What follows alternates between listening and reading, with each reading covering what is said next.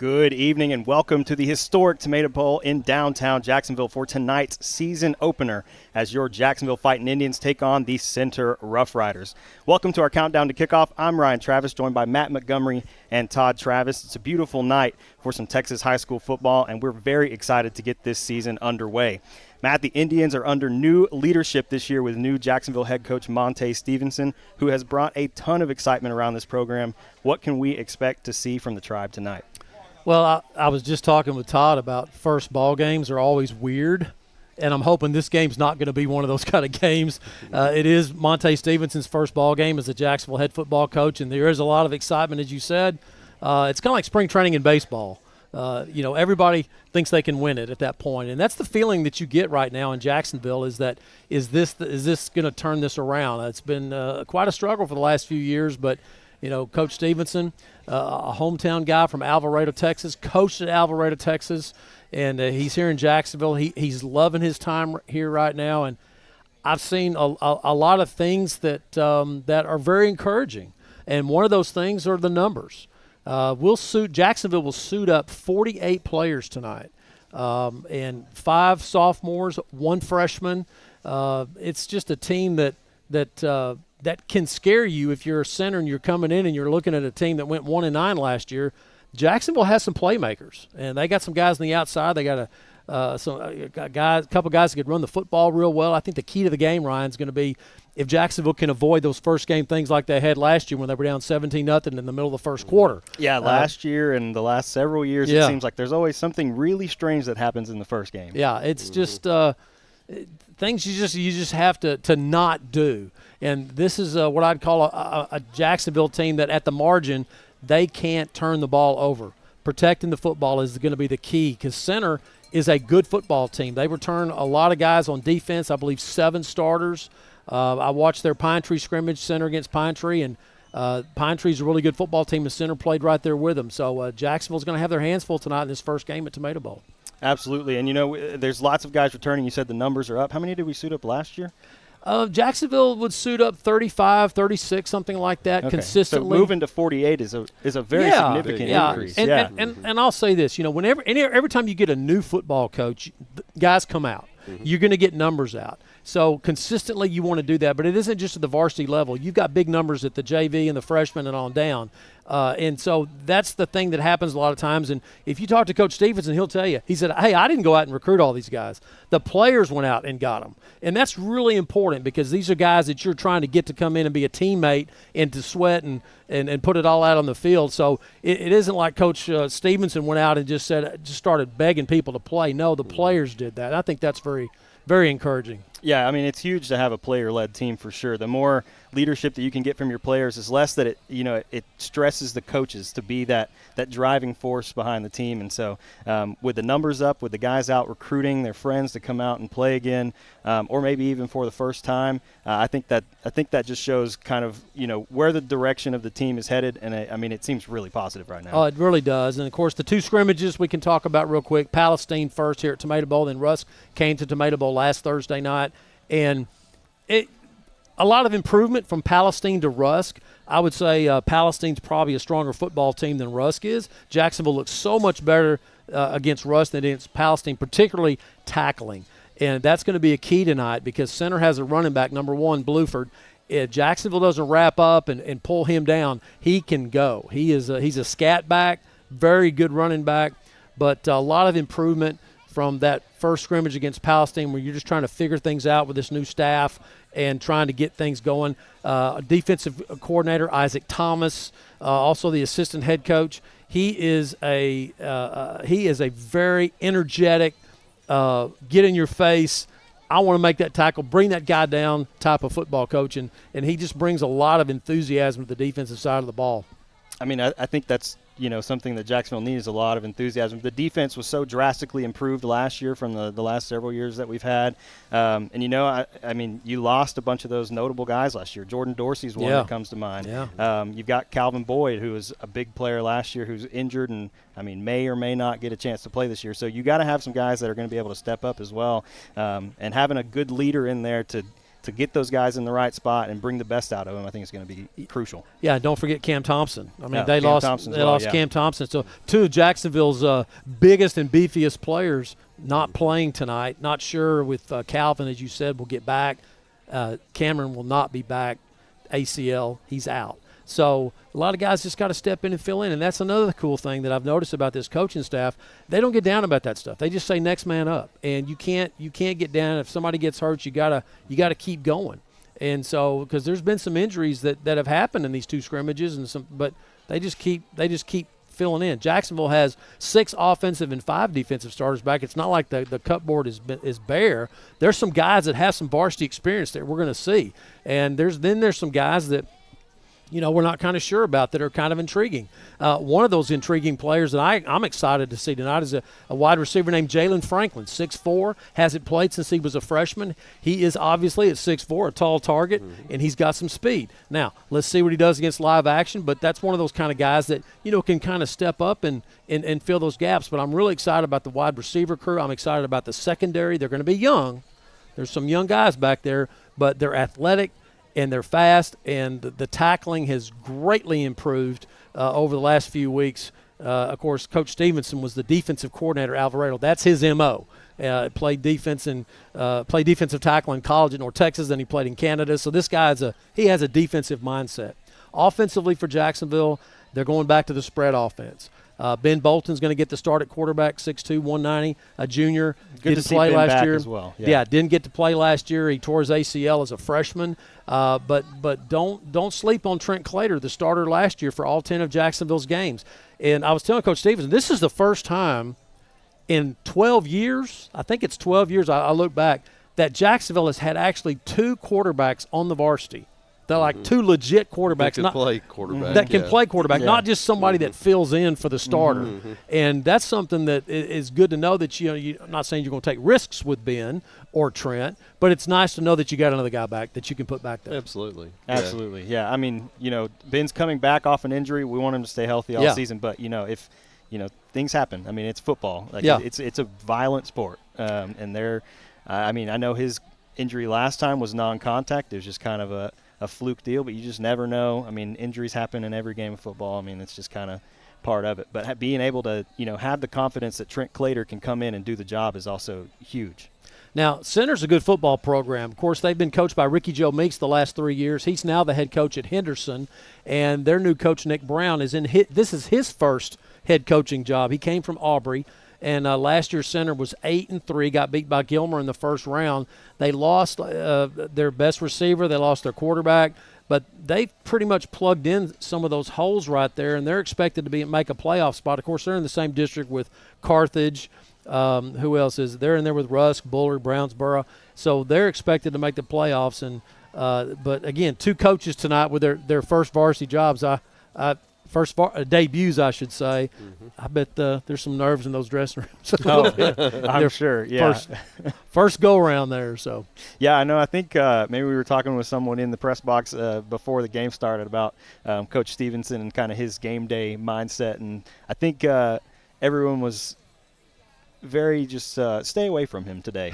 Just let him do his thing. He's in the zone. Exactly. Do not throw off his groove. Yeah, Coach Stevenson is an interesting fella. I mean, he's somebody that the level of discipline and that he has not just for the team but personally, you can just tell this guy he really likes to do things in order. And I've noticed that about him, and he's very structured. And he's trying to bring that to his football team. When they practice, they don't practice 3 hours, 2 hours. They get out there, they get it done, they get off the field so kids can go to work or they can go get their schoolwork done or whatever. But very organized and very structured, and I'm just very excited about some of the things they've shown so far and going to practice and some of the things that they've done. Now, some things that you're going to see different tonight. You're going to see a different helmet. It's. I don't know if anybody saw that I think they posted on Twitter, but it's going to be a different look for Jacksonville. And, again, when new coaches come in, they change things. They do things different. And some people might be a little bit surprised at what they see. We also have an alternate helmet, which is the one that they're wearing tonight. Yeah, they're gonna have 2 helmets. And they're gonna have the feathered helmet that we used prior to the last 3 years. But this new helmet is going to be pretty interesting. And you know, some people may like it, some people may not, but it's changed. I mean, it's going to be a change just because it's a white helmet for sure. Yeah. Mm-hmm. And so one of the cool things that he did, though, and you say, well, the coaches did that. Well, hang on, but on Wednesday, the Coach Stevenson told the team that they're going to, on Thursday, they were going to elect 5 captains. 5 captains, and he made sure that everybody understood, if you don't get picked to be a captain, do not get upset about it, okay? Your teammates are picking these. I don't know who got picked, but those 5 captains every week are going to determine the helmet, the jersey, the pants. Oh. Not the coaches. So it's going to be a player-driven type thing, and that's something else that's a little bit different. A little different. Yeah, a little different.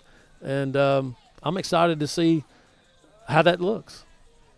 Yeah, I mean, I think that's a good thing. That's something that we did in college at ETBU was our captains selected what uniforms we were wearing that day. And, you know, I've been around football programs enough. There's plenty of guys that, you know, the coaches select what you're wearing that day, and they're like, man, like this is just not it. I'm not feeling it. Yeah.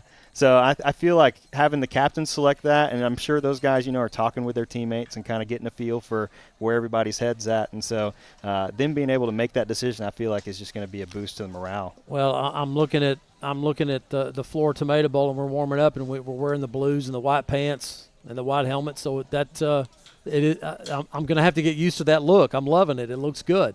But you're right. I mean, and uniforms and helmets and all those things. But in the last 10 years, I guess Oregon started it, and then Baylor got in. I mean, Baylor's got like 38 combinations or something like that. The kids want to look a certain way. Well, it's at all levels, too. It's high school, it's college, it's NFL. I mean, I think Nike for the NFL just rolled out like a rivalry uniform for like a bunch of the teams. It's just a big deal now about, you know, how you look.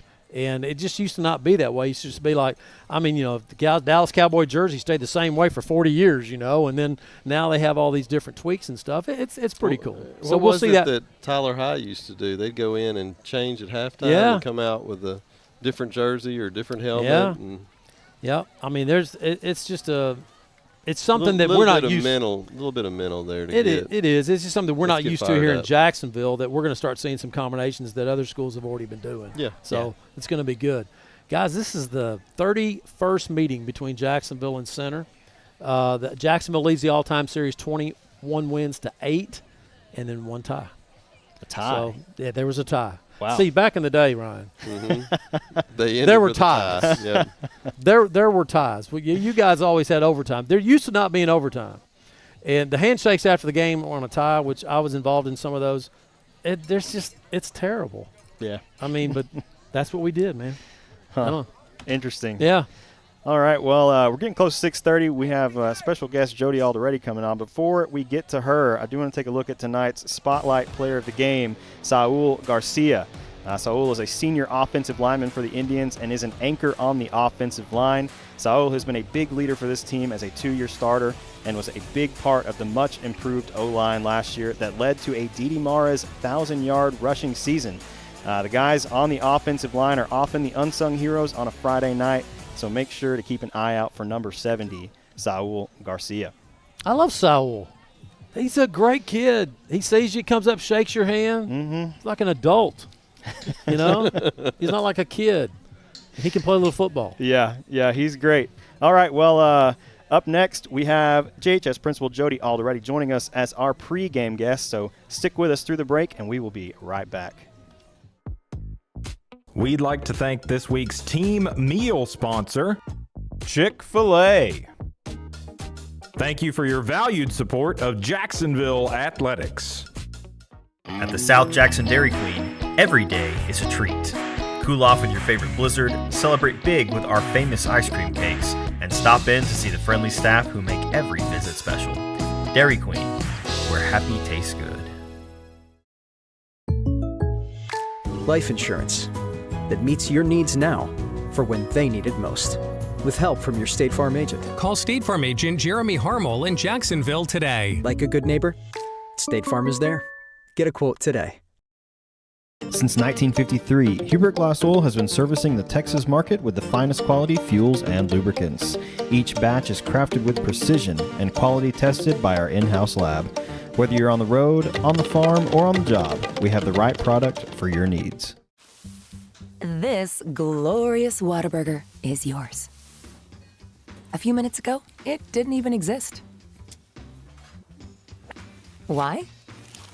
Because every Whataburger is 100% fresh beef and made to order.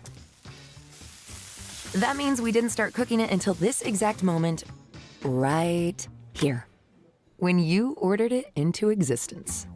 Whataburger, just like you like it. I'm Matt Montgomery. For over 40 years, my business has helped people manage their money and organize their financial life. I'm a registered investment advisor with the state of Texas and chartered financial consultant. Whether you need portfolio management or comprehensive financial planning, I can help you. Call me for a free consultation. Ready to hit the road in a brand new Ford? From dependable trucks to family-friendly SUVs, we've got the right ride for every road ahead. Drive home today with unbeatable savings and award-winning service only at EAG Ford Jacksonville, your hometown Ford dealer. Tonight's game statistics are sponsored by Randy Gorham, CPA. Randy Gorham, CPA, the source for your accounting and income tax needs since 1984.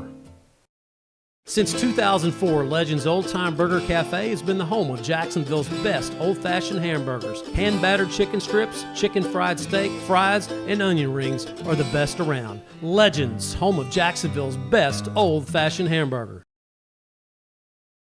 When we say we're with you, we mean we're with you for all of it. For the first steps, your third act, for the little wonders and big changes. We're with you for what if, and for making the what if happen. At Austin Bank, we help you up when you fall, cheer you on when you succeed, and stand with you for the rest. Austin Bank, with you for good.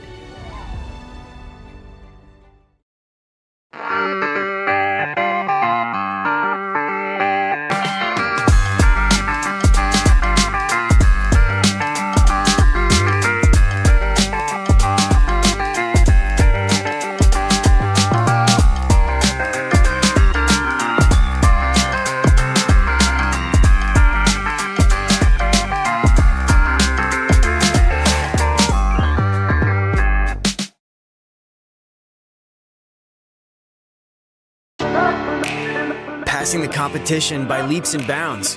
The team of world-class specialists at Christus Orthopedics and Sports Medicine Institute are experts in caring for bones, joints, and muscles. In addition to treatment, they also provide special programs designed to keep you in optimal shape and improve athletic performance. So whether you're a student athlete or a weekend warrior, they'll keep you at the top of your game. Christus Orthopedics and Sports Medicine Institute, taking orthopedic care a step further.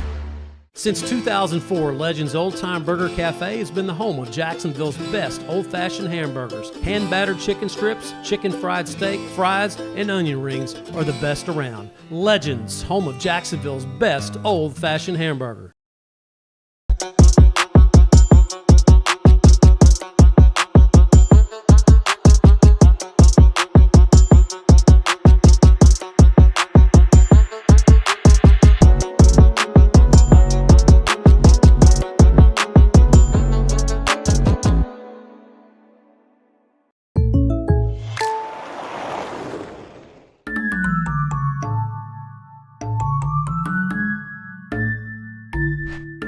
Call State Farm agent Jeremy Harmel for an auto quote today. Tonight's game statistics are sponsored by Randy Gorham, CPA. Randy Gorham, CPA, the source for your accounting and income tax needs since 1984. Dr. Westbrook, Dr. Stocks, and their dental team at All Smiles provide a wide range of dental services. This includes cleanings, fillings, crowns, bridges, implants, and cosmetic dental care. Call and schedule your appointment at 903-586-0741. This glorious Whataburger is yours. A few minutes ago, it didn't even exist. Why? Because every Whataburger is 100% fresh beef and made to order. That means we didn't start cooking it until this exact moment, right here, when you ordered it into existence. Whataburger, just like you like it.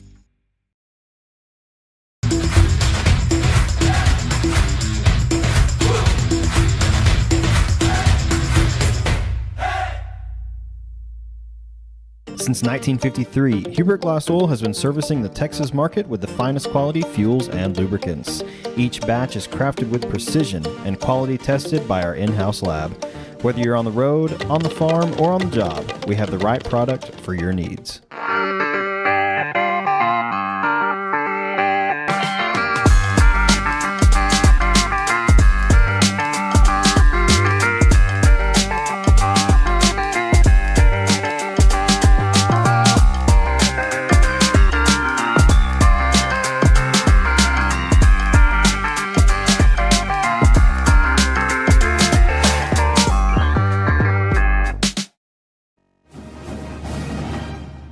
Welcome back to our countdown to kickoff. We are now joined by JHS Principal Jody Alderetti. Jody, we're excited to have you here as we kick off the 2025 season, so thank you for joining us. Thank you guys for having me back. Absolutely. I know you're kind of scrambling tonight. There's a lot going on in the first game. Got Exciting pulled away stuff. for the last second. So, yeah, once again, thank you for joining us. So I want to start off, it's new school year. So how has the start of the school year been? I think it's gone great. Lots of excitement in the air, which I know we'll talk about in a minute. But it's gone well. We're introducing a new class of freshmen to Jacksonville High School ways, and they've done a good job, and we're off to a great start.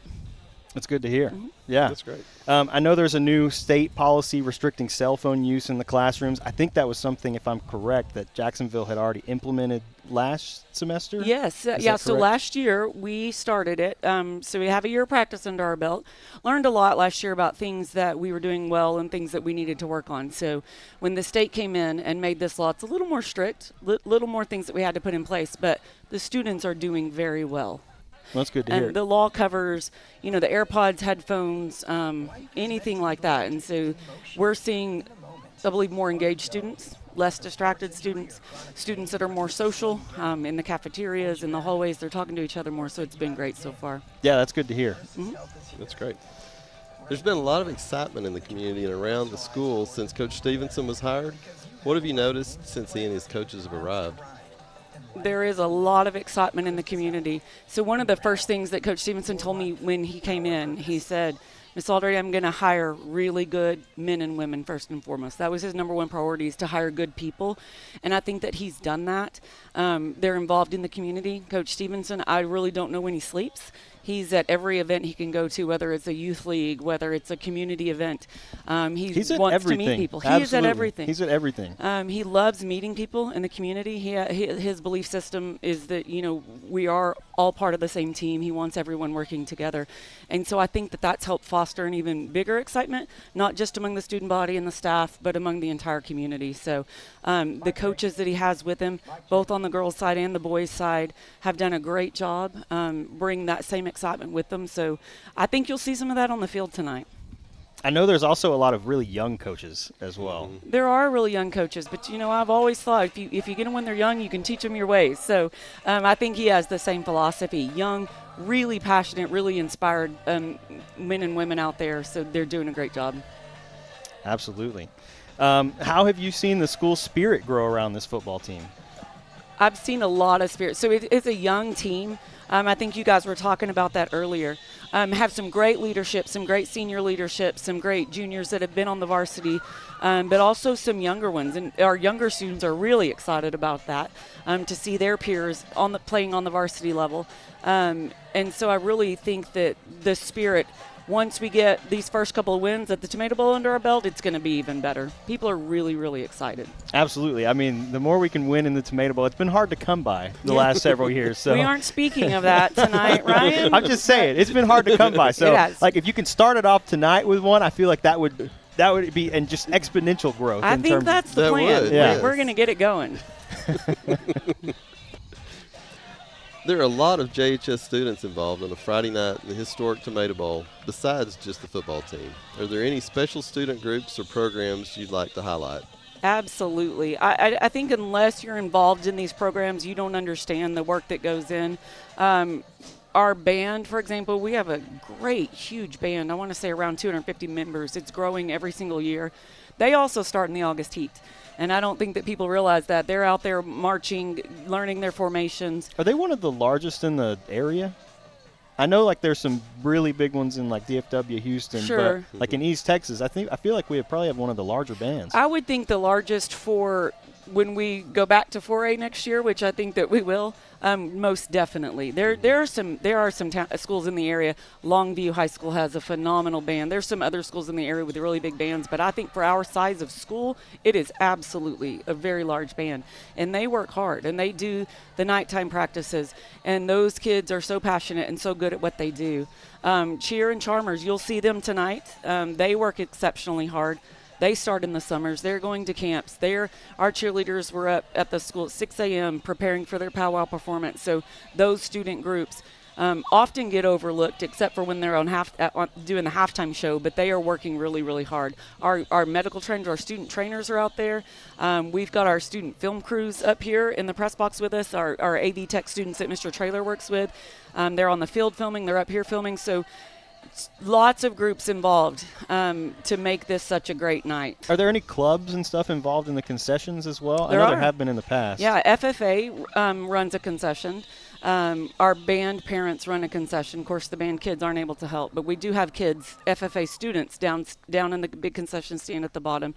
Them and their parents and a couple of FFA teachers are running that one. So they do a great job. They never stop. Those student groups never stop. Yeah. There's lots of students involved on Friday night. That is for sure. So in addition to the high school students, we're going to have a lot of students tonight. I know there's a big pep rally tailgate thing going on outside right now. Yes. So students are getting in free tonight. So there's going to be a lot of students tonight from all campuses across JISD. How do events like this bring students, parents, and the community together? Oh, I think it's great, especially when we have our first game of the year as a home game. This celebration outside, kudos to Grace Traylor, Cassidy Pinkston, our Charmer sponsor, and so many others that put that together down there. It's a great time to showcase the things that we're doing in schools and for people to really get to see what we're all about, see our students shine out there, whether they're playing football or in the band or whatever. We're all coming together to support these kids. So that's a great thing. Absolutely. There's a new podcast that has just started up at the high school called Hallways. Ben Bolton was recently the first guest, and I've heard you're going to be the next. Where did the idea come from, and what impact do you think that will have? So we have a teacher on staff. If you watch the podcast, that's Cliff Neely. He was the one interviewing Ben, and it was kind of his brainchild. He came up with it. Last year was his first year at the high school. He's worked in the community at local churches and things in the past, but when you walk the hallways of the high school, you meet so many amazing kids, and he just felt like the community needed to hear their stories. Ben, if you guys had a chance to watch the podcast, Ben has an amazing story, and he's the type of kid that before you see him and cheer for him on the football field, you need to see that podcast. Mm-hmm. You need to see where he's coming from and what his beliefs are, and he's an amazing student, an amazing kid. Perfect pick for the first podcast guest. But kids like Ben and kids that are completely different from Ben, that have stories of their own. I think that was Mr. Neely's goal, is just to get those stories out there. I'm going to have a community challenge at the end of each podcast. So wanting to bring the community together. Mr. Stewart, our superintendent, always tells us we need to tell our own story, because the public will tell the story, but we need to tell the story of what's happening inside the hallways. And it's just a great way to do it. So kudos to Mr. Neely. Lee Traylor, heavily involved in that production also. I think they did a great job. I am the next guest, so they haven't given me the question. You haven't recorded yours yet? No, next week I'm recording that. So we'll see how that goes. Well, I thought Ben was a great pick. I listened to it, and I thought they did a great job. And I know that was part of their idea, was let's get Ben on before this first game and kind of get some excitement too. So that was good. Yeah, I thought the podcast was great. And it seemed like Mr. Neely and Ben both kind of have a relationship that goes back a couple years as well, which is good to see. They do, absolutely. So I felt like that, not only just as a teacher, but having that relationship with him helped help Ben feel comfortable in that setting, but also just allowed him to have a little more background behind Ben and ask him some hard-hitting questions. Yeah, and Mr. Neely told me he was going to ask those questions. And it's funny, I've known Ben since he was a little boy. I was fortunate enough to be his principal at Eastside. I learned lots of things about Ben. And I know that his other teachers and his classmates also learned things. So it was great. Look forward to not the next one, but I'm looking forward to the next one. Learning more about some of our other students. I think Ben set the bar pretty high. Why am I next? Yeah, you got something to follow Who's in charge there. around here? Okay, well, I got a fun question to end the interview here. You're here a lot. I am. What's your go-to concession stand item? Nachos every time. Okay. Every time. You nothing better than concession stand nachos. I even buy the Rico's cheese. It comes in little packs for home because I love nachos every time. Do you put any toppings on there or just chips and cheese? These are really personal questions, Ryan. So I will put peppers on them, but I don't eat the peppers. I just like the juice from the peppers. Okay. So that's my go-to. Gotcha. Well, that's fun. Well, Jody, we're always happy to have a chance to talk with you about all the exciting things going on at Jacksonville High School. So thank you again for joining us. Anytime, guys. Thanks for having me. All right. Well, fans, we'll be back in just a moment as we get ready to bring you a special presentation for the historic Tomato Bowl being named the #1 high school stadium in Texas. We actually have had the trophy. We have it. Sitting Beautiful. over here on the desk the whole time, in case you haven't noticed. So we'll take a short break and join you back for that presentation. Dr. Westbrook, Dr. Stocks, and their dental team at All Smiles provide a wide range of dental services. This includes cleanings, fillings, crowns, bridges, implants, and cosmetic dental care. Call and schedule your appointment at 903-586-0741. I'm Matt Montgomery. For over 40 years, my business has helped people manage their money and organize their financial life. I'm a registered investment advisor with the state of Texas and chartered financial consultant. Whether you need portfolio management or comprehensive financial planning, I can help you. Call me for a free consultation. Since 2004, Legends Old Time Burger Cafe has been the home of Jacksonville's best old-fashioned hamburgers. Hand-battered chicken strips, chicken fried steak, fries, and onion rings are the best around. Legends, home of Jacksonville's best old-fashioned hamburger. At the South Jackson Dairy Queen, every day is a treat. Cool off with your favorite blizzard, celebrate big with our famous ice cream cakes, and stop in to see the friendly staff who make every visit special. Dairy Queen, where happy tastes good. Tonight's game statistics are sponsored by Randy Gorham, CPA. Randy Gorham, CPA, the source for your accounting and income tax needs since 1984. When we say we're with you, we mean we're with you for all of it. For the first steps, your third act, for the little wonders and big changes. We're with you for what if, and for making the what if happen. At Austin Bank, we help you up when you fall, cheer you on when you succeed, and stand with you for the rest. Austin Bank, with you for good.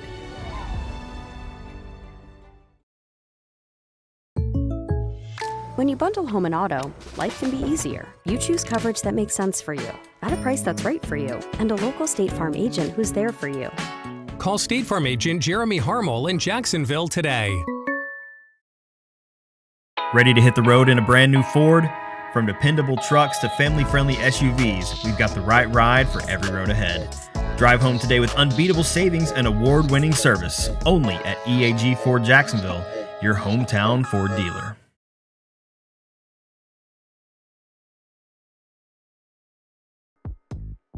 We'd like to thank this week's team meal sponsor, Chick-fil-A. Thank you for your valued support of Jacksonville Athletics. At the South Jackson Dairy Queen, every day is a treat. Cool off with your favorite blizzard, celebrate big with our famous ice cream cakes, and stop in to see the friendly staff who make every visit special. Dairy Queen, where happy tastes good. Life insurance that meets your needs now. Since 1953, Hubert Glass Oil has been servicing the Texas market with the finest quality fuels and lubricants. Each batch is crafted with precision and quality tested by our in-house lab. Whether you're on the road, on the farm, or on the job, we have the right product for your needs. We invite your attention to for a special presentation. Joining us this evening are Jacksonville Mayor Randy Gorham and City Manager James Hubbard, who will present an official proclamation from the City of Jacksonville declaring August 29th, 2025 as Tomato Bowl Day in our city.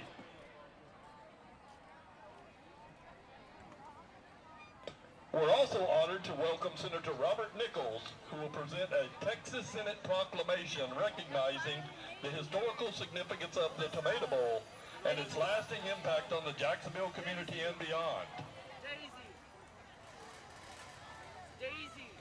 Additionally, we welcome JISD Superintendent Mr. Brad Stewart, who will accept the Best High School Stadium in Texas trophy as voted on by Dave Campbell's Texas High School Football. These distinguished proclamations and the trophy will be proudly displayed at the JISD Administration Office for the public to view. On behalf of everyone at Jacksonville Independent School District, we'd like to express our sincere gratitude for this great honor. Let's give one more round of applause for Mayor Randy Gorman, City Manager James Hubbard, Senator Robert Nichols, and Superintendent Brad Stewart.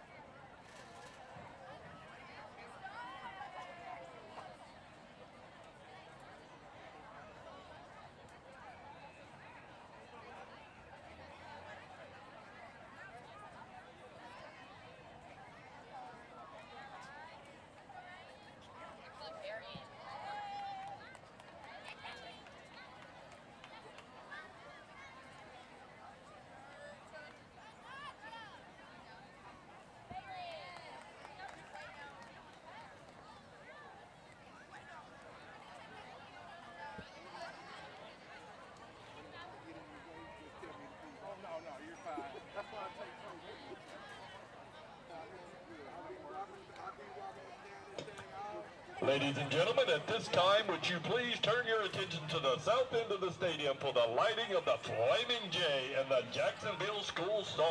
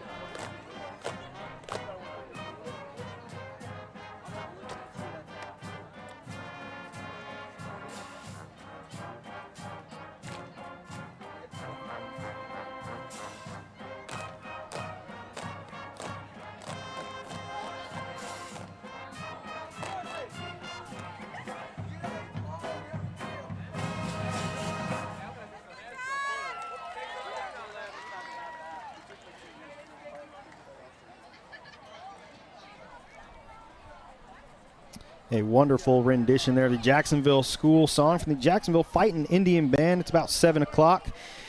So let's send it over here from head coach Monte Stevenson on this week's Inside the Huddle, brought to you by All Smiles Dentistry. Dr. Westbrook, Dr. Stocks, and their dental team at All Smiles provide a wide range of dental services. This includes cleanings, fillings, crowns, bridges, implants, and cosmetic dental care. Call and schedule your appointment at 903-586-0741.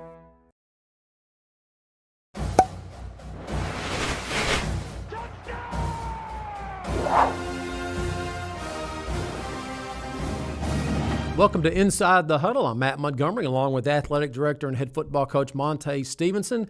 First game, Jacksonville tonight, center at Tomato Bowl. It's going to be a huge night, Coach. You've had a couple of scrimmages, and we'll talk about those. Just overall, what are your overall impressions about how camp's gone so far? I am so excited about how far we've come along in such a short amount of time. I didn't think that the kids would be able to grasp the scheme this quick, but they've shown us, and they've grown quite a bit, and it's been great so far. Boy, the numbers are great. I mean, you look like you're going to carry around 47, 48 players on the varsity, and that's up. So you scrimmaged a couple of weeks ago against Palestine at Tomato Bowl. Talk about that scrimmage and maybe some of the things that you found out, because the next week, which last week, you scrimmaged Rusk, and you learned some more things in that scrimmage. So let's start with Palestine. So Palestine, that was the first scrimmage, obviously, and I was looking to let the kids knock some rust off. It's been a while since they played. Some kids were hurt year prior to me arriving to Jacksonville, so I wanted to see what we had. And on both sides of the ball, I was impressed. So I know defensively we turned it around in that second half of the scrimmage, but early on we had some tackling issues, and we ended up getting those fixed in the second scrimmage. But offensively, we saw we had some challenges up front with that front four that they had at Palestine, and as they settled in, they figured out that they could play with these guys up front. So I was impressed with the second half of the scrimmage offensively. So going into Rusk, I mean, it was like night and day. Yeah. So we've had a total emphasis of tackling at practice that entire week, and it showed.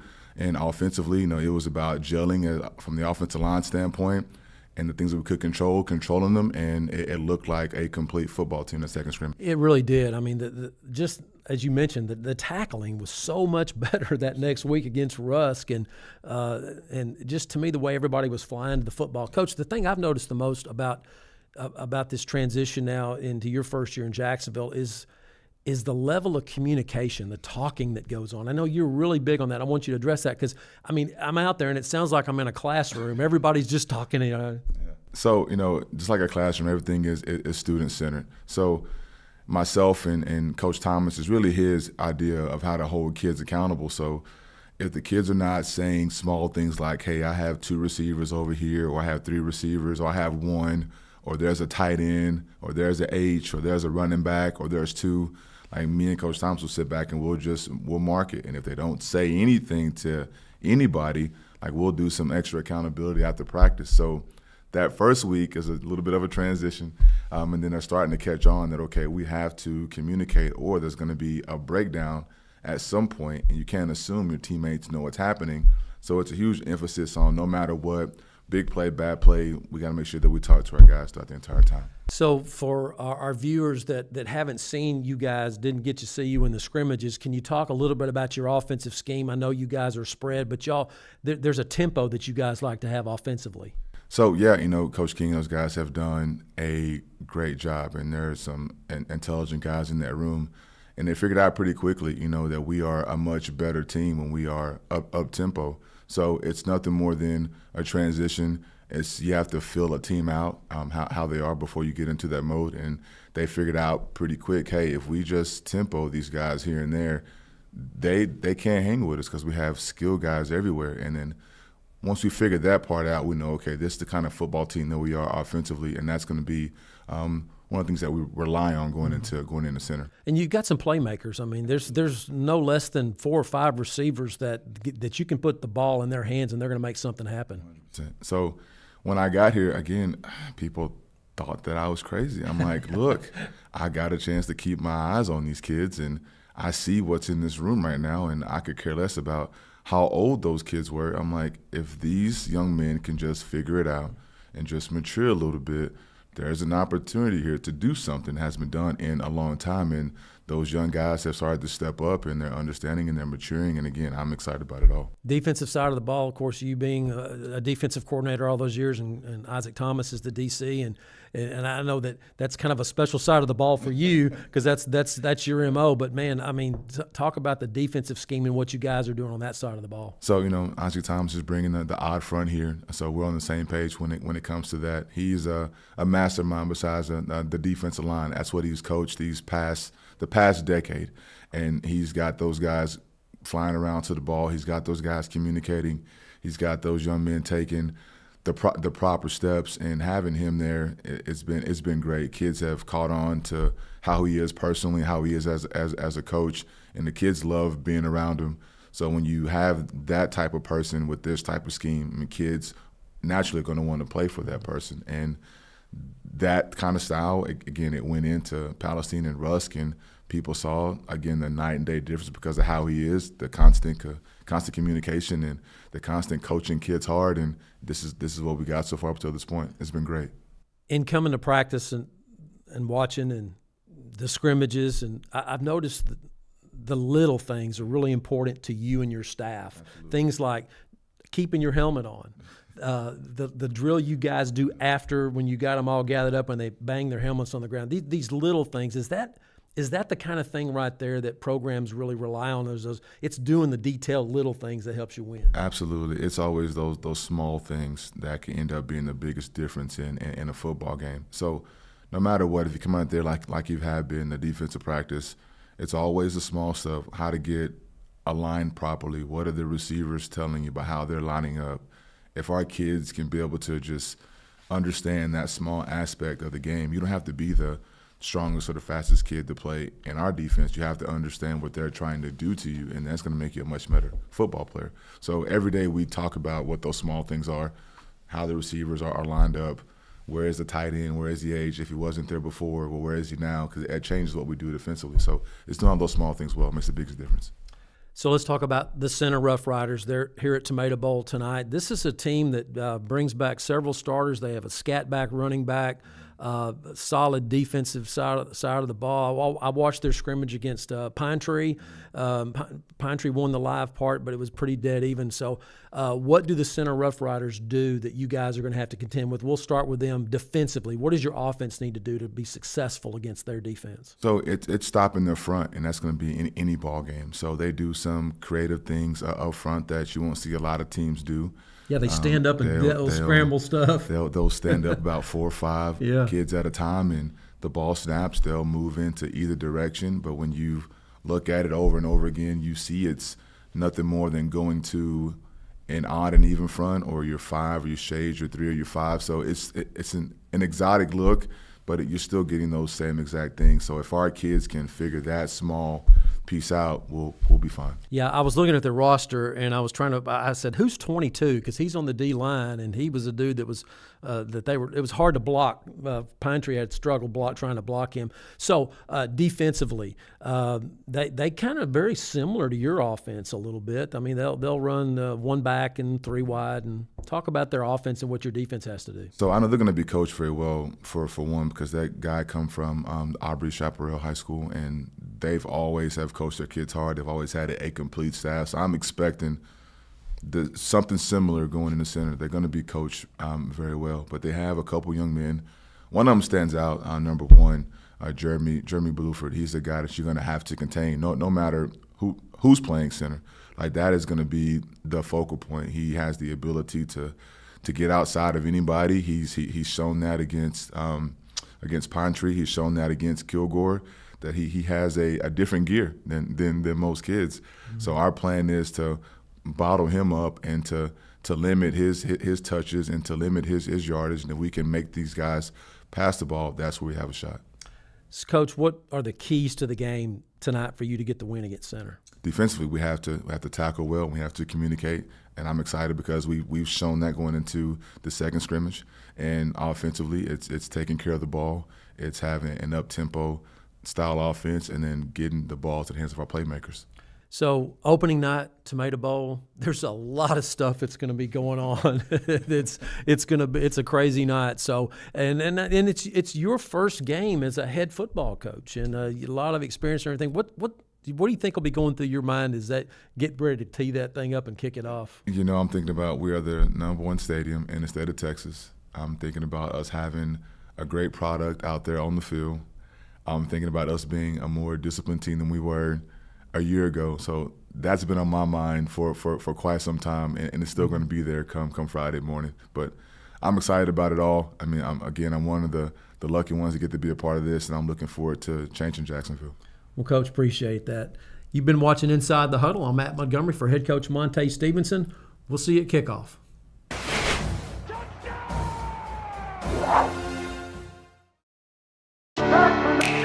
Passing the competition by leaps and bounds. The team of world-class specialists at Christus Orthopedics and Sports Medicine Institute are experts in caring for bones, joints, and muscles. In addition to treatment, they also provide special programs designed to keep you in optimal shape and improve athletic performance. So whether you're a student athlete or a weekend warrior, they'll keep you at the top of your game. Christus Orthopedics and Sports Medicine Institute, taking orthopedic care a step further. Since 2004, Legends Old Time Burger Cafe has been the home of Jacksonville's best old-fashioned hamburgers. Hand-battered chicken strips, chicken fried steak, fries, and onion rings are the best around. Legends, home of Jacksonville's best old-fashioned hamburger. Welcome back to the historic Tomato Bowl downtown Jacksonville. We are 17 and a half minutes before getting this 2025 season underway. Matt, is there anything that we need to know for tonight that we haven't covered already? Man, I don't know. I mean, it's there's a lot of stuff happening tonight. There is. We went to Inside the Huddle and missed the stadium walk because they were about 5 or 6 minutes later than I thought they were going to be. So for our viewers that didn't get to see that, the football team left the dressing room, walked all the way around behind the wall on the old Water Street that runs behind right in front of the railroad tracks. They came up, and they came down from the top of the Tomato Bowl through the two middle rows and walked through, and the crowd roared. It was a very cool look. That hasn't been done since the 70s. And I think maybe we were the last ones to do that. I don't remember, but I know we did it. I don't know if we were the last ones to do it, but they have not done that since I've been doing the game since 1982. So really cool look. I think the fans enjoyed that, and both teams warming up in their respective end zones right now, as they're still supposed to be quite a surprise coming in as the game ball. I guess I can spill the beans here. The game ball is going to be delivered by a skydiver. Oh, well, that's awesome. Oh, so that's the first you've heard of it? No, I knew there was a skydiver. I didn't realize they were delivering the game ball. Oh, I may be wrong. I understand that they're going to deliver something, and I thought it was the game ball. I may be wrong, but is it still happening even with the cloud cover and everything? I don't know. I heard Grace Traylor say that she got a phone call that they were on I-20 somewhere, and they said they're going to make it. So we'll see. Perfect. Center's coming out pretty early as we still have 15 minutes to go before kickoff. They're coming out early because that's what they were instructed to do because of the festivities, because of what we're supposed to see here in just a few minutes. I'm pretty sure they're actually on time because they're wanting the field cleared, I think, for the skydiver. They do. Like 10 minutes early. So yeah, and I think Jacksonville's about to run out as well. Matt, I will say, I'm a fan of the white helmets with the blue and the white pants. They look sharp tonight. I mean, when we saw that on Twitter and we saw it, and it was kind of like, really? But now that you put that together with that uniform, that is a good look for Jacksonville. I like it. I like it a lot, too. You can see here on the screen, got some smoke, blue and yellow smoke. Saul, our player of the game, getting everybody hyped up, about to lead the tribe onto the field, and here comes the tribe. Saul Garcia carrying the spear. That's a new little wrinkle. We're continuing to see things as the helmets for Jacksonville on the side. It says 903, the area code. Looks cool. It's a good look for the Indians for sure. And I know, Matt, there's a lot of new things going on. You got a spear coming out. You also mentioned during Inside the Huddle when we were testing our microphones, making sure everything was working okay, there's a basketball goal on the sideline this year. Yeah, anytime there's a turnover, whoever got the turnover is going to take the football and go dunk it. What I don't understand is that the football, if you get the turnover, that football belongs to the other team. So I don't know how that's going to work. You're going to take their football and go dunk it. How are you going to get it back to them? I don't know. I guess maybe you just toss it back over there. Maybe you toss it back, and when you're coming to the sideline, somebody's going to toss you the ball. Maybe so. I don't know. So both teams are getting on their respective sidelines, and Jacksonville High School Band now will, as everybody gets lined up, we'll have the national anthem.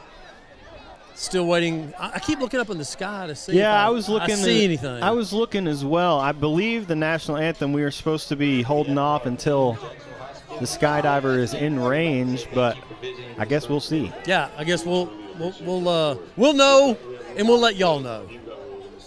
We want you to cheer and to cheer loudly. We're asking that you cheer for your team, not against anyone else. Please do not insult the opposing players or coaches who, like us, are here to compete and to represent their school. Please don't insult the officials. Without their willingness to be here, we simply could not play. They make judgment calls in good faith based on their knowledge and extensive training. Thank you for being here. Enjoy the game.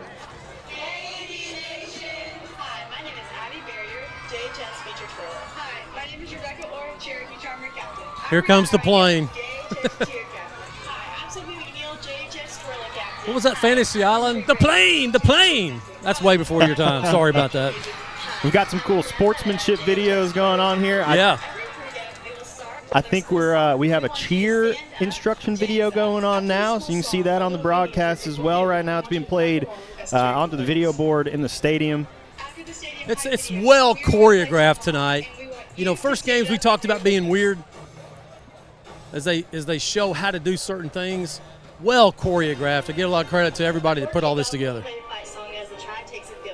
Plane is circling, Ryan. That's what I like to hear, Matt.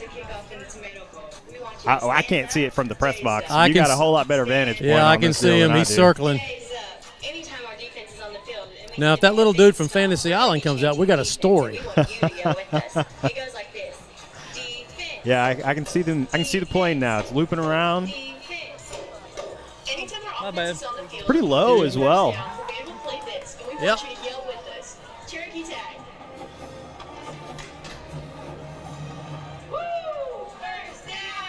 When the Indians score a touchdown or make a big stop, the Charmers will ring their cowbells. Join us like this. Hey, Coach. Hey, Jacksonville. When the train comes through on Friday nights, the band will play Wabash Cannonball. We want you to stand up and have some fun with us. It goes like this.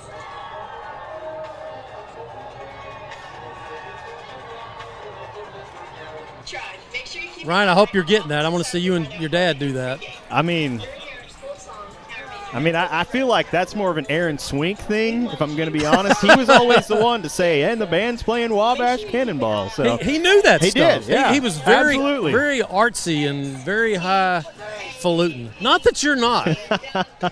I would never have known that song was called Wabash Cannonball. I'll put that out there. But I mean, you're more of a podcaster, and what do you call that golf? You play frisbee golf? I play some disc golf. I play golf. I play regular golf. Oh, you play regular golf well. too. Okay. Yeah. All right. Well, the plane, I lost him. Where'd he go? Ladies and gentlemen, as our players, coaches, and students Everybody's starting to scream. We got people looking up. So. Well, I hear people cheering, but I haven't spotted him yet. Oh, wait. I think maybe. Oh, they've got him on the video camera. Look at that. Okay, he's in the air. He is in the air, and he's coming down. This is pretty cool, Matt. I don't know when I've ever been to a high school game and there was a skydiver. I don't know where I'm looking here. They got it on the video board, but he's starting to come into play here. I think he's straight up. Oh, I see him. He is straight over my head. Wow. That is pretty cool. Yeah, very, very cool. Matt, did you get to partake in any of the tailgate that was going on in front of the Tomato Bowl tonight? I walked out there, and it was like 94, and I said, you know what, it felt pretty good in the press box. I think I'm going to head back up there. Yeah, I'm pretty sure we had a good turnout tonight. There's a good number of students here. Students were getting in free tonight to the Tomato Bowl, so hopefully we have a very good crowd for this home opener. Oh, it's a good crowd. I mean, this is one of the better crowds that Jacksonville's had in a while. So the skydiver's circling. I see he's got the tail out. I don't see him just yet as he starts to get in position here to swing down. Yep, they've got the scoreboard has got a bead on him. Yeah, props to whichever student is down there running a camera. I'm not sure where they are, actually. Maybe I can get a name. Well, I tell you what, everybody at home here in a little bit. The descension is kind of slow right now. We may kick off about 8 o'clock if he keeps this same speed up. He needs to turn that thing down and come on. I mean, he just, let's bring it. They needs to get here. Like, we still got. Yeah, oh, look at that, the American left. flag. He just flipped out the American flag. Now you can see him hanging down from the I don't know what do you call that. There we go. He's got the American flag out. This is really nice. He starts to come into pretty good focus right here. Oh, yeah. Great view now from the press box. Skydiver coming in. It's got a beautiful little parachute. Parasol. That's what I was trying to come up with right there. Yeah, I'm not sure exactly which one that is, but it's very colorful. Got the American flag hanging below. And so apparently he's going to do a U-turn right here. He is coming right in front of the press box. So we are going to get a great view, and we are about to have touchdown from our skydiver. Yeah, very beautiful nice. Landing. Hello, man. That is a perfect landing. 10s across the board by the judges.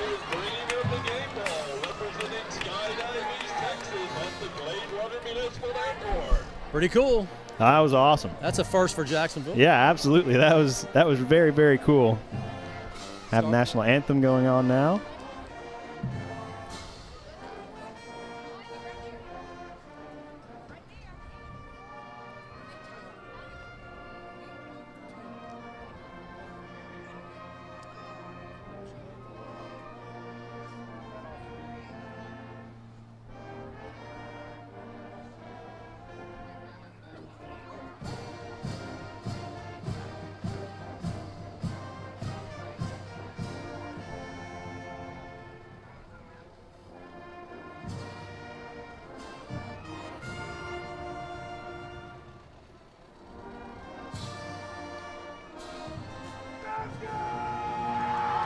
JHS High School Band under the direction of longtime band director Donnie Barrier. Pretty special year for him as his daughter, Abby, the drum major. One of the 3 drum majors, I should say. Captains now will meet at midfield. Of course, there were so many things going on I didn't get a chance to see. I know that I saw the coaches out there with the officials flipping that coin prior to the game like they always do, but I did not catch that. So we'll get to see it live like we'll get to see the replay like everybody else. So, yeah, again, as I mentioned, you spoke about captains as well, Matt, earlier. Looks like we elected 6. Yeah, there's 6 captains. I thought there were 5. Maybe somebody tied. Maybe he just made it 6. Captains for tonight's game, representing center, is number 16, Kason Greer. Number 3. So Jacksonville will have Bubba Suarez Mosley, Elijah Benavides, Cody Atkinson, and Jordan McGowan, Ben Bolton, Indians, we have number 35, Alex Parra, and Toby Simpson. Jordan McGowan. Number 8, Ben Bolton. Number 61, Alex Parra. Number 53, Toby Simpson. And number 2, Bubba Suarez Mosley.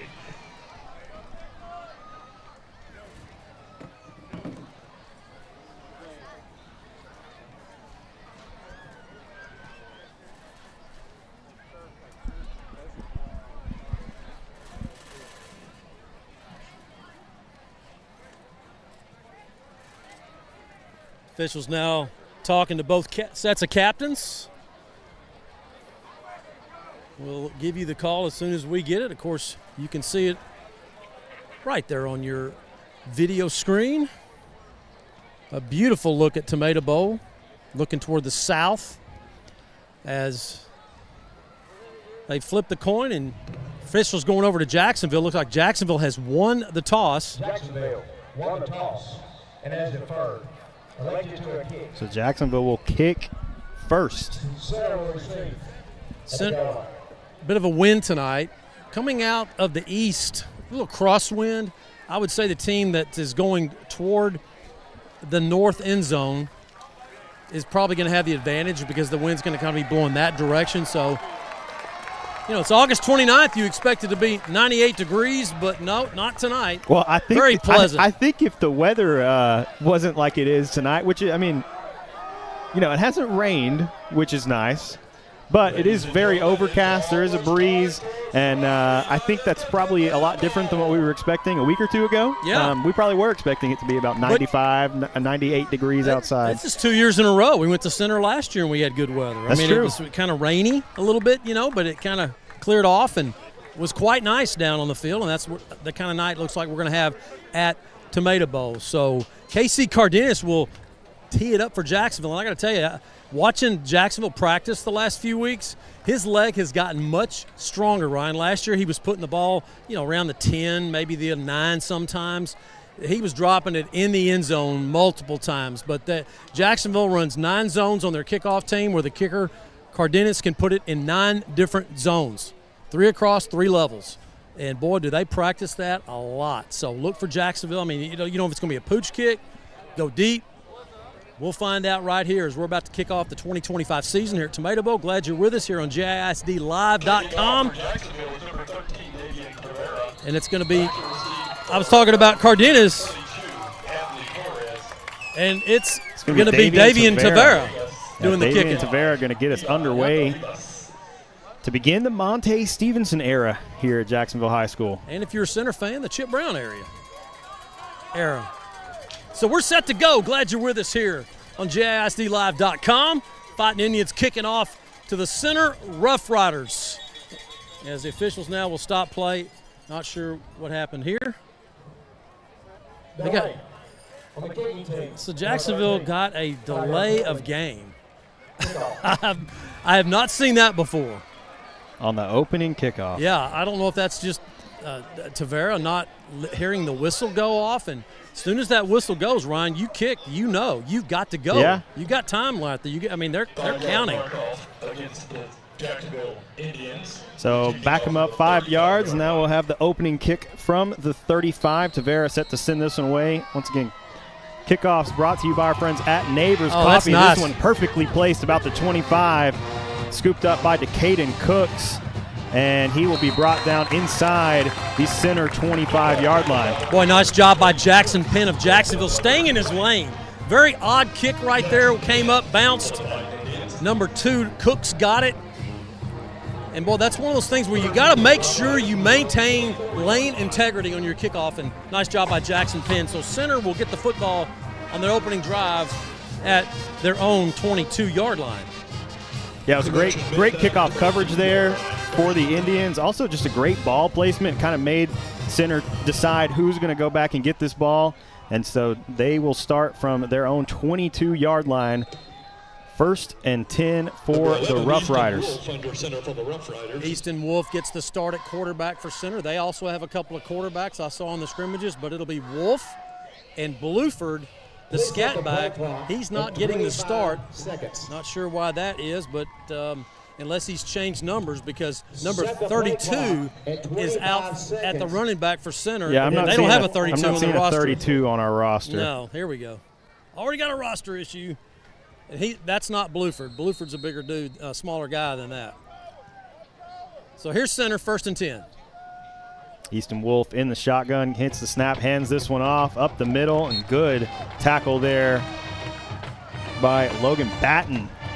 Batten is a freshman. I can count on one hand the number of freshmen that have played at the varsity level for Jacksonville. I'm not going to go through all those, but Batten, maybe 6 in the last 30, 40 years, and he's one of them. He makes the first tackle, pick up only a yard for center. Great play there from Batten. 2nd and 9 now for the Roughriders. Wolf looking to his right, decides to keep it himself up the middle. A couple missed tackles from Jacksonville. Finally brought down at about the center 30-yard line. Pretty good pickup there, but it's going to bring up 3rd and 2. Yeah, Wolf wanting to go on like an inside screen out in the flat. Jacksonville did a nice job in the secondary, stepping up and covering it, forcing Wolf out of the pocket, but he'll pick up 8 yards to make it a makeable 3rd and 2 for center on this opening drive. It's a much improved secondary for Jacksonville. More speed, younger, but they can really run to the ball. Wolf gets a snap, lots of pressure, going to scramble to his left. Thought about throwing. Yeah! Fantastic coverage and tackle from Harrison Penn. Penn moves to linebacker a few weeks ago. He was the safety last year for Jacksonville on defense. He's moved up to linebacker, stays home. We got a penalty on the play. Let's see what the call is, but boy, what great coverage by Jacksonville. Nobody open. Wolf had to keep it, and there was Penn with the tackle that's going to be holding on the offense. And looks like Jacksonville is going to take this penalty. I don't know yet. Let's see. It would be 4th down and 3. And Fighting Indians are going to go ahead and take this penalty, Ryan, and give them. It'll be 3rd and 12. Yep. Yeah, I think the move for Harrison to the linebacker is probably a good one. He's not afraid to tackle. He's a leader on the defense, and I mean, so far that was a great tackle there from Harrison. Well, he's smart. I mean, that's the thing about Penn. He's very intelligent. He's in the right spot at the right time. Now you've got a motion penalty. It's like false start there on the offense, so that'll back them up another 5. So we'll have 3rd and 17 after they mark this one off. Wow, that was a very good accepting of the penalty by Monte Stevenson a moment ago of Jacksonville. You would think, well, make it 4th down and make them punt right there. He takes the penalty, and then he add the 5 to it to make it 3rd and 17. Football at the center 15 on the opening drive of the ball game, and the center Roughriders already in a hole. Wolf looking to his right, finds his man. Good coverage from Jacksonville. Going to pick up about 2, but it's going to bring up 4th and 15. And this is a defense that will run to the football. Defensive coordinator Isaac Thomas stresses, get to the football. One guy can't be there. 2 guys can't be there. You need 5, 6, 7 guys running to the football. And when you have a spread offense like center does, that's going to be critical to get to the football. Now, center will punt the football. Dropping back deep for Jacksonville will be Jordan McGowan, listed as an athlete on the roster, and he is every bit of that. And Jacksonville's going to have to burn a timeout. I don't think they had enough men on the field. I don't know if they have enough guys on the field. Yeah, this is one of those first game things, though. You just timeout. It's hard to rehearse real game stuff all the time, and Jacksonville's going to have to burn their first timeout. And Monte Stevenson is letting his players and his staff know we can't have that. No, I mean, this is the first drive. You've got them backed up. They're about to punt. Like, you literally just need to get 11 guys on the field, get them to punt it, and take over. I mean, there's 9 minutes left in the first quarter. And, I mean, I know it's first half. You never know how things are going to go. But a lot of times, those timeouts are really crucial at the end of the half, especially if it's tight and you're trying to go into halftime with a lead. Yeah, those are the kind of things that you just got to iron out first game. And a little frustrating for Coach Stevenson, but Jacksonville will get their first possession here. You know, in college, Matt, we had one of our coaches that was specifically in charge of that. We had dots laid out, and he was in charge of making sure everyone got out there on special teams. Smart. I mean, that's really – I've seen high school teams do that. So here's the punt, standing on his own 5-yard line. Pretty good punt here for center. McGowan. Nice job on make McGowan. The fair catch. And Jacksonville will take over 1st and 10 and first offensive drive of the 2025 season from their own 44-yard line. Well, that's a great start for your defense right there. I mean, this is a center team that has weapons. And Jacksonville just did a nice job defensively with the opening tackle by Batten, forcing the quarterback to run out of the pocket. And then they made it 3rd and 17 and got the punt. So here's Ben Bolton at quarterback. He'll be joined in the backfield by sophomore Alex Polk. We'll see Randy Searles tonight, but Polk will get the start, the 10th grader. So Jacksonville will take over 1st and 10 from their own 44-yard line. There's that weird defense. Bolton going to hand this one off. Fighting for some yards, going to be brought down at the line of scrimmage is Alex Polk. You saw the 3 down linemen stand up and just start jumping around, and the guy that really is the tough kid to block is number 30, Quincy Simmons. He's going to be a guy that Jacksonville's going to have to contend with. Yeah, great opening defensive drive there for Jacksonville. You know, that's something we saw a lot from them last year, is coming out trying to set the tone early. Bolton going to hand this one. Actually, he's going to keep it himself. Up the middle he goes, and we'll pick up about 5. Good coverage by center in the secondary is Jaqueline Holman, the 10th grade wideout for Jacksonville. That's who Ben was looking for, and he was covered up, and Ben does pick up a little bit out of it, so it's going to be a makeable 3rd and 5. Football at the 49-yard line of Jacksonville on their opening offensive drive of the 2025 season.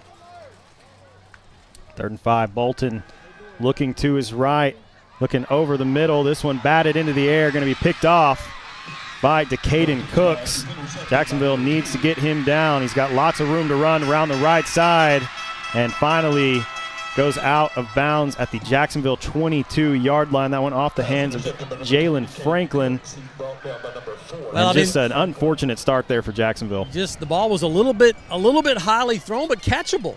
I mean, you know, he's 6'4", and Ben got it up there to him to where he can go get it. And unfortunately, Jalen, this is his first football game since his freshman year.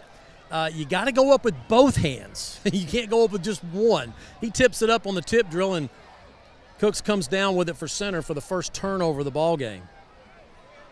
Can't have those. Yeah, and a great first possession from the defense. And they are now going to start this drive well inside their own territory. This is going to be Wolf in the backfield once again. Going to hand this one off around the right side. Goes Jesus Villegas.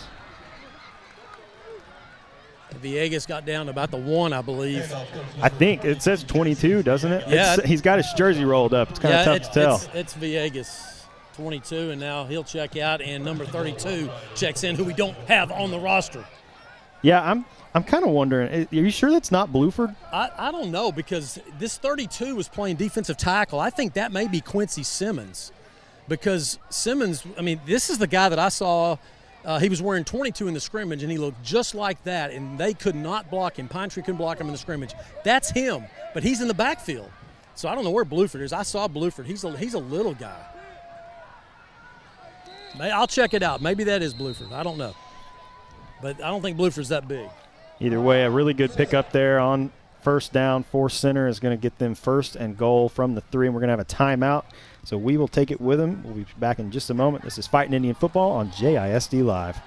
Dr. Westbrook, Dr. Stocks, and their dental team at All Smiles provide a wide range of dental services. This includes cleanings, fillings, crowns, bridges, implants, and cosmetic dental care. Call and schedule your appointment at 903-586-0741. This glorious Whataburger is yours. A few minutes ago, it didn't even exist. Why? Because every Whataburger is 100% fresh beef and made to order. That means we didn't start cooking it until this exact moment right here, when you ordered it into existence. Welcome back to the historic Tomato Bowl. First and goal from the 3 for the Roughriders. Wolf going to go under center. I think he fumbled the ball. That's a ball's loose, and Jacksonville's got it. Bad exchange between the quarterback and number 32, who we don't know, and the Fighting Indians will come away with the football. Yeah, Parker Jones, I think, was the one that dove on that.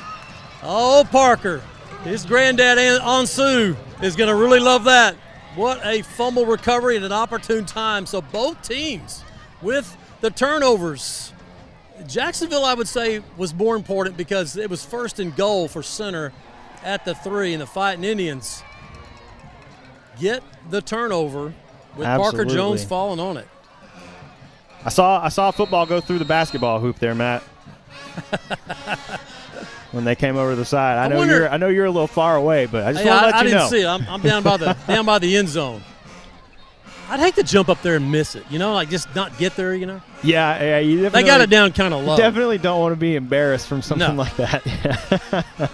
So Jacksonville takes over 1st and 10 from inside their own 5. Handoff goes up the middle, and not much there for Polk. Yep. Tell you, it's going to be tough to run on this interior line. This is a strong center front right there. Number 21, Cody Atkinson. He's a senior, 3-year starter. Led them in tackles in 2024. Snap it. Oh, no, ball's out. It's going to be against center, though. Ben. Got to catch that football, man.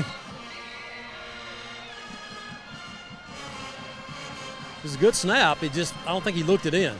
But nevertheless, it's going to be against the center Roughriders. They jumped offside, so this will give Jacksonville a little breathing room. As the football was offsides on the defense, so that'll give Jacksonville some cushion as well. Yep, get your quarterback out of that blue end zone. So Polk stays in at the running back position.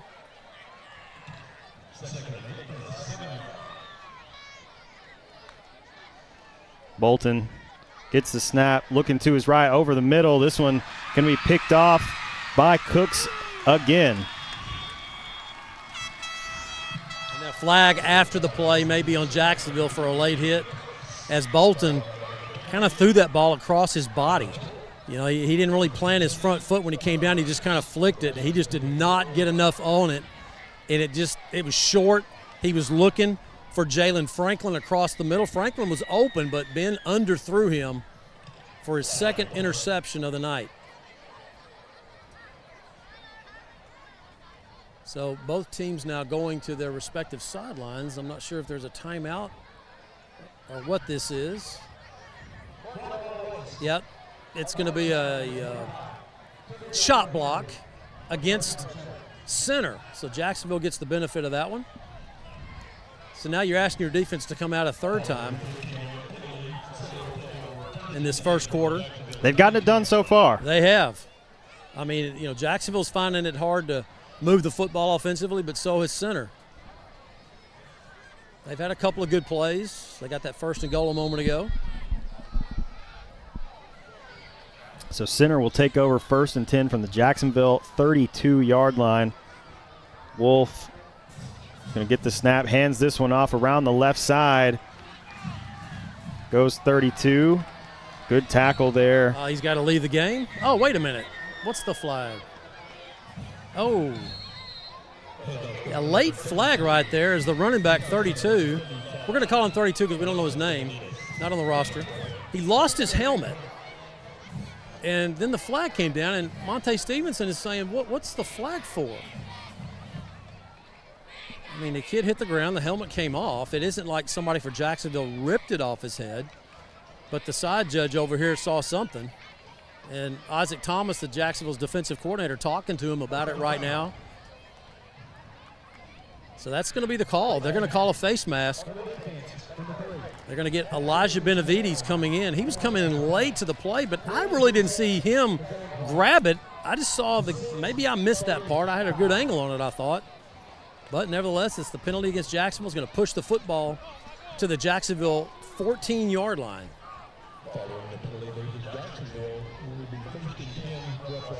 First down. So 1st and 10 for the Roughriders from Jacksonville, 14 this time. Low snap, handled well. Now up the middle goes Villegas. He's going to pick up about 7 on that run. So it'll bring up 2nd and 3. I don't know if you've looked at the right tackle for center, number 79. He's a big boy. I would say he's a big boy. 6'3", about 390. Easy. He may be pushing 400. He's a big boy.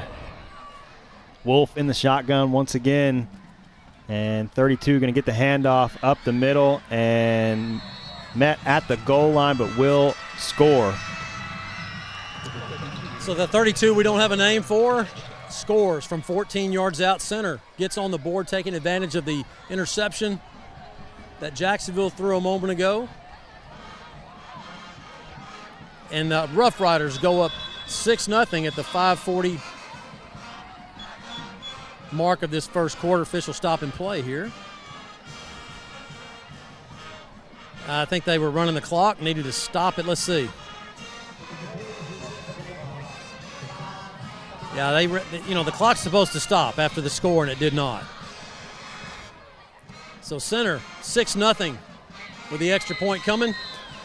Pablo Huichapa in for the extra point. Extra point's brought to you by our friends at Neighbors Coffee. And this one, high snap, handled well. Huichapa puts that one through. So center takes a 7-0 lead with 5:55 remaining in the first quarter.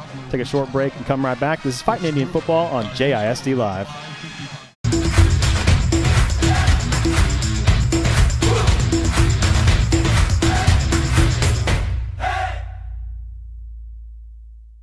Since 1953, Hubert Glass Oil has been servicing the Texas market with the finest quality fuels and lubricants. Each batch is crafted with precision and quality tested by our in-house lab. Whether you're on the road, on the farm, or on the job, we have the right product for your needs.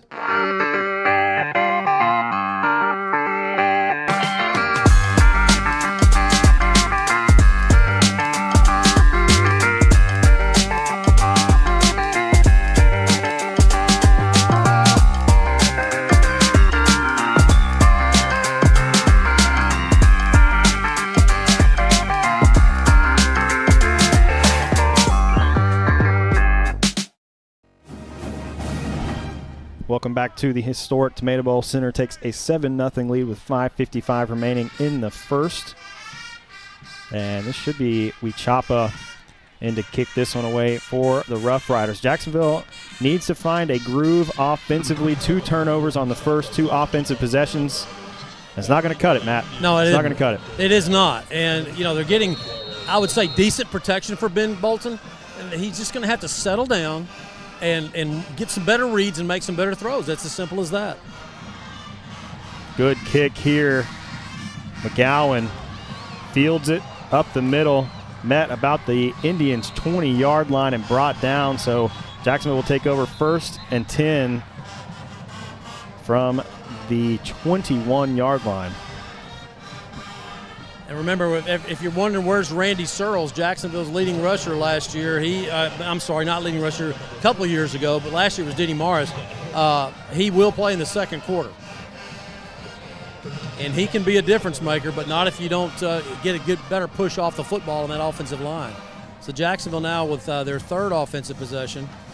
Let's see if they can get some. Got to get a first down. That's the first thing you got to do. The first down is crucial. We talk about that every season. Yep. How important it is to get that first down on a drive. And Jacksonville so far has not had a first down tonight. They've got 2 turnovers on the first 2 offensive possessions. And there's a penalty on center, and I could not catch what the official was saying, but it's a 5-yard penalty from where McGowan was brought down. Is that it was on center, though? Yeah, it was correct? on center. Okay, so that'll move Jacksonville up 1st and 10 from their own 26. So a little help there from the penalty. But yeah, they're going to have to find that first down. I mean, it's so important to get the ball moving, get the chains moving, and they've yet to do that so far. We got 5:48 left here in the first, and let's see what Ben Bolton can do. Ben dropping back, looking to his right, decides to keep it himself up the middle. Nice run. Good run here from Ben Bolton. Going to pick up 9, so it'll bring up 2nd and 1. And that's one thing that we do know Ben Bolton can do. He was the sophomore of the year in the 5A district last year in basketball. He can run the floor in basketball, and he can definitely run out here too. So that's something that Jacksonville definitely has in their arsenal now. I think the paper had him at a 4.6. Yeah. Is that correct? Yeah, but football-wise, he's faster than that. Just a dead sprint, 4.6, but he has football speed, 2nd and 1. Bolton going to hand this one off. Polk up the middle. Will pick up the first down. Good run there from Polk, and so Jacksonville will move the chain, so it'll be 1st and 10 from the 39. Our first EAG Ford first down. Yeah, thank you, Matt. First EAG Ford first down of the season. And Polk, the 10th grader, gets that first down as we go under 5 minutes remaining in this first quarter.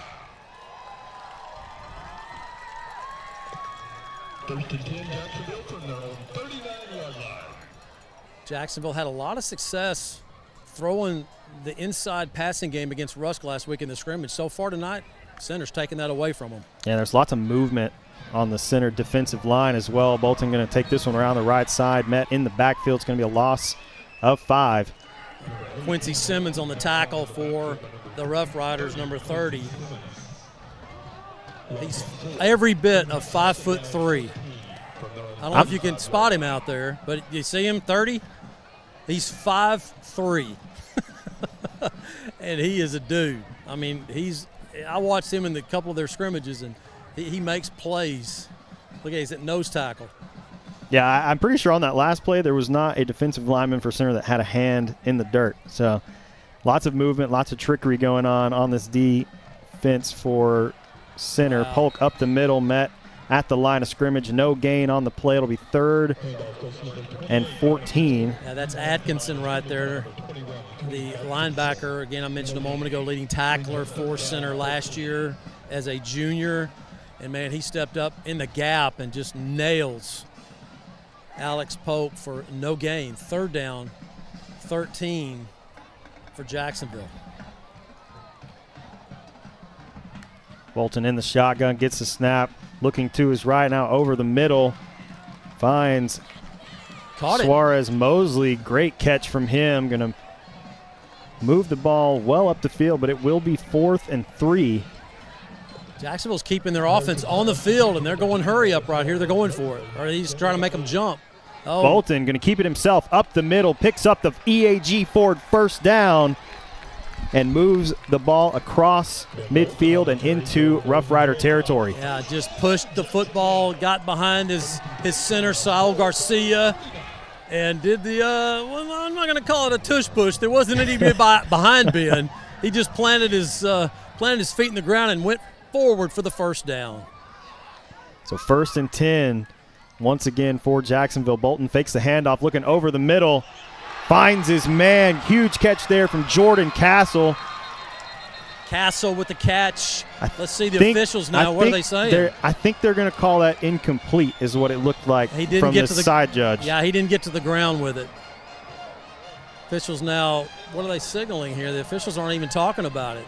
Center is signaling like it was a fumble by Castle. No call yet. Officials talking about it. Now, you got to call that no catch. I mean, he didn't have possession of it. Now they're bringing on the other side judge. It's like, I didn't see it. Did you see it? No, let's call this guy over here. Let me see if he saw it. Did you see anything? What'd you see? I mean, the back judge had the best view. It's just right in front of him. I mean, if you can't make that call as a back judge, I mean, I don't see how you can defer to that one. You got to see that. I don't see how you can call a guy from the side over there in front of the center bench to help you make that call. Because I just don't think if anything, I don't think he had possession of it for it to be a fumble. You got to call it incomplete.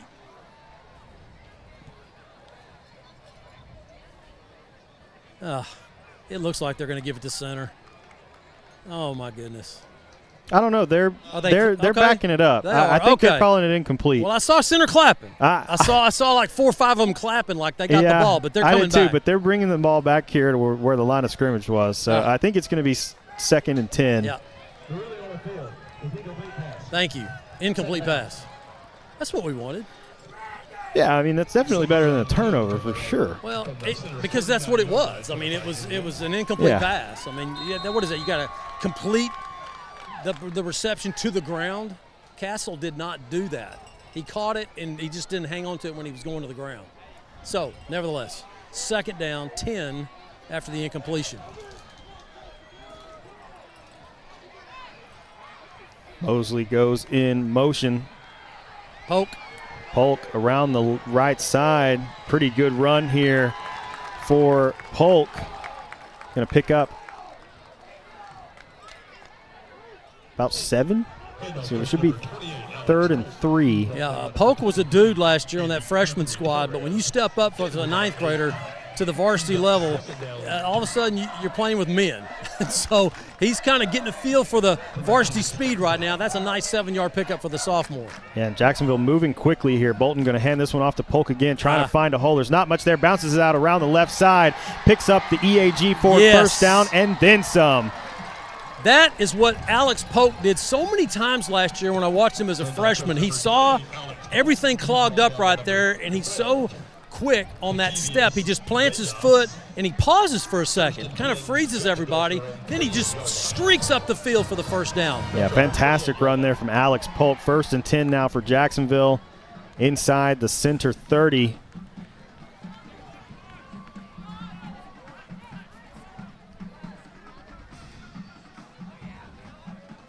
Two receivers left, one right. Bolton drops back, looking over the middle, has his man. Suarez Mosley makes the catch. EAG forward, first down, and inside the Rough Rider 10. Yeah, you're starting to see Ben Bolton settle down a little bit. It looks like the game's kind of slowed down for him a little bit.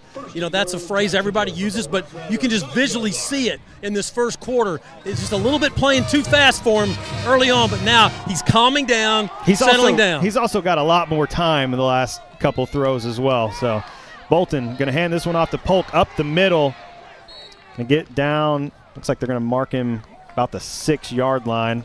So it'll be 2nd and goal for the Indians. Good push by Elijah Gallegos right there for Jacksonville. Toby Simpson and Saul Garcia getting the nice push as Jordan McGowan will check in for Jacksonville. 2nd down and goal at the Rough Rider 6. Bolton going to keep it himself. Up the middle he goes. Good run from Ben Bolton. Gets down to the 1-yard line. So it'll be 3rd and goal from the 1. And we're going to go to hurry up. 10 seconds remaining here in the first quarter.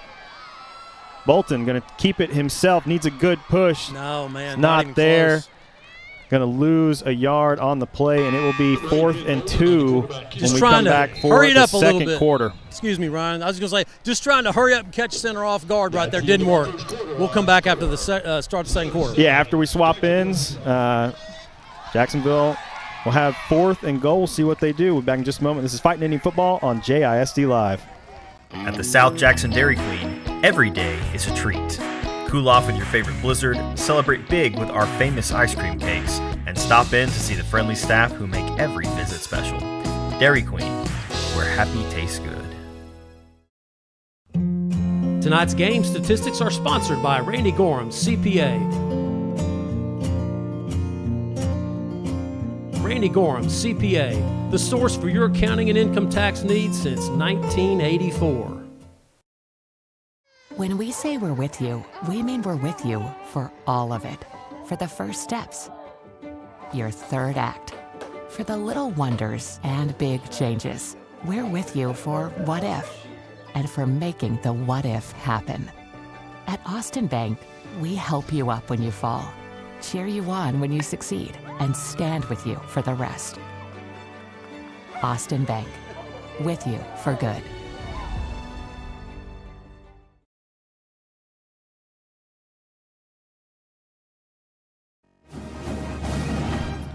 Welcome back to the historic Tomato Bowl, downtown Jacksonville for the start of the second quarter. Jacksonville trailing center 7-0, but has a 4th and 2. So Jacksonville has brought in Randy Searles, and now Jacksonville's going to call timeout. We're not even going to get the second quarter going before Jacksonville burns their second timeout. Yeah, I don't know if maybe they got out there and didn't like the look that center had, or what exactly was going on. It's kind of odd. Maybe they didn't have enough time to discuss and figure out what exactly they wanted to run. But maybe they had Searles back there for his first action. How about that? It's 4th and goal, and you come in for your first play. I don't know if they're going to give it to him or not, but he was back there with Jordan McGowan. I mean, McGowan's a guy that you can put anywhere, and that's why it says athlete on the roster. I mean, he can play wide receiver. He plays defense. He's in the secondary. He's a Travis Hunter type guy. You can put him in the backfield. He's just a tough kid.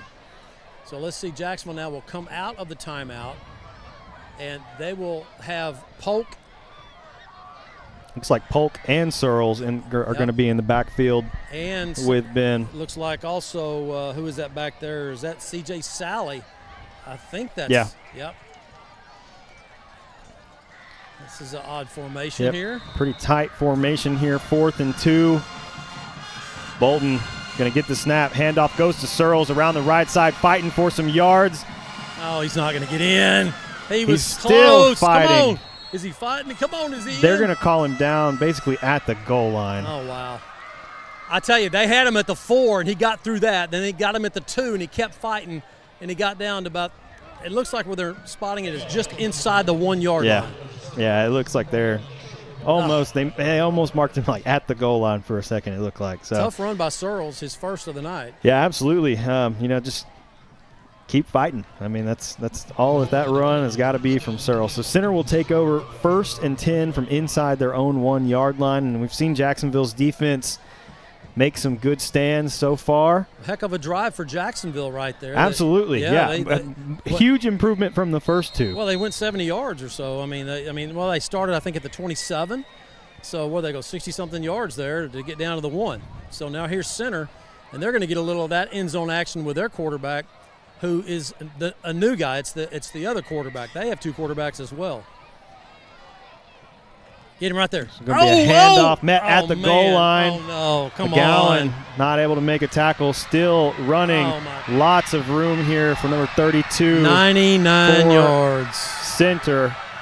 And he will not be caught, and center will score. 99 yards. And they had him at the 1. They actually had him at the goal line. They made great contact. Did not wrap up. Bounces it out. Bad angles by Jacksonville, and 99 yards. You don't see those very often here anywhere. Wow. Well,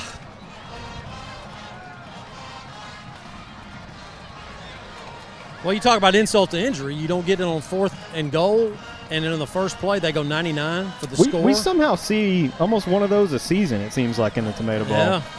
Chapa's extra point is up and good. Extra points brought to you by our friends at Neighbors Coffee. So that makes this game 14-0 center. We'll take a short break and come right back. This is Fighting Indian Football on JISD Live. We'd like to thank this week's team meal sponsor, Chick-fil-A. Thank you for your valued support of Jacksonville Athletics. At the South Jackson Dairy Queen, every day is a treat. Cool off in your favorite blizzard, celebrate big with our famous ice cream cakes, and stop in to see the friendly staff who make every visit special. Dairy Queen, where happy tastes good. Life insurance that meets your needs now for when they need it most. With help from your State Farm agent. Call State Farm agent Jeremy Harmel in Jacksonville today. Like a good neighbor, State Farm is there. Get a quote today. Welcome back to the historic Tomato Bowl. 11:31 remaining in the second quarter after a 99-yard touchdown from the Roughriders. And, the last offensive drive was great. Jacksonville just couldn't quite get it in the end zone. And they're going to need another one of those because you definitely want to keep this game close. Well, this is where you find out, hey, have we turned this thing around yet? If you're Jacksonville, I mean, your offense needs to take over right here and have another drive just like they had a moment ago. They can do it. They saw they could do it. They just need to get the points and get that back. So here's the kickoff. Kickoff's brought to you by our friends at Neighbors Coffee. This one deep right from We Chop. It's going to go out of bounds at the 5-yard line. So Jacksonville will take over with good field position to start this offensive drive. Lots of time left as well. 11:30 left in the second quarter. We haven't even mentioned it. There is a new rule this year for all varsity football games. That is the 2-minute timeout. You saw it sort of debuted in the playoffs last year, I think, for college football. They have adopted that for all games this season, and so did the UIL. So that'll be a different change. At 2 minutes remaining in the first and second half, much like you see in the NFL with the 2-minute warning, there will be a timeout in every game this season. Are we going to get sued if I say 2-minute warning? I mean, it's so. copyrighted by the NFL. Supposedly, we're supposed to say 2-minute timeout. Anyway, semantics. So Jacksonville will take over at their own 30-yard line after the kickoff went out of bounds by center. It's still Polk in the backfield. Malik Massingberg checks in for Jacksonville at the H. Look at that defense. Look at that. Bolton trying to make somebody jump. I mean, I don't know when I have seen the entire defensive line standing straight up. It's a thing. Just ready to blitz. Yeah, it's a thing. It's something. Good throw here over the middle for Ben. He caught that thing. What a catch. Wow. Suarez Mosley. Oh, my goodness. Just ready to blitz. What a catch by Mosley. Good throw here over the middle for Ben. The official better mark it. Oh, he didn't say he caught it? Oh, man. I thought he caught that football. Let's get a replay. I mean, I just played one on the broadcast. It sure looked like he came down with it. Wow. That's a great catch. Wow. Come on, man. Well, I got to listen to what they said on the scoreboard earlier. Yeah. Got to? Yeah. Don't say anything about the officiating. 2nd and 10 for Jacksonville. Three receivers right. Searle's going to make his way over there. So 4 receivers right, 1 left for Jacksonville. Empty backfield. Bolton going to keep it himself quickly wrapped up behind the line of scrimmage and will lose 4. No idea. What? Wait a minute. We got a little extracurricular right there. Throw the flag, sir. Quarterback Bolton. No flag. Brought down the back of okay. 25, Eli Lau. Jacksonville had 4 guys out there, including Searles, as you said, wide out. And it was just Ben Bolton in the backfield. And he just did a quarterback sweep. And nothing there. 3rd down, 14 on the loss. So now Jacksonville is – Searles checks out. Here comes Polk. Play clock at 14 and counting. So plenty of time.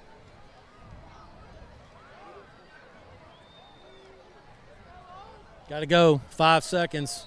I said plenty of time. Now Jacksonville's going to have to call timeout. Jacksonville going to take their final timeout of the first half, and we'll take it with them. We'll be back in just a second. This is Fighting Indian Football on JISD Live. Since 1953, Hubert Glass Oil has been servicing the Texas market with the finest quality fuels and lubricants.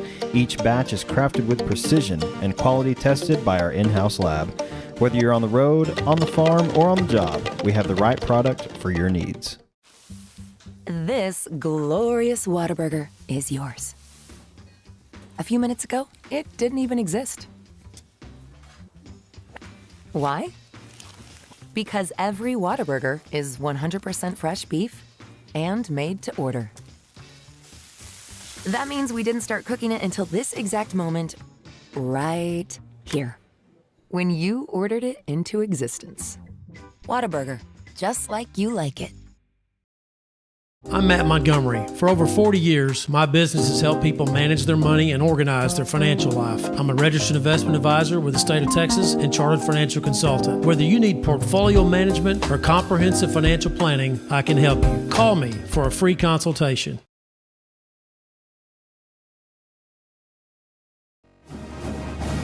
All right, welcome back to the historic Tomato Bowl. 10:31 remaining here in the second quarter.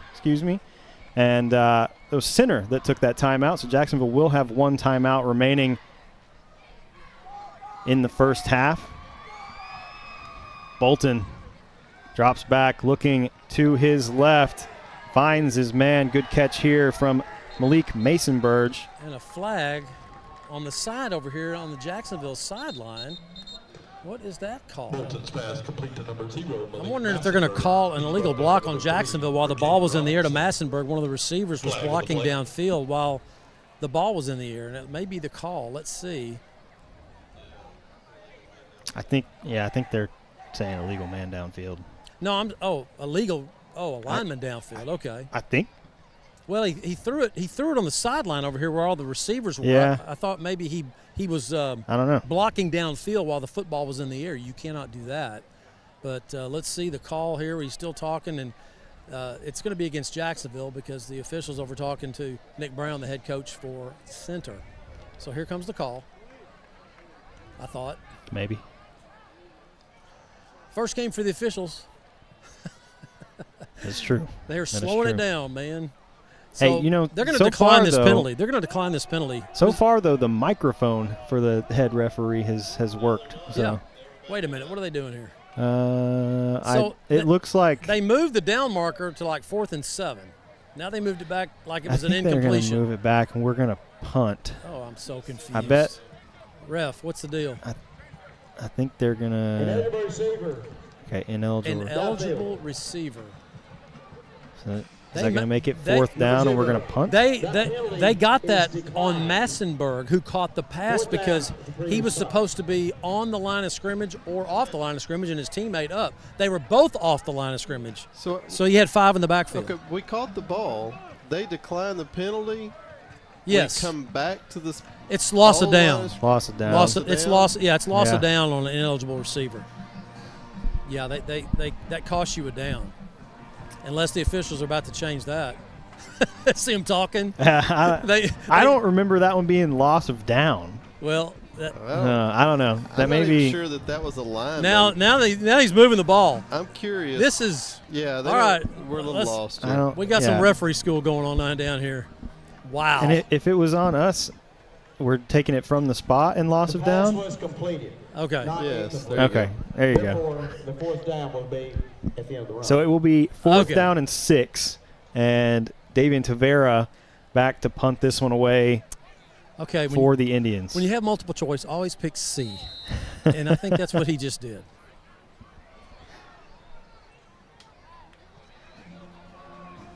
So first punt for Davian Tavera. High snap, well over the head of Tavera. Hustling back. No, watch out. Just going to go down. That's a smart thing to do, I guess. I mean, you're at the 2. Oh, gosh. So center will take over at the Jacksonville 3-yard line. This is starting to feel like 2024 again. You know, when you're down 17-0 with 6 minutes to go in the first. This one's 14-0 with 10 to go in the second. And center first and goal, the Jacksonville 2-yard line. Oh, man, 3-yard line. Whew.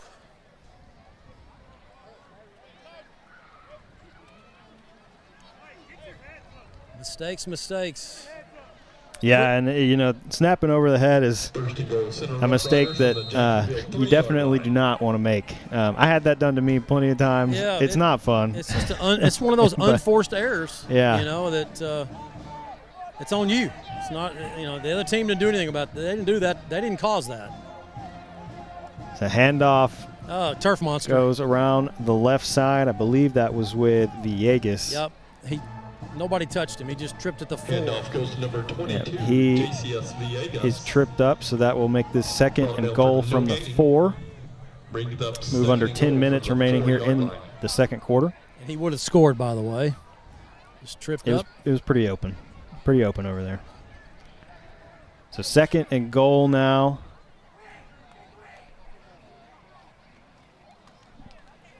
This one, handoff goes up the middle, and this time Villegas will get in for the score.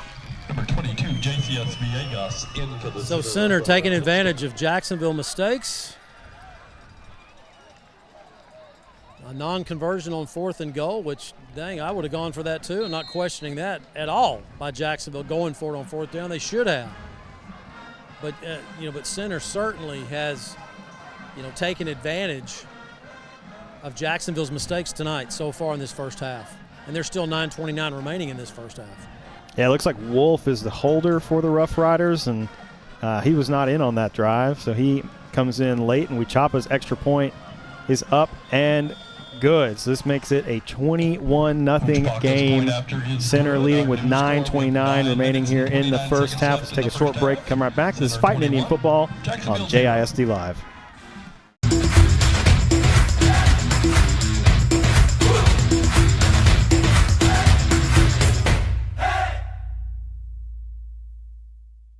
Dr. Darwin Dar and his staff at Dar Chiropractic specialize in family chiropractic care, exercise rehab, digital x-rays, nutrition and weight loss programs, decompression, and chiropractic wellness care. Located down the street from the Tomato Bowl, Dar Chiropractic. They can help you feel better. Dr. Westbrook, Dr. Stocks, and their dental team at All Smiles provide a wide range of dental services. This includes cleanings, fillings, crowns, bridges, implants, and cosmetic dental care. Call and schedule your appointment at 903-586-0741. Welcome back to historic Tomato Bowl. Center takes a 21-0 lead with 9:29 remaining in the first half. And this will be Pablo Weechapa to kick this one away. Kickoff's brought to you by our friends at Neighbors Coffee. Deep right once again from Weechapa. McGowan going to let that one go out for a touchback. Good decision there by McGowan, letting it go out. From their own 25-yard line. Hey, Ryan. Yes? Turn my mic down all the way.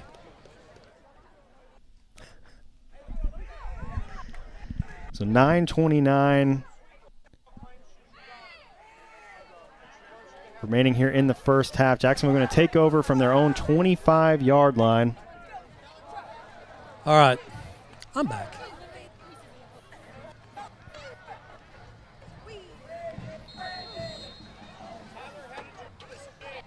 All right, Jacksonville at their own 25, first down. Yeah, Polk in the backfield alongside Ben Bolton. Two receivers right, one left to start this drive for the Indians. Bolton fakes the handoff, rolls to his right, has some room to run. Big pickup here for Ben Bolton. Nice. Will get the EAG Ford first down. So when you get a first down like that, this offense is going to hurry up. Try to catch the defense back on their heels, but now they slow it down, change their mind here. I'm not sure about that hurry up like that when you're trying to learn the new offense.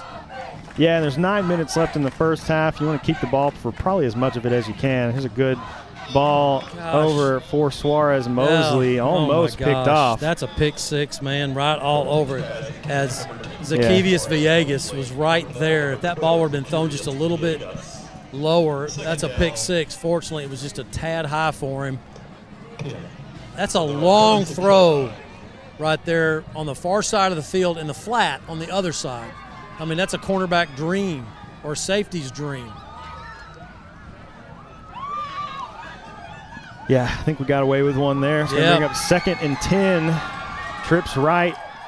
Polk still in the backfield. Bolton looking over the middle, finds his man, and it is caught. Will be a pickup of 6, I believe. Just a little pitch and catch right there with Jaqueline Holman, the sophomore, as Ben Bolton hits him for 7. We'll call it 6, 3rd and 4. Yeah, great catch there from Holman, able to hold on to that one. He got hit almost immediately. Good concentration by the 10th grader. So 3rd down, 4 to go for Jacksonville. Boy, you really need a conversion right here. Bolton drops back, starts to scramble, going to flip this one forward for Polk, can't bring it down, incomplete, and that will bring up 4th and 4 for the Indians.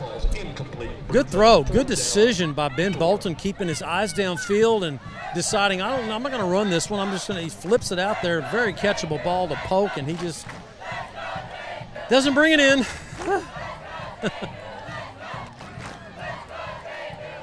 So 4th down, and Jacksonville keeps their offense on the field at their own 42-yard line. They're going for it 4th and 4.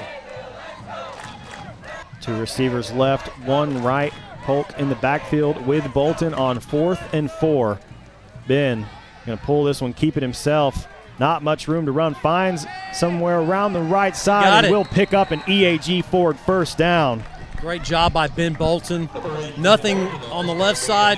Plants his foot, gets around the edge, and then it's a dead sprint. He gets past that left side linebacker for center.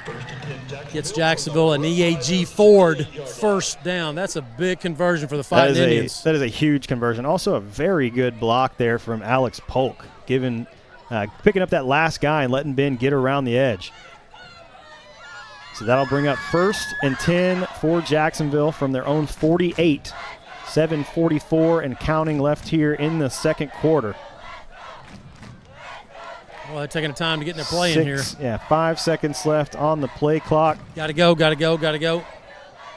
Gets the snap off in time. Bolton up the middle. Going to pick up 2. You know, first game for the coaches too. I mean, they're working on getting those plays in, and they have to get in a tempo as well. The coaches when they're signaling in those plays, and they got to get the right personnel in the ball game too at the same time. Trips left, 1 right for the Indians. 2nd and 8 from midfield. Polk in the backfield with Ben Bolton.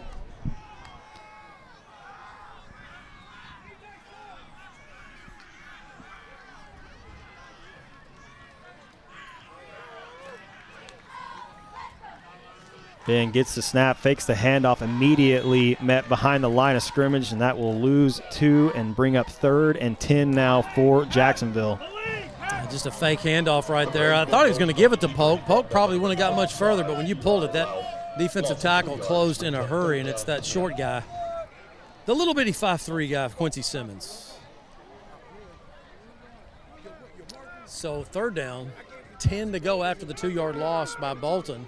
You're going to have to hurry here. Well, they got time. They got 16 seconds left on the play clock. Castle is not knowing where to go right here. You know, when you got 10th graders playing for the first time on Friday nights, guys, this is what happens. Yep. Bolton needs some time. Going to keep it himself up the middle. Oh, that's a good run. Pretty good pickup here for Ben Bolton, but it's going to bring up 4th down and 4. There used to be some kind of rule of thumb. I think Danny Long told that to me. He said, for every sophomore you have on your team, that's a loss. I don't know where he got that. I don't know if it's true. I mean, I don't know. But I don't think he came up with that. I think that's one of those old adages that has been passed down through the years. Nothing against 10th graders, but it's a different level of football. I mean, you got to get used to it for sure. A lot of these guys, it's their first varsity game, first varsity start. And it's a different speed. So 4th down, Jacksonville's offense will stay in the ball game. The football at the 42 of center. So 4th and 4, Jacksonville going for it.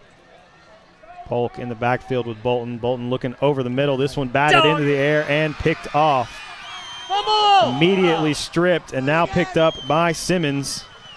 Bolton makes the tackle. Finally brought down by Ben Bolton inside the Jacksonville 40. But another turnover here in the first half for the Indians. Man, it's just tip drill city, isn't it? It is. Yeah, apparently Center's good at it. Well, ball placement has been questionable tonight in some spots of the ball game. Some good throws, some not so good throws, but you got to give Center credit because they're getting in the passing lanes and they're getting a hand up. Got to deal with that.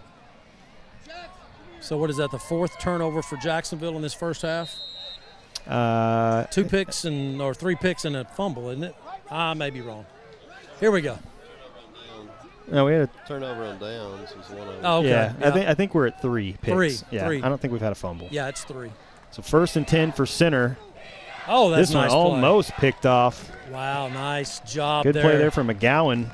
Boy, he just blew that up, didn't he? He did. Yeah, I think with him diving in like he was, if he could have seen the ball, I think he could have caught that one. Yeah, he could have. It was a low throw by the quarterback, who's a lefty. This is the other quarterback. Yeah, it's a Marcus Moten. Moten, yep. 2nd and 10 now for the Roughriders. Under 5 minutes remaining here in the first half. Moten going to keep it himself, goes up the middle, is met at the line of scrimmage. Great job there from the Jacksonville defense, and it'll bring up 3rd down and 10. Zayden Polk just closed down quickly for Jacksonville. Nice play along with Batten. Quarterback brought down by number 75, Logan and Makai Spencer. 3rd down 10 from the 38-yard line. So 3rd down, 10 to go now. Let's see if Jacksonville's defense can get off the field. They've been on there a long time tonight. They have, yeah, a lot too long. Moten looking deep down the left. This pass incomplete. That'll bring up 4th and 10. Good coverage there from the Jacksonville DBs. A little bit underthrown that time by Moten. The center they had a step on Jacksonville defensively. You're right. Jacksonville did close to break it up. And he throws that ball about 5 yards a little bit further. That's 6. So Jacksonville now forcing the 4th down and 10, and we've yet to see center punt tonight. Or did they punted once, I believe? Yeah, they did. They punted once in the McGowan fair card. 4th and 10, they're going for it. Moten going to hand this one off around the right side. Great nice play. Coverage there from Jacksonville. Mario Rodriguez. Boy, Rodriguez, gets the tackle. The linebacker sniffed it out, and now we got a flag on the play, and they're getting a little chippy. This is one thing that we did notice about center in those first 2 scrimmages. They like to scuffle. they like to. In fact, the first scrimmage, my understanding is they got a fight with themselves. They had a fight on the team. So, oh wow! They like to get after it. Okay. And so, that's one thing that if Jacksonville would just stay in the ball game and keep their head and play hard. And maybe get in center's head. Right now, it's not that way. You got a 21-0 lead. The Roughriders do, and if you're Jacksonville with 4:09 remaining in this first half, you need a score badly going into the half. Yeah, no kidding. I mean, this is understatement of the year. This is a crucial drive for Jacksonville. You do not want to go into halftime down 21. You definitely do not want to go into halftime with a 0 on the scoreboard. So 1st and 10 for the Indians. Big drive. 4:09 remaining here in the first half. You got Searles in the backfield. Searles in the backfield along with Ben Bolton. He does get the handoff. There's nothing Nowhere there to go for Rodarius Searles as he will lose 2 yards on the play. Just not getting a push as the Jacksonville offensive line. It's he didn't have anywhere to go. He got the handoff, and the center was already in the backfield. Loss of 2. Fans, stay with us. We'll have our All Smiles halftime interview with head coach Monte Stevenson of Jacksonville. And, of course, Stats, sponsored by Randy Gorham, CPA, also Jacksonville's mayor, who had a nice pregame ceremony. And then the Jacksonville High School band will perform, Charmers, Twirlers. 2nd and 12, Bolton scrambling to his right. Not much there. Going to try to get back to the line of scrimmage. They might give him a yard. Half a yard. I mean, it's very close to the line of scrimmage. Looks like they are going to give him a pickup of 1, so we'll bring up 3rd down and 11. So Bolton looking downfield to Jaqueline Holman, or he also was looking at Jalen Franklin and just made the decision. The safety was playing tight and didn't want to throw it down and get another interception. Decided to keep it. Not a bad decision, but it's 3rd and 11. And Polk checks in to the backfield with Ben. At some point, you got to start taking some shots, downfield. Test them. Ben looking to his right. Malik finds his man, Malik Massenberg, on the reception. Good pickup there. It's going to bring up 4th and about 5. The intermediate stuff is working for Jacksonville. I mean, they have, particularly to Massenberg out there in the flat. It's there. So you got to find a way to bring those corners up and maybe try to work that back 3rd zone and make the safety come over the top. But so far, center's not biting. You're going to have to string a couple of those together, too. Yeah. So 4th down, 5 to go, and Jacksonville going for it here. Bolton drops back, looking over the middle again. This one off the hands and incomplete. Of Suarez Mosley. So Jacksonville will turn over on downs, and center will have 1st and 10 from the Jacksonville 46-yard line. Yeah, it was a good throw by Ben, and it was right at that 1st down marker, but boy, they separated Mosley from the football, and center is going to take a timeout here. No, it's 2-minute timeout. Oh, Matt. 2-minute timeout. There we 2-minute go. timeout. So we'll take it with him. There we go. We're Thank back you. in just a moment. This is Fighting Indian Football on JISD Live. Dr. Westbrook, Dr. Stocks, and their dental team at All Smiles provide a wide range of dental services. This includes cleanings, fillings, crowns, bridges, implants, and cosmetic dental care. Call and schedule your appointment at 903-586-0741. This glorious Whataburger is yours. A few minutes ago, it didn't even exist. Why? Because every Whataburger is 100% fresh beef and made to order. That means we didn't start cooking it until this exact moment, right here, when you ordered it into existence. Whataburger, just... Welcome back to the historic Tomato Bowl after the first 2-minute timeout of the season. 1st and 10 for the Roughriders. Moten looking to his left, finds his man. Pretty good pickup. He's going to pick up the first down and move the chains for center. That's good execution by center, especially with 1:53 remaining. Work the clock. You throw the little hot route outside, and the big fella gets down the field. He gets a first down and gets out of bounds. Yeah, I think, was that J.K. Barnes on the catch there for the Roughriders? Yes. So now we got stoppage. Okay. Referee going to hold him up for just a second. Moten going to hand this one off. Around the left side goes number 32 for the Roughriders. Going to pick up about 3. Nice job by Jacksonville stringing that out right there. Nice tackle by Kenyon Tilley coming up from the secondary to wrap him up. Tilley, the junior. So 2nd down, 8 to go. The clock continues to run as we move toward the 1-minute mark. You definitely want to keep center out of the end zone here. You don't want to go down 4 scores here. 3's bad enough. Don't go down 4.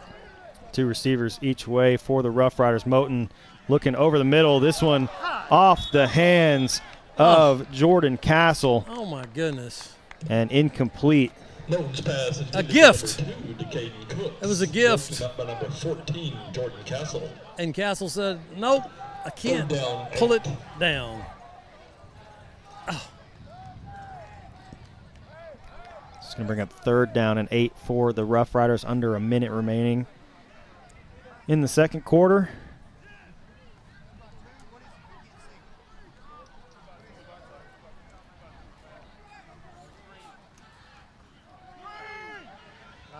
Great job by Jacksonville on the screen. Sniffed it out, Benavides. Great coverage there from Elijah Benavides. It's going to bring up 4th and 10, loss of 2 on the play, and we are going to have a timeout from center. No. I think he pointed the wrong way. Timeout Jacksonville. Yeah. Okay, that's the final timeout for the first half. Yeah, the referee originally pointed center, and then I think he thought about it and pointed Jacksonville. So final timeout of the half for the Indians. 50 seconds remaining here before halftime. Looks like they're going to reset that to 54 seconds. Yeah, and there's a bit of a communication problem between this officiating crew and Jacksonville's clock keeper, because that's the 4th time that they've had to adjust the clock. I don't know if they're not signaling and he's not seeing it. I don't know. But they're getting it straight. So there should be 54 seconds up there. There still says, he said 54, and there's still 50 on there. On the game clock, please put 5-4.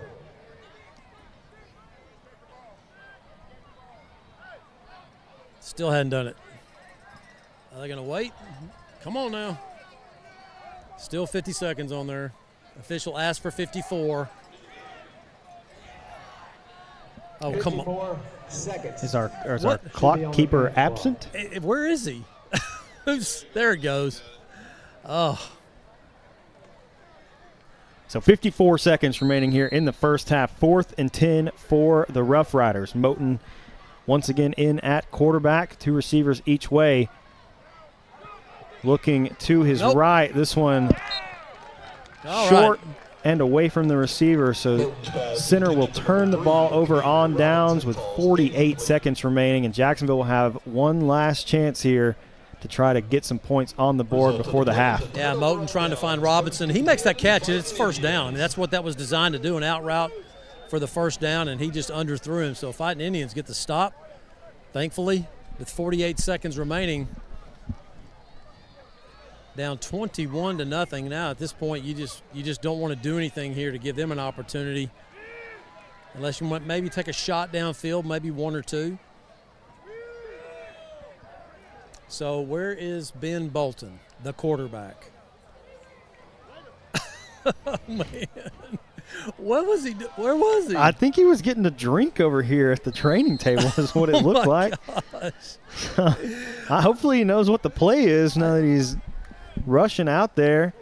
They snap it, get center off sides, so that'll move up 5 yards. This is a crazy sequence of events. The offense is on the field, and I hear the coaches going, oh my goodness. Ben! I mean, you're out there without your quarterback.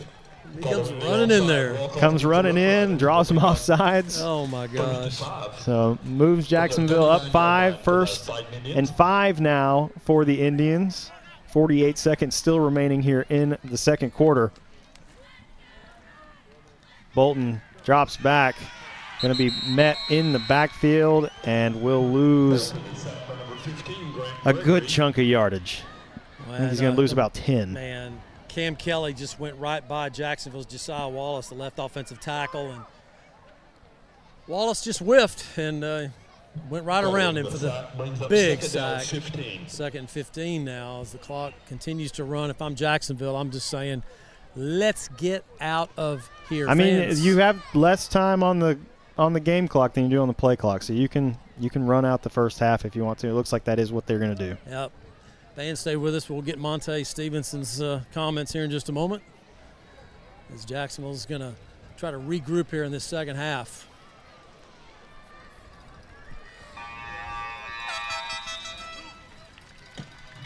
Our halftime score, center 21, Jacksonville 0.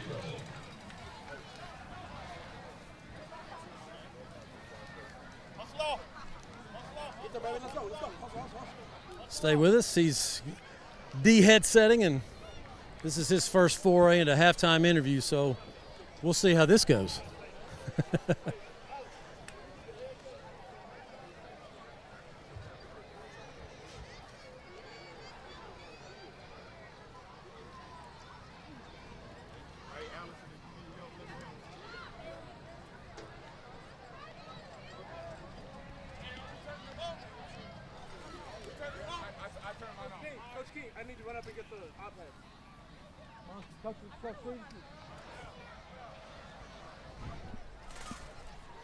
Coach, you started off the ball game pretty good defensively, and then some things kind of shifted a little bit. I don't think it's anything center's doing as much as it is maybe some of your younger players trying to get used to varsity action. Sure, we're young.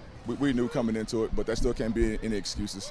The challenges, we got sophomores on our team now that are playing in some big time roles, and we're gonna challenge them again. I mean, it doesn't matter how old you are. We got freshmen out here, we got sophomores out here, but they can still play football. So we're gonna get in here at halftime, make those adjustments, and come down and settle in and settle down and fight back and get back to this game. What's your message to your team at the half? I mean, 21-0 is not something that you cannot overcome.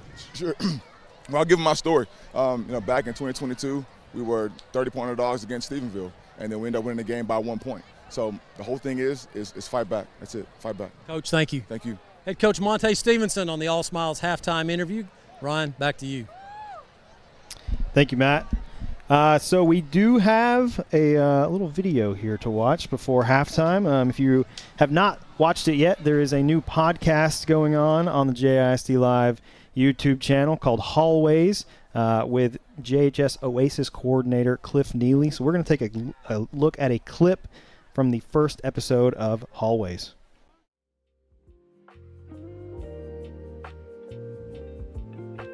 And I got up and I walked off the field thinking anything was wrong, but... So you got up and walked? Yeah, I got up and walked. So you thinking at this time, there's nothing wrong with me? Yeah, I got up and walked. I mean, I heard the pop, so I knew there was something wrong, but I didn't think it was going to keep me from playing. Question real quick. Is it like a pop, like what's the pop sound like when you... So it's like like, you know when you pop your fingers? Yeah. It's just like that times like 20. Okay. Like it's loud. Like it's like that. You can only hear it, or No, anybody people around you? me. Okay. People around me could hear it. And so I like walked off the field because like I've heard pops on my knees and ankles all the time, but like this one, it was like loud and I could kind of feel it. And so walked off the field and it didn't hurt and didn't swell up.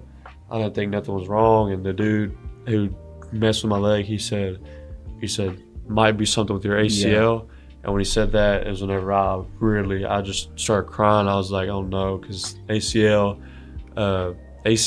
and Achilles is the worst injury in sports. It puts you out for almost a year.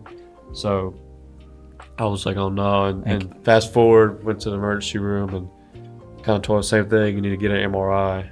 Got an MRI. My ACL was torn. So yeah. And keep in mind, this is your freshman year, so you're happy for as much as you love football, basketball. That is like loving basketball is your story. Yeah. And so like, what made you come back to football? At the end of the day, like all my friends play football. Yeah. And those are my guys and my brothers. Y'all have love for each other. Yeah. And so I was like I want to, like, if we get punched in the mouth every game, like I want to be there with them to get punched with them. But it's just those are my guys, and like I want to play alongside of them.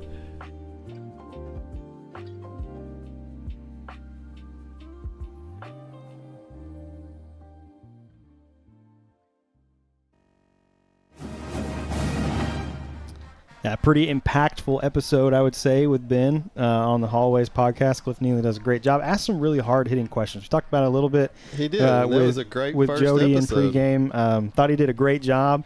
And, I mean, you learn a lot about some of the students on this deal. I mean, he's getting into their story, their testimony a lot of times. And I thought Ben was not only an obvious choice because it is, the first game. He's going to get his first varsity start tonight, but also, just a great kid, and he is such a good person to have on for your first episode. So definitely stay tuned to that. I believe the release schedule for Hallways is supposed to be once a month, from what I was told. And the next episode is JHS principal Jody Alderetti, who we got to interview in pregame. So pretty cool. I think she said her interviews maybe next week, but. Well, yeah, but it'll probably come out in a couple weeks. Okay. Yeah. Once a month. All yep. right. So welcome into the Whataburger Halftime Report. You make the order, and Whataburger makes it fresh. And we have our halftime stats brought to you by Randy Gorham, CPA. I know we had a little bit of trouble at the beginning of the game. My start to the game was about as bad as the Indians' start. I didn't have the 2 interceptions at the beginning, but my software crashed and I had to delete and reinstall to get anything going. So it was about halfway through the first quarter before I was able to enter a play. Yeah, I looked over and you're just like. Yeah, that fatal error came up on the screen and all this garbled, and I'm like, I really don't know what to do here. Yeah, but so we may not have the complete first half stats, but we do have at least a little bit. So let's look at what we have. So for the first half, what I have, Ben Bolton, 5 completions on 11 attempts for 50 yards and 1 interception. And we talked about, we know he had 3 interceptions. Rushing, Alex Polk had 6 carries for 28 yards with a long run of 14. Ben Bolton had 12 carries for 25 yards. And Rodarius Searles had 2 carries for -2 yards. Yeah, and Alex Polk, I think first varsity start for him tonight, and we haven't seen a whole lot of Searles. I know he had to sit out the entire first quarter, but I mean, pretty good start for Alex Polk. He's had a couple good runs. He had the one where it was really congested in the middle, able to bounce it around the outside, pick up a big first down, and really I think that kind of helped set the momentum as well on that drive, because we had really struggled to move the ball before that. He makes a good run, we pick up the first down, and then we kind of march down the field. We ended up not being able to capitalize and score any points off of it, but a really promising drive considering how the first 2 went. Yeah, and Ben had some success running the ball. earlier, toward the end of the half, he did not have as much. They were swarming him, but he was also running it almost every play. It seemed like it does seem like that. Yeah, yeah. And we're lucky a couple times. I mean, there were three interceptions, but the one really should have been a pick. Hit the kid, the defensive back in the hands, and if he caught it, he probably goes for a touchdown. So we were fortunate there that didn't happen. So and he had the one that he overthrew one of the guys that could have easily been a pick six. So I think the story for Ben in the second half is just going to be protect the football. That's so much what the coaches preach is protect the football. And 3 turnovers, especially the 3 interceptions that he threw, 2 of them were batted balls. That's what I was going to say. So it's not like one, I it's think just he hit the receiver, but then it was batted around and. It's not necessarily, overly terrible throws. The first one, probably should have been caught. I think the third one that he threw that got batted down by the linebacker, the defensive tackle for center. Teammate caught it. Yeah, teammate catches that. So, those are unfortunate, but you also, as a quarterback making your first varsity start, have got to recognize, these guys are bigger, they're faster than the guys that I've been playing against. Well, and I think we're talking about sophomores. How many sophomores do we have? Well, Ben's a junior, but he didn't play last year. So, so on the field, he's almost like a sophomore. Yeah. Yes. Yeah. And it could be that, not playing last year, he's you got to knock some rust off, I'm sure. Yeah, we got to get back into it. So. Yeah. Well, what about receiving? Suarez Mosley had 2 catches for 30 yards. Should have had another one. I thought he caught it. I sure thought he caught that one. That was a heck of a diving grab from Isaac Suarez Mosley. I know I was behind him, but it sure looked to me like he caught the ball. So, Massenberg, 2 catches for 14 yards. Holman had 1 catch for 6. And I thought Castle's catch on that deep ball, I really thought he had it. Maybe he didn't have complete control, but I thought when he hit the ground, maybe that was ground can't cause a fumble, so I thought maybe he had control, but after several minutes of discussion, they determined. Well, and a lot of times those don't go our way either. Some of those, ground can't cause a fumble. Sometimes it's close and there's not somebody in a good position to see it, and somehow those, it seems like more often than not, do not go our way. So I think we kind of maybe lucked out with that one, but definitely. There were several catches that bounce our way somehow. We've got to make some of these catches. Ben's hitting them in the hands, and they've dropped several. We get a great opportunity for an interception there that could have helped change the momentum there at that point. It may not have had an outcome on the scoreboard, but I think momentum-wise and getting the sideline up, it would have been huge. Yes.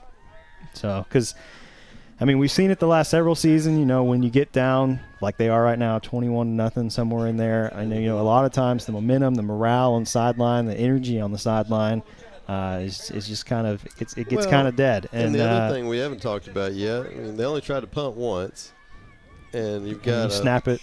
You've got a new punter. He didn't punt last year, so this is his Davian's first varsity action. Punt. Yep.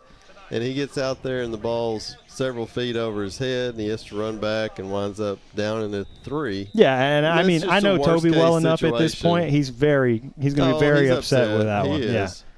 So for Jacksonville, we're disappointed we're punting the ball, but it should have been a chance to flip the field, and we didn't execute. And you end up giving him the ball on the 3-yard line. Give him the 3. Yeah. You might as well have given the touchdown.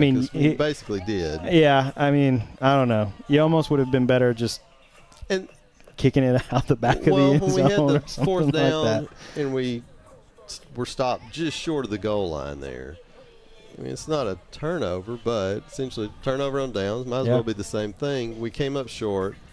First play, we've got him. We had a chance for a safety. We've got him at the goal line, and he bounces if not it a out. Safety, it's second and inside the 1 again.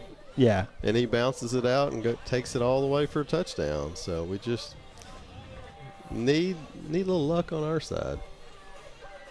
Yeah. Yeah, no doubt. A lot of football is, having the ball bounce your way a little bit on some fumbles or, I know, and we're all excited about. It just doesn't seem first game Tomato Bowl, first game with Coach Stevenson, the celebration of the skydiver, and the announcements pregame of being #1 stadium, and we're still not getting the ball to bounce our way. Yeah.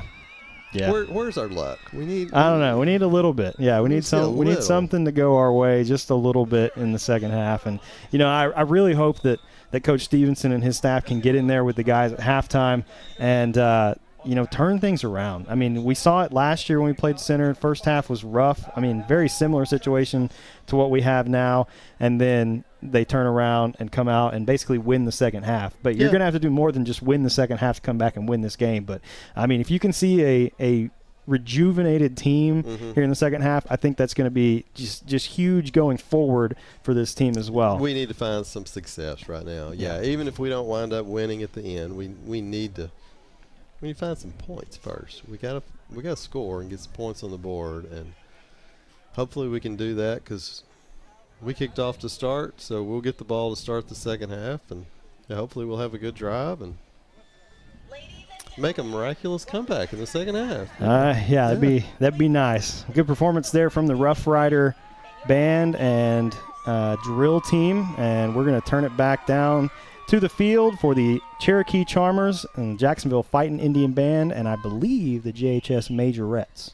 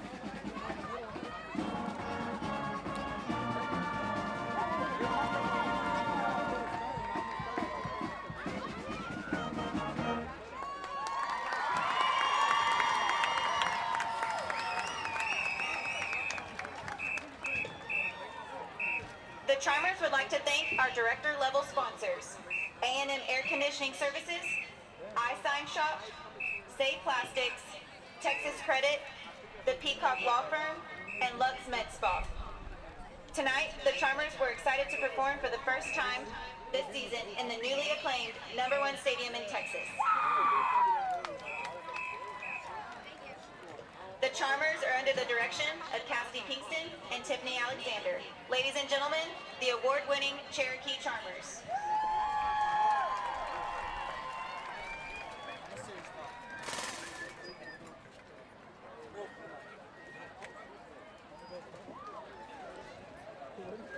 And now, introducing the Jacksonville Indian Majorettes, directed by Brianne G.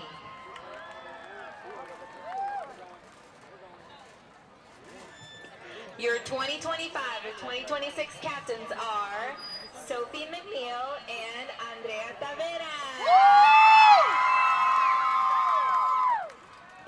Twirler of the week is Gisela Casas. Watch now as the twirlers perform to Seven Nation Army.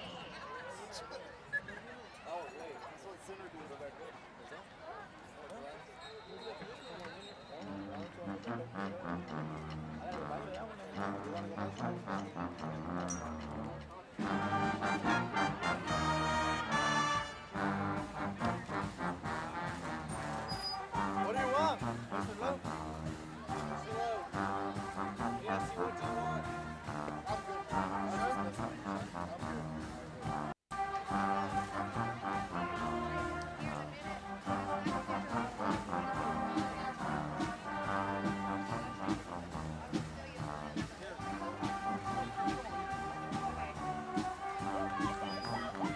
I'll go sneak you something out of the cooler. I just want one picture and then I'll get back up there and do what I gotta do.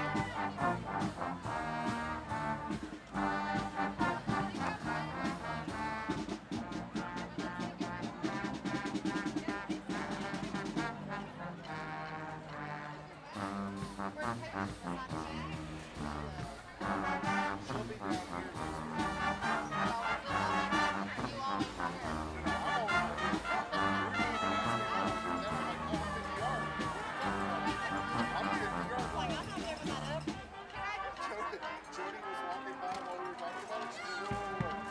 We didn't go off the 50-yard line. I love it.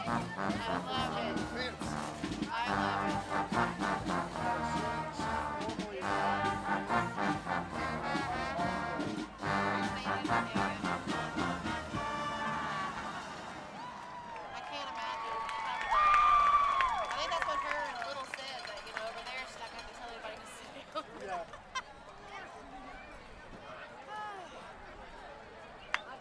All right, now I just need the Charmers or the Twirlers. I guess Twirlers don't get Teacher of the Week. Who the Charmers can make me Teacher of the Week?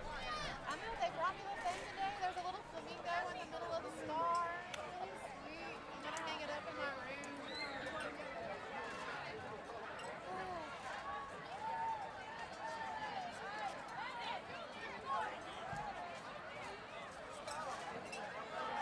Is that live? No. Is that live? No, you're not laughing at me.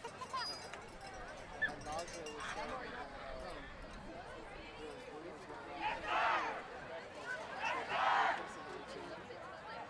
so I was like, she's like, I don't know what to do. And I'm like, well, I would start with Billy. She's like, he's in the middle school. I was like, yeah. So I Send him a called him. message. I called him. He's like, that was the first thing I did when I got back to campus. I went and pulled him out of the plant. And now, JISD is proud to present the Jacksonville Fighting Indian Band. The band is under the field direction of Senior Drum Major Anaja White and Junior Drum Majors Demetrius Hampton and Mauricio Trujillo. Featured twirler is Abby Barrier. Hey, it's all right. Tonight, the band will perform the Vienna Philharmonic Fanfare and Golden Bear March. There you go. You can get a shot there.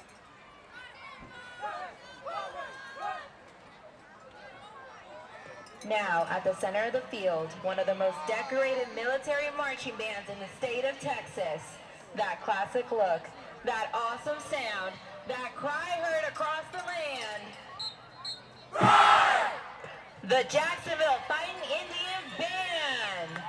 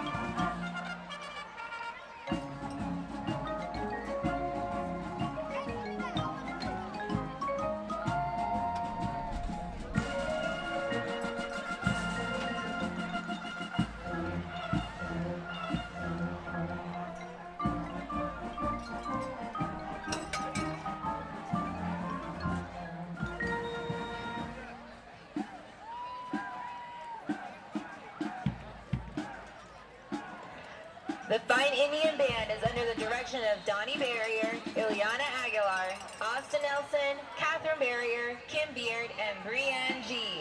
Freshman of the Week is Mighty Camacho. Band members of the week are Noah Waddell and Kara Vivka. Ladies and gentlemen, the Jacksonville Fine Indian Band.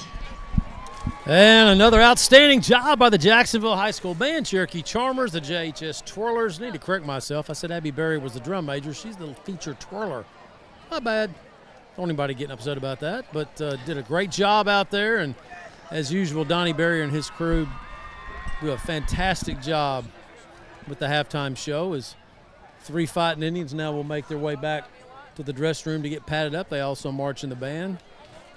It's halftime at Tomato Bowl Center, 21, Jacksonville 0.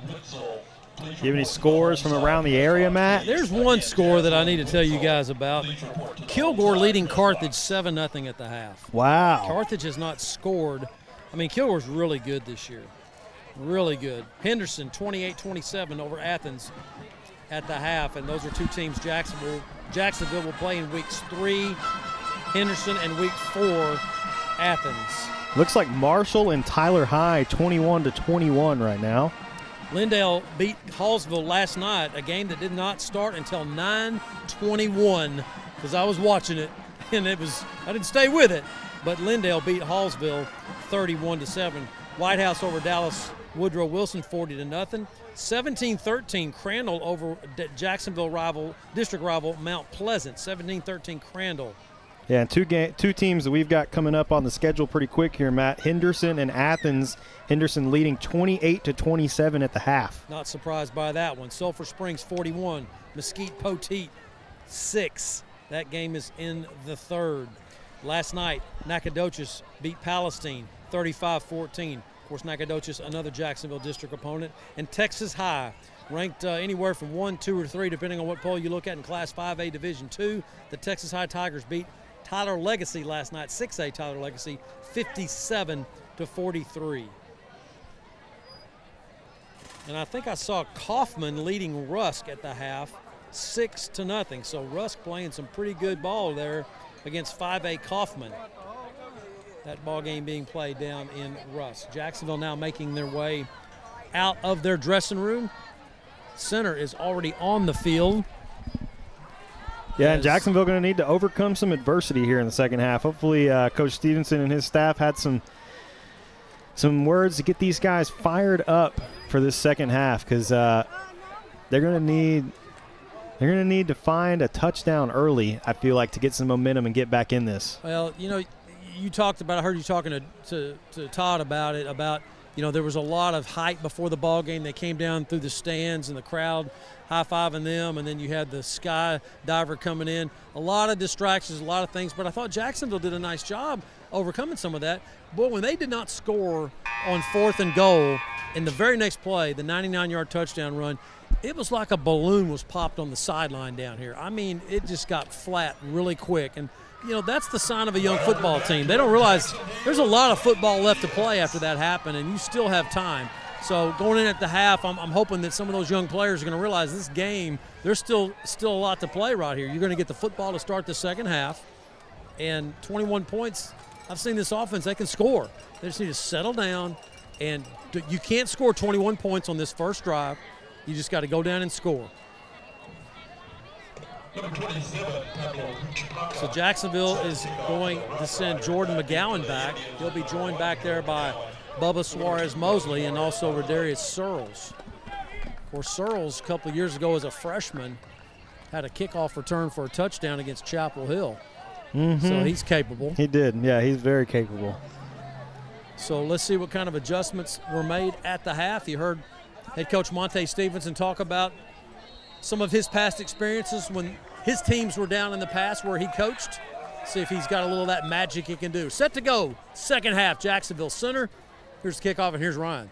Kickoff's brought to you by our friends at Neighbors Coffee. This one from Weechapa, fielded at the 5 by McGowan. McGowan with lots of room to run and a good burst of speed, going to make his way out over the Jacksonville 40-yard line. So a great return to start this second half. That's a good start for the Fighting Indians. Get a good field position. Now let's see if some of those emotions, you know, when I'm talking about emotions, I'm not talking about jumping around and acting, you know, crazy and everything, but just have a little pep in your step. Get your head up, clap, pat your teammates, touch somebody, and just keep your teammates up. I did not see that at all in the second quarter from this Jacksonville sideline. So let's see if Jacksonville can get off to a good start here offensively, as Searles will join Ben Bolton in the backfield for Jacksonville. 2 receivers right, 1 left here for the Indians on 1st and 10 to get the second half underway. Bolton scrambling to his right, quickly going to be met and dropped for a loss. It'll be 2nd and 12 after the 2-yard loss. Well, just no time. I mean, I got to say, center is just manhandling Jacksonville's offensive line. I mean, as soon as Ben Bolton gets the snap, he's having to scoot out of the pocket just to avoid the contact, and he can't even get his feet set to throw the football. He had a little play action to Searles, and he was hit immediately.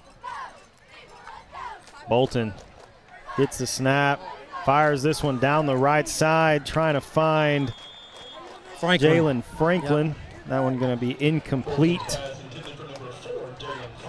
Franklin came up with a left leg injury. He's kind of limping, kind of came down awkwardly right there. The training staff will check him. Castle will check in at receiver for Franklin. And they're checking that knee right now of Jalen Franklin, the senior. So 3rd down, 12 to go for Jacksonville. 3rd and 12. Mosley going to go in motion. Bolton drops back. Lots of pressure. Going to pull this one down, but will be dropped for a big loss. And you would think the Indians are probably going to want to punt this one on 4th and Rusk. Well, one thing is Jacksonville is they're going to have to go to a quicker passing game because Bolton cannot stay in the pocket and plant and throw. They are all over him. The offensive line for Jacksonville is just not getting it done. There's no other way to say it. So the Fighting Indians, after that huge loss on the sack of Bolton, they'll punt the football away after going 3 and out. Yeah, and after the first punt, need to have a good snap back for Tavera on this one. Of course, Toby Simpson, the much relied upon deep snapper for the last couple of years for Jacksonville. That's unusual when he had that one snapped over his head, and now Jacksonville's going to have to burn a timeout. It's timeout Jacksonville, and we'll take it with them back in just a moment. This is Fighting Indian Football on JISD Live. At the South Jackson Dairy Queen, every day is a treat. Cool off in your favorite blizzard, celebrate big with our famous ice cream cakes, and stop in to see the friendly staff who make every visit special. Dairy Queen, where happy tastes good. Tonight's game statistics are sponsored by Randy Gorham, CPA. Randy Gorham, CPA, the source for your accounting and income tax needs since 1984. When we say we're with you, we mean we're with you for all of it. For the first steps, your third act, for the little wonders and big changes. We're with you for what if, and for making the what if happen. At Austin Bank, we help you up when you fall, cheer you on when you succeed, and stand with you for the rest. Welcome back to the historic Tomato Bowl. 4th and long here. Jacksonville set to punt this one away. Good snap back. Tavera not able to handle it. Gets the punt off. This one headed up to the left side, and a good Jacksonville hop. Well, he dodged something there. Tavera just dropped the snap. It was a good snap by Toby Simpson. He just dropped it. A lot of nerves tonight at the Tomato Bowl, Ryan. I mean, this is his first punt that he's actually had to field. The other one was over his head, like ever. This is his first game on varsity. It's wow. Yeah, when you got new guys, you got to go through some of this. I'm not sure what people were expecting when they came to the Tomato Bowl tonight, but I look at that roster and I see 5 sophomores, a freshman, a lot of juniors that played junior varsity last year. It's a different game at this Friday night level. So Jacksonville goes 3 and out. Center now will get decent field position at their own 43 for their opening drive of the second half, leading 21-0. Yeah, it's going to be at the 38. 38, excuse me. Yes, thank you. 1st and 10. Wolf low on the pass, intended for Decaden Cooks, incomplete. So they'll bring up 2nd and 10. So Wolf played the first quarter for center, and then they brought in Moten for the second quarter. So Nick Brown, the head coach for center, trying to look at both of his quarterbacks. Now a guy graduated last year. What was he, Lamar Jackson? I mean, he was unbelievable. Considering that was his first year playing quarterback, he was very impressive. His handoff's going to go to 32 around the right side, going to pick up the first down and get across midfield into Jacksonville territory. 32 is a tush hog. I mean, he can go for center. No, we don't have his name. We thought it might be Bluford, but we don't know. I don't know. Yeah, and I asked the PA announcers and the spotter over here at halftime if they knew who it was, and they have the same roster we do. So Wolf looking to his right, pass complete, quickly upfield, going to pick up about 5. Yeah, Sayshawn Simmons, nice job by Jacksonville's 10th grade linebacker right there, making the tackle and staying home. Also, nice play by Haddon Hicks. No, check that, not Haddon, that's Victor Chavez. So 2nd and 6.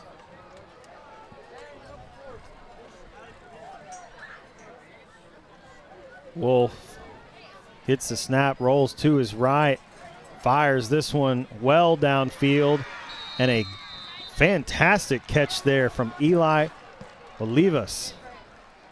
Able to get the feet down, stays in bounds, and that is a big completion for center. Wow. Yeah, Wolf just kind of slung it toward the sidelines. I mean, the receiver just chased it down. Well, and he was completely uncovered as well. Well, he was covered in the middle of the field, but the Jacksonville defender did not break to the ball like he did, and he broke to it and got it on the sideline. So Big first down. Yeah, 1st and 10 from the Jacksonville 11. Wolf going to keep it himself. Lots of room to run up the middle, and he will score. Just a great ball fake right there, and good read. Defensive end closed down, and Wolf just catches it, or keeps it, I should say, and he'll go in from 11 for the score.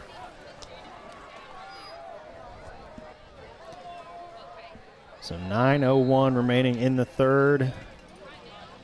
Center finds another one. Pablo Huichapa in to attempt the extra point. Extra points brought to you by our friends at Neighbors Coffee. This good snap back, hold is good, and Huichapa is good on the extra point, so that makes this a 28-0 game. 9:01 remaining here in the third. We'll take a short break and come right back. This is Fighting Indian Football on JISD Live. Since 1953, Hubert Glass Oil has been servicing the Texas market with the finest quality fuels and lubricants. Each batch is crafted with precision and quality tested by our in-house lab. Whether you're on the road, on the farm, or on the job, we have the right product for your needs. This glorious Whataburger is yours. A few minutes ago, it didn't even exist. Why? Because every Whataburger is 100% fresh beef and made to order. That means we didn't start cooking it until this exact moment, right here, when you ordered it into existence. Whataburger, just like you like it. I'm Matt Montgomery. For over 40 years, my business has helped people manage their money and organize their financial life. I'm a registered investment advisor with the state of Texas and chartered financial consultant. Whether you need portfolio management or comprehensive financial planning, I can help you. Call me for a free consultation. Welcome back to the historic Tomatoville. 9:01 remaining here in the third. Huichapa set to kick this one away. Kickoff's brought to you by our friends at Neighbors Coffee. This one high and short, not fielded well by Jacksonville. Searle's going to go down. I'm not sure that he called a fair catch, but he stood there. So. Well, they did. Called a fair catch, and the guy that called the fair catch, it bounced off his chest, and Searle's got it. He can't advance it because his teammate, I believe that was Castle, called a fair catch. Bounced off his chest, and, well. 1st and 10 from their own 21-yard line. Last night, the Jacksonville freshmen went to center and won 41-8. So just thought I'd throw a little good news out there. They're coming. But this season is just starting, and I believe you'll see a lot of improvement in this Fighting Indian football team once the guys settle down and they get the jitters away and got a lot of inexperience. Once they can kind of get something under their belt, Ryan, I think Jacksonville's going to greatly improve. We called a fair catch inside the 25. Shouldn't the ball go to the 25, or is it because we bobbled it? There goes Searles. See, that's what Jacksonville's been missing right there, a guy that can pop right there. Don't tiptoe. Put your head down and go. Yeah, good pick up there from Searles. Going to get 8. Yeah, I agree. I don't know why that wasn't a fair catch. I don't know why they put it out there at 25. Searles, handoff goes to him up the middle again, and he will pick up the EAG Ford first down. Another solid run by Searles. The Fighting Indians are just going to ride him till they stop him. I'm sure that's 2 in a row. 1st and 10 from their own 37-yard line. 1st and 10 from the Indians. 37 trips right, 1 left in the formation. And looks like may have a false start on Jacksonville. Little twitch there. False start on the offense, number 77. Yep. 5-yard penalty. Thought I saw Josiah Wallace. Little twitch of that shoulder there. Following the 5-yard walk-off versus the Indians, brings up 1st down 15. So after the penalty, 1st and 15 for Jacksonville. Clock still moving, 8:10 remaining now in the third. 2 receivers right, 1 left. Searles still in the backfield with Ben. Bolton drops back, finds Searles, makes a man miss, has some room trying to get back some of that yardage. Finally pushed out of bounds after a pretty good gain, and that will bring up 2nd down and 7. Well, Searles is clearly Searles has given this offense a little bit of life here. and he is fired up. He is talking to his teammates, and he's excited. And that's what this Jacksonville offense needs. They need somebody to come in and spark them. Somebody make a play. Yeah, so far this drive has been all Rodarius Searles.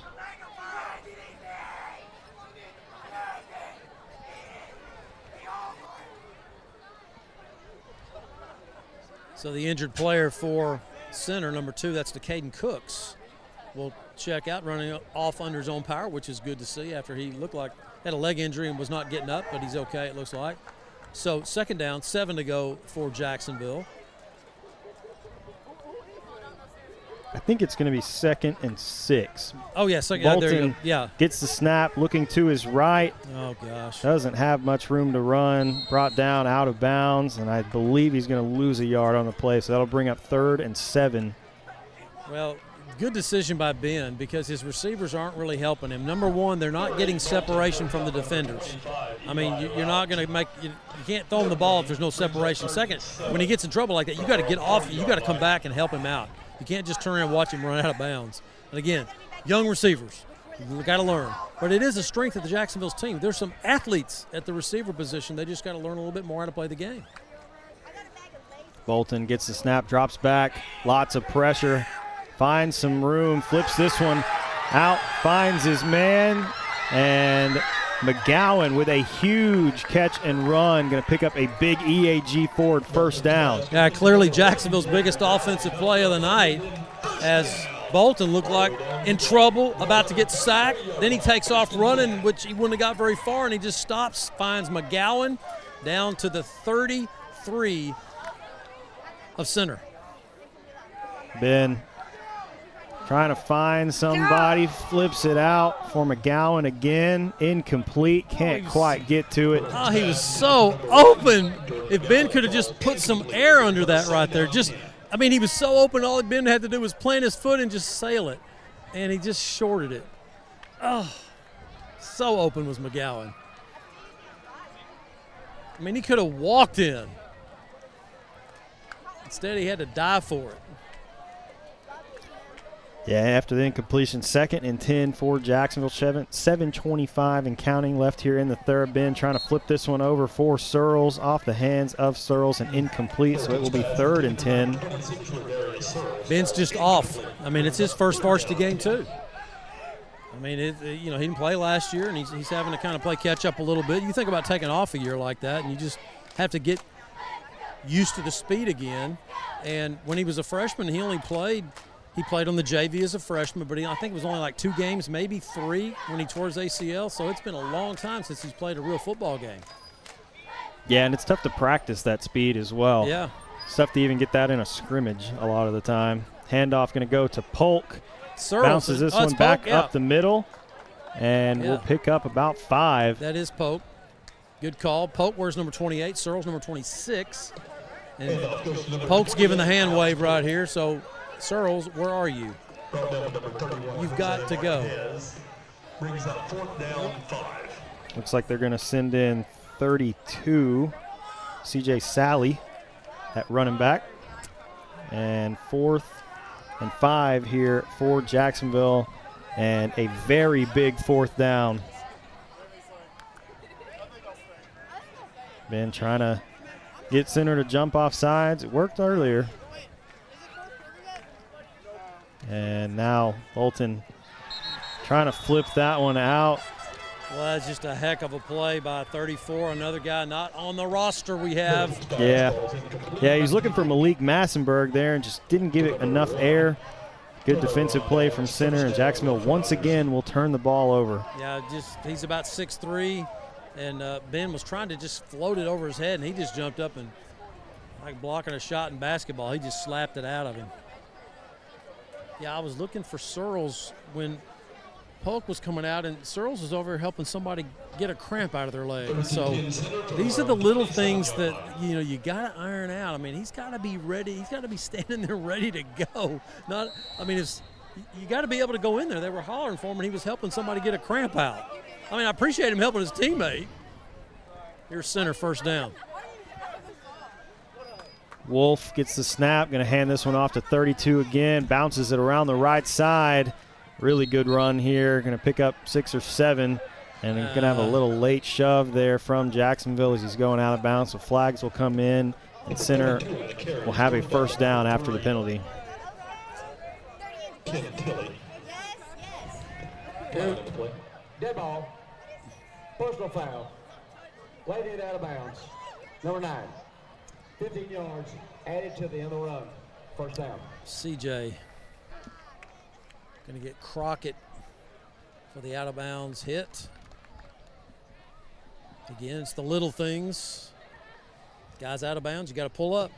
Following the penalty enforcement brings up 1st and 10 center from their own 48-yard line. Next week, it's the Brownsboro Bears coming in to Tomato Bowl. Interesting connection I'll share after this play about that game. 1st and 10 for the Roughriders, just shy of midfield. Wolf looking to his right. Nice tackle. Good catch. Going to pick up about 8. I believe that was Tilly with a tackle for Jacksonville. Offensive coordinator Bryant King of Jacksonville. He's a young offensive coordinator, graduated from Brownsboro High School, so his alma mater will be coming over next week and he'll be coaching against them. Kickoff at 7:30 here at Tomato Bowl for week 2. 2nd and 2 now for the Roughriders. Handoff going to go up the middle with Villegas, and they will pick up the first down.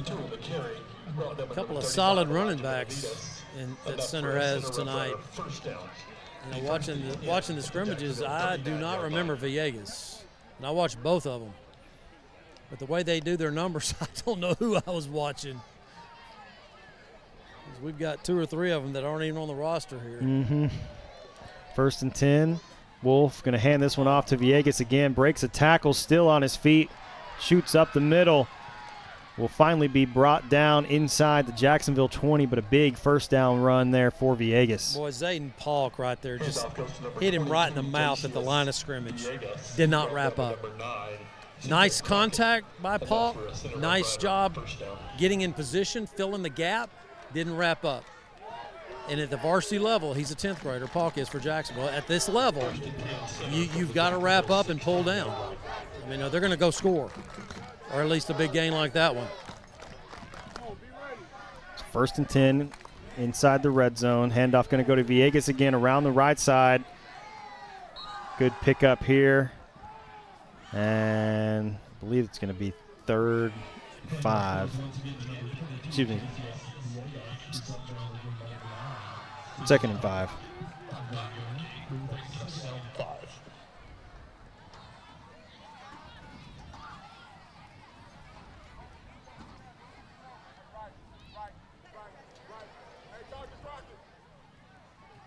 I will say, Matt, so far the chain crew tonight has been on it. Yeah. You know, a lot of times we have some issues, especially in the first game with chains and spotting the ball and stuff, but they've been rock solid tonight. Picked off! Huge pick there for the Indians. Well, that's going to be a touchback, or maybe they're going to mark him at the 2. That's where they're going to mark him. Looks like Tilly? For the Indians. Yeah. Well, that's going to be a touchback, or maybe they're going to mark him at the 2. That's where they're going to mark him. I don't know. Who's coming off with the ball? I'm pretty sure it's C.J. Crockett. It is Crockett.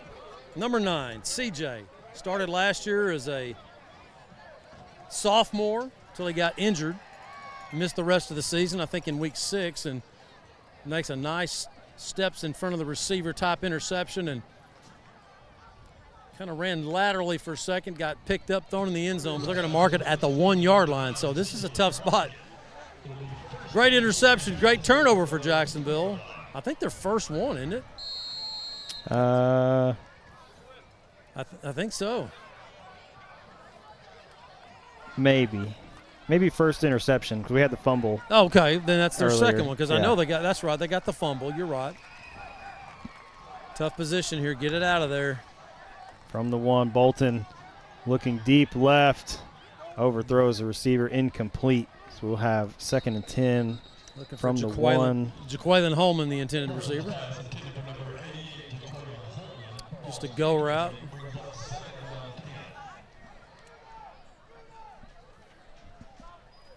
So Searles in the backfield, standing on the gold letters in the end zone with Ben Bolton.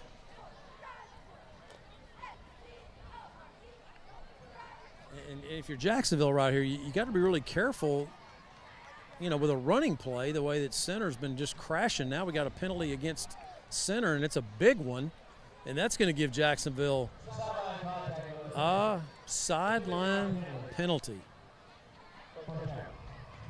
That's a huge help for Jacksonville. It's going to move the ball out to the 16. I wonder if it was one of those officials maybe running into a coach or something. That's a point of emphasis. You have to be off the white behind it, everybody. Searles going to get the handoff from Bolton. Good run here from Searles. Going to pick up about 4. Hey, watch out. Come on now. That's got to be a flag. Thank you. I mean, Searles was on the ground, and this guy just for center just reached down and just slapped him in the face. Wow. What is that? God. I mean, Searles he tackled him, and he decided, I'm just going to smack you in the face.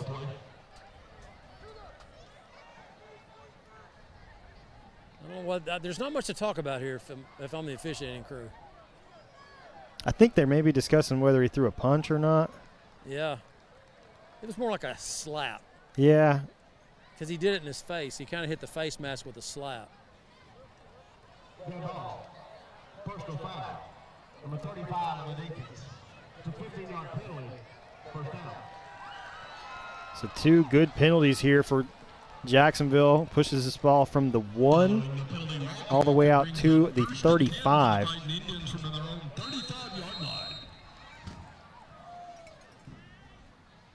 So another EAG forward first down after the penalty. This drive started at the 1-yard line, now at the 35. Ben fakes the handoff, trying to find some room, flips this one forward, trying to find Suarez Mosley. It's going to be incomplete, bring up 2nd and 10. Just rushing his throw, but once again, he's under pressure. I mean, Ben Bolton, when the snap gets back, he's immediately having to leave and not read the DBs. He's just trying to stay out from getting tackled. So this Jacksonville offensive line still has a lot of work to do. They've given some really nice protection on some plays, but more often than not tonight, center has won the line of scrimmage. Searles in the backfield with Bolton. Ben drops back. Hold it. That one over the head of Malik Massenberg. Man. And incomplete, so we'll bring up 3rd and 10. You heard me trying to help the refs there. I thought that was a hold by Cooks. I really thought he grabbed Massenberg. See, that's what Monte Stevenson, look at him. He's saying, did you see that? He grabbed his jersey. That's what I saw. No call. Unless they said it was uncatchable. But the reason it was uncatchable is because he's being held. That's right. Thank you. So 3rd and 10. Bolton gets the snap, drops back, has some time on this one, fires it well downfield, trying to find McGowan. We'll see who comes down with it. Come on, tie goes to the home team. Yeah. Big catch. Yes, sirree. Jordan McGowan. That's the one that Jacksonville had earlier, and they didn't give it to him, so they're going to give him that one. I thought he caught that earlier one. Stripped it away from him. Big play for Jacksonville. Yeah, we've had some explosive plays these last couple drives from Jordan McGowan. Bolton now going to take this one. Fires for Suarez Mosley. Makes a man miss. Still on his feet. And gets down to the center 15. Well, we got injury right here. Man, Jacksonville just cannot seem to get the injury bug off. They're helping him up. That's good. Oh, they got that ankle turned. When you get that little twist up, they twist you around like a pretzel and get that ankle turn. And, Jalen Franklin's on crutches. right now with a brace on his knee. Not sure exactly what that's going to be. I'm sure that's one of those x-rays. Got to find out. MRIs. So Mosley checks out. It's actually his arm, not his leg. So 2nd and 10. Or first, whoop. Ben, no time. Going to be slung out of bounds. Big loss on the play. No time. Bounds by number 15, Gregory. Loss of about 8 yards, brings up 3rd and 10. Big loss on the play, 3rd and 10. Under 2 minutes remaining here in the third quarter. Yeah, man, what a wasted opportunity this will be if Jacksonville cannot at least get a field goal out of this and get on the board just to get that goose egg off. But, man, a touchdown. They got 2 downs to get it here. See these guys jumping around like jumping beans? Look at that. 3rd and 10. Bolton gets the snap, fakes the handoff, rolling to his left, going to keep it himself. Breaks a tackle, big pickup here. Ben Bolton, Yes! EAG Ford, first down. Man, he made that little hop step. Thought he was down. He picks up an extra 4 and gets the EAG Ford first down. Nice run by Bolton. Puts the ball 1st and 10, just outside the 10. We'll call it the 11. So Jacksonville can get a first down near the 1-yard line of center as we move toward 1:30 in this third quarter. Yeah, that was much needed there. Great pickup for first down for Ben. Handoff now going to go to Searles around the left side. Has some room to run. Going to pick up about 8. Moves it inside the 5. Searles just gives you that, not just the burst of speed, but just the way that he can plant and get up the field. And now Polk kind of limping around a little bit right there. Was that Polk running? No, it's Searles. Okay. A little tush push here. Keeper up the middle. I think Ben is going to be like right at the first down marker. I think we also had a flag come in, and there's an injury. Searles is down there. Hey, there's a hurt down right there. Man, the officials just didn't even recognize Searles laying on his back. What did they do? The line judge just looking at him. You got to stop play. I think they have. I think there was a flag down on the other side.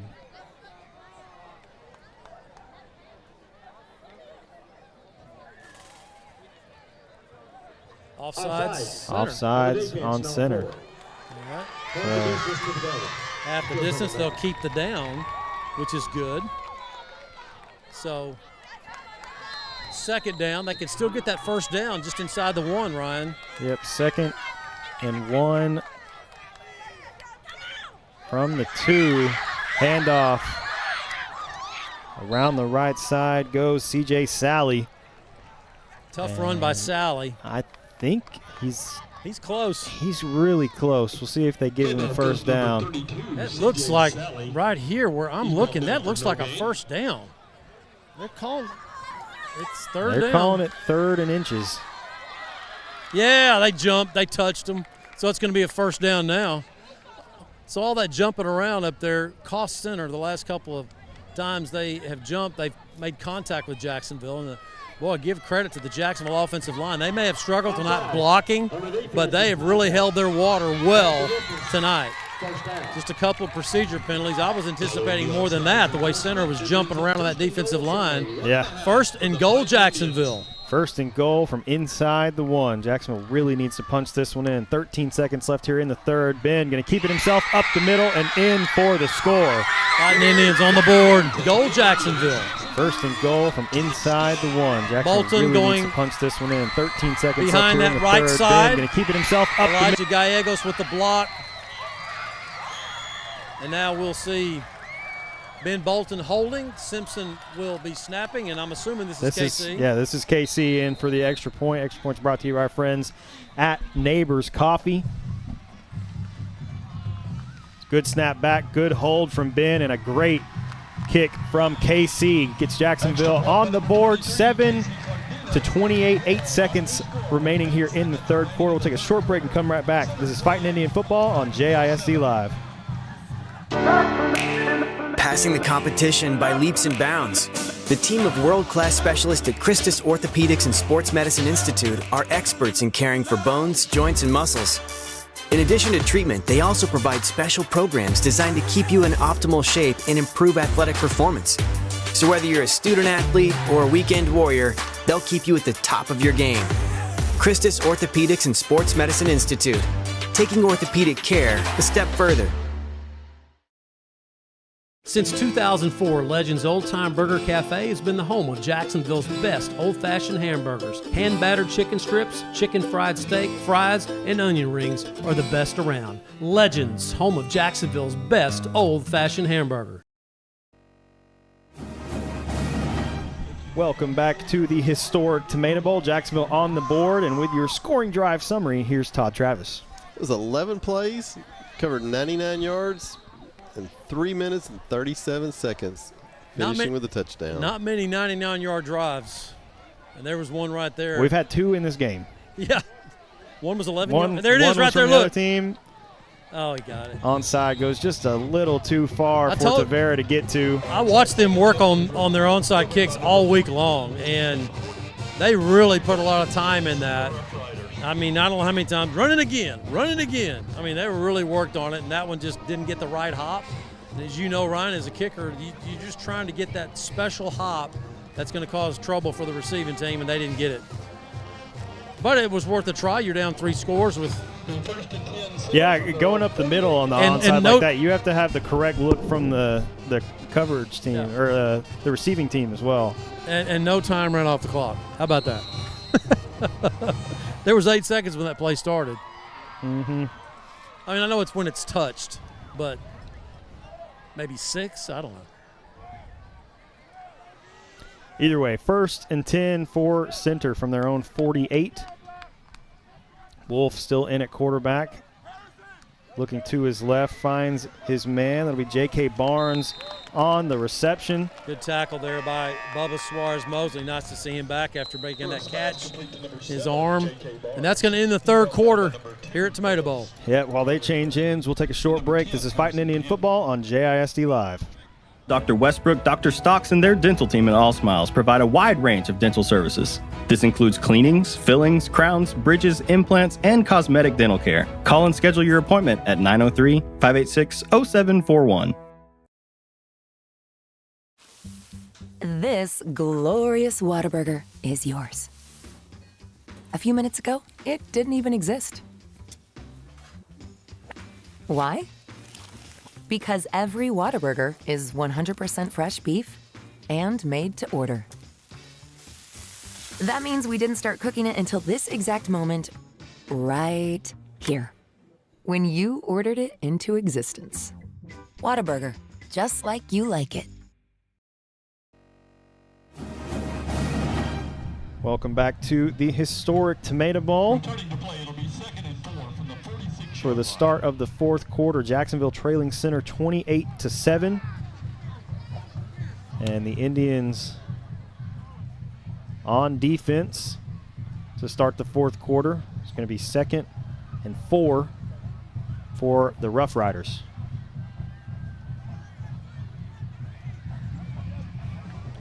It's been Wolf in the second half. We haven't seen their other quarterback, Moten, yet. 2nd down 3. Wolf makes his way around the left side, going to pick up the 1st down. Pretty good run there from Easton Wolf. Well, good downfield coverage by Jacksonville, forcing Wolf out of the pocket, but unfortunately, second level guys were not there. 1st down, Center. 1st and 10 Center Roughriders from the Jacksonville 37-yard line. So 1st and 10 from the Jacksonville 37. Easton Wolf still in at quarterback. Trips left, 1 right for the Roughriders. Wolf able to break a tackle. Lots of Indians in the area. Ball. There it is. The ball. Oh, got to get that ball, Can't baby. Get on it. Good recovery there from Caden Robinson. Easy. They're going to throw a flag on that one. clearly Caden Robinson had that football in Jacksonville, just kept trying to rip it. I don't know. Did? Oh, yeah, they did call. They did throw a flag. Yeah, Jacksonville just kept trying to rip the ball out of Robinson's hands after he made the recovery, and that's when you saw the flag come in. But nice job by Jacksonville stripping that ball away from Wolf, the quarterback. But a great play by Robinson, number 3 for center, coming in and helping his quarterback out and recovering that fumble. Dead ball. Personal foul. Number 5 on the defense. Yeah, It's a just 15-yard penalty. First down. Mario just being aggressive. Mario Rodriguez with the penalty. Just trying to get that fumble. You know, effort penalties are not, you know, you don't want to see a personal foul like that, but you know, it was effort. He was trying to get the football, and he just kept going and kept fighting for it, and the whistle had already blown. Getting a word now is Rodriguez from his defensive coordinator, Isaac Thomas. Following the penalty enforcement, encouraging him. 10 Roughriders from the Jacksonville 18-yard line. Trips left, 1 right for the Roughriders. Wolf looking to his left. Pass is complete. Going to pick up about 5. I believe that's Cam Kelly on the reception. What a nice tackle by Jackson Penn. They said Rodriguez, but I thought that was Penn that came in and made that tackle. Nevertheless, it's a first down for center. That'll push the football down to the Jacksonville 13, it looks like. Now, officials, now what? There's a flag on the other side. Okay. I didn't see it, sorry. Holding. On the offense, number 5. It's a 10-yard penalty from the spot. Still first down. Still first down, but they'll go 10 from the spot of the foul.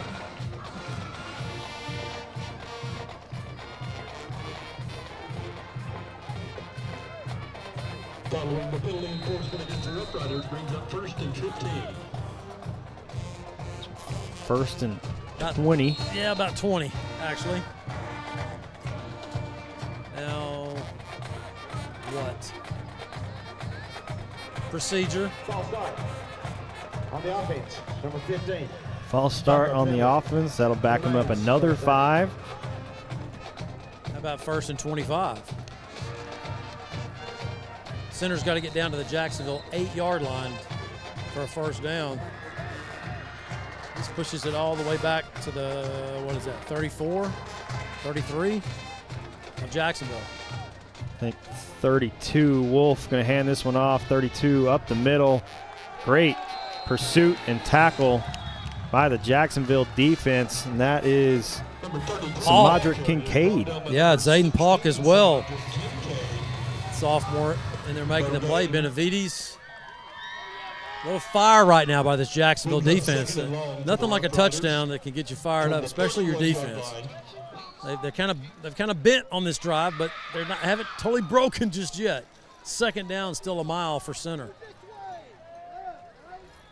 2 receivers each way. Wolf going to drop back, looking over the middle, wide open, makes the catch, and gets down near the first down marker, and it looks like they're going to mark him about 2 yards short. Yeah, 10-yard line's got to get to the 8. 3rd and 2 from the Jacksonville 10-yard line.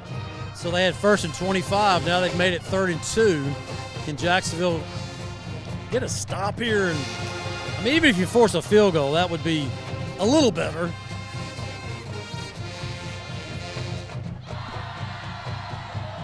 Oh, bad snap. They got it. Oh, quarterback was not ready. He the ball was got not ready snapped. at all. Yeah, ball got snapped early, and so Zayden Paulk came in there and finished him off, and now 4th down. He did, and it's going to be 4th and 8 now after the bad snap. So I would think they're probably going to bring Wee Chop on to try to boot this one through. Yeah, why not? Non-district game. You got to work your kicker in right here and see if you can get him an opportunity. This is not worth going for when it's a makeable field goal here. They'll spot it now around the 24, so a 34-yarder from the left hash. Yeah, I think it's 33 is where Wee Choppa's got this one set up. Wolf into hold, and we're going to have a stoppage here before they get the snap off. delay of game. I didn't even consider the play clock. I wasn't even looking back there. So now you got a 38-yarder. He's got the leg for it. Yeah, they'll keep him in. Yeah. I mean, this is what you want to do with your kicker. I mean, it's a non-district game. You want to see what you got. 38-yard field goal from Pablo Huichapa. Good snap back. Wolf gets it down. Huichapa, this one up and good. With some despair. Field goal good. That makes this a 31-7 game with 8:15 remaining in the fourth quarter. Take a short break and come right back. This is Fighting Indian Football on JISD Live.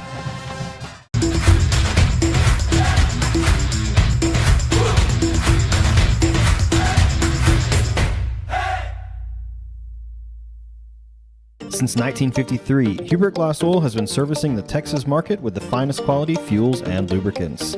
Each batch is crafted with precision and quality tested by our in-house lab.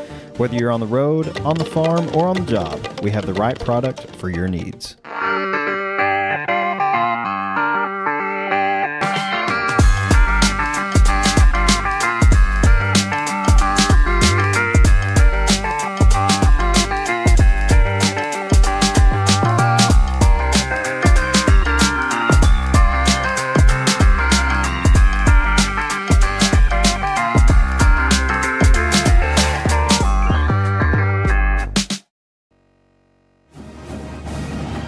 Welcome back to the historic Tomato Bowl.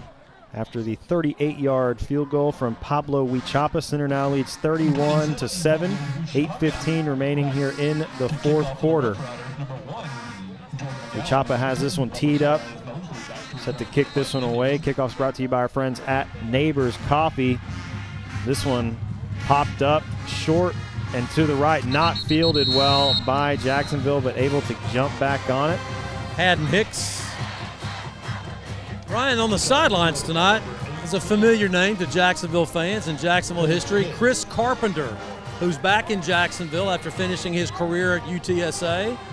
One of the all-time leading receivers in Jacksonville history until Devin McEwen broke several of Chris's records, and then they ended up being teammates down at UTSA, and he's back in the Jacksonville Independent School District working and down here on the sidelines helping out. Not sure what direction he's going to go. He's just trying to figure out. He just got out of college, and he's got his degree, and he's just thinking about stuff. So great to see the great Chris Carpenter down here after having a heck of a career at UTSA.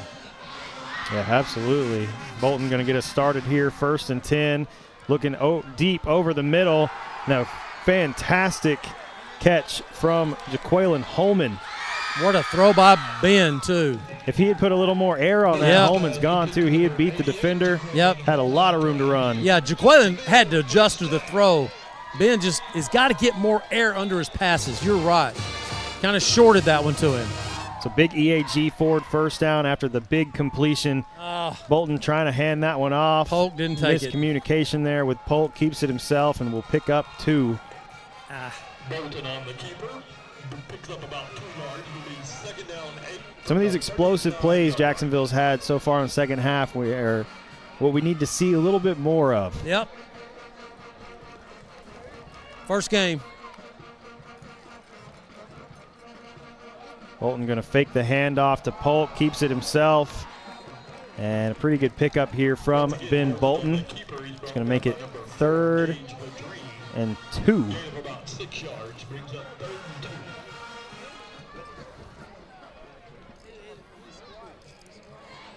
So good pickup there from Ben Bolton.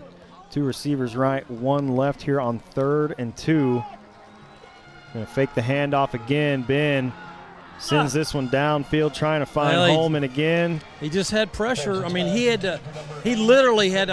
looking at his hand because when he released it, it came down on one of the helmets of the center player.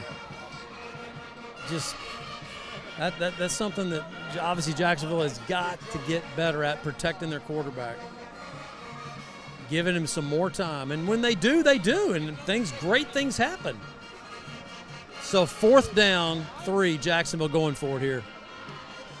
Bolton going to hand this one off.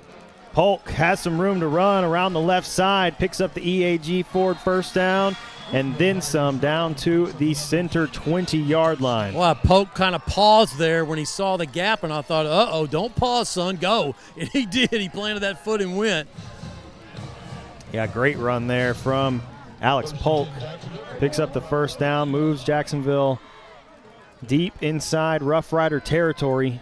2 receivers right, 1 left for the Indians.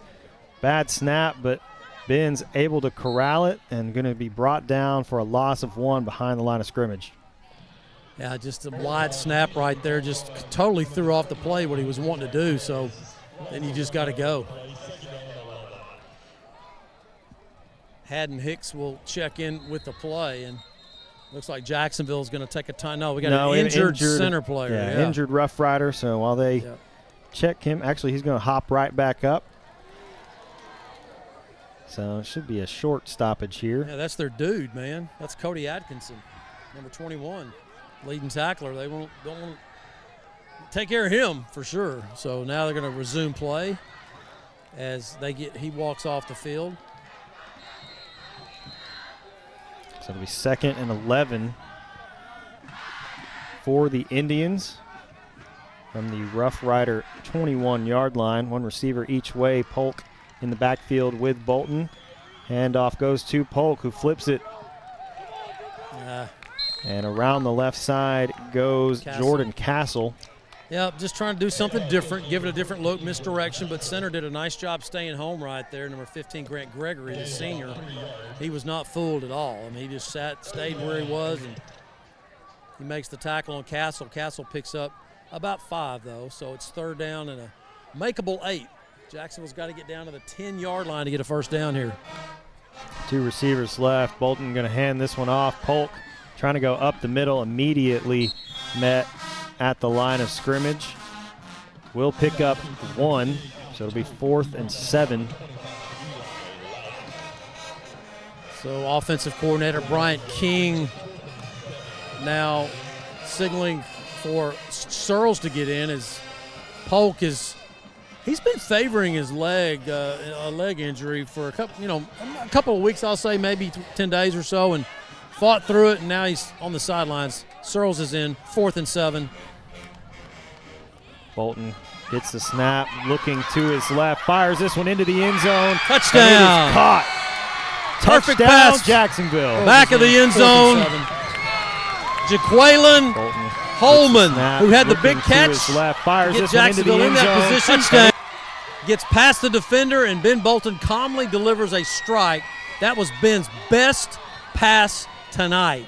Why?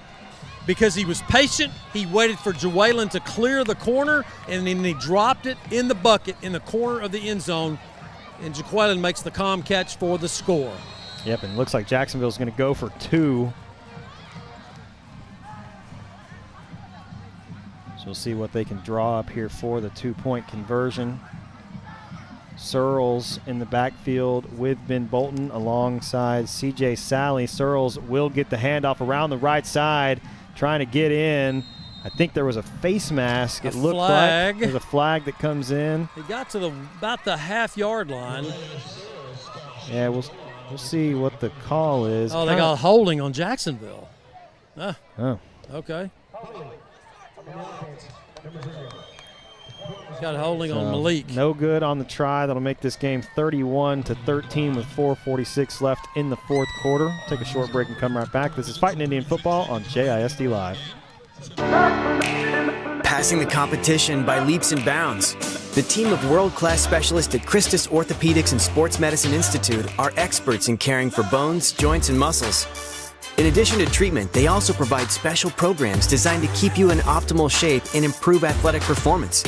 So whether you're a student athlete or a weekend warrior, they'll keep you at the top of your game. Christus Orthopedics and Sports Medicine Institute, taking orthopedic care a step further. Dr. Darwin Dar and his staff at Dar Chiropractic specialize in family chiropractic care, exercise rehab, digital x-rays, nutrition and weight loss programs, decompression, and chiropractic wellness care. Located down the street from the Tomato Bowl, Dar Chiropractic. They can help you feel better. Welcome back to the historic Tomato Bowl, downtown Jacksonville, with your scoring drive summary. Here's Todd Travis.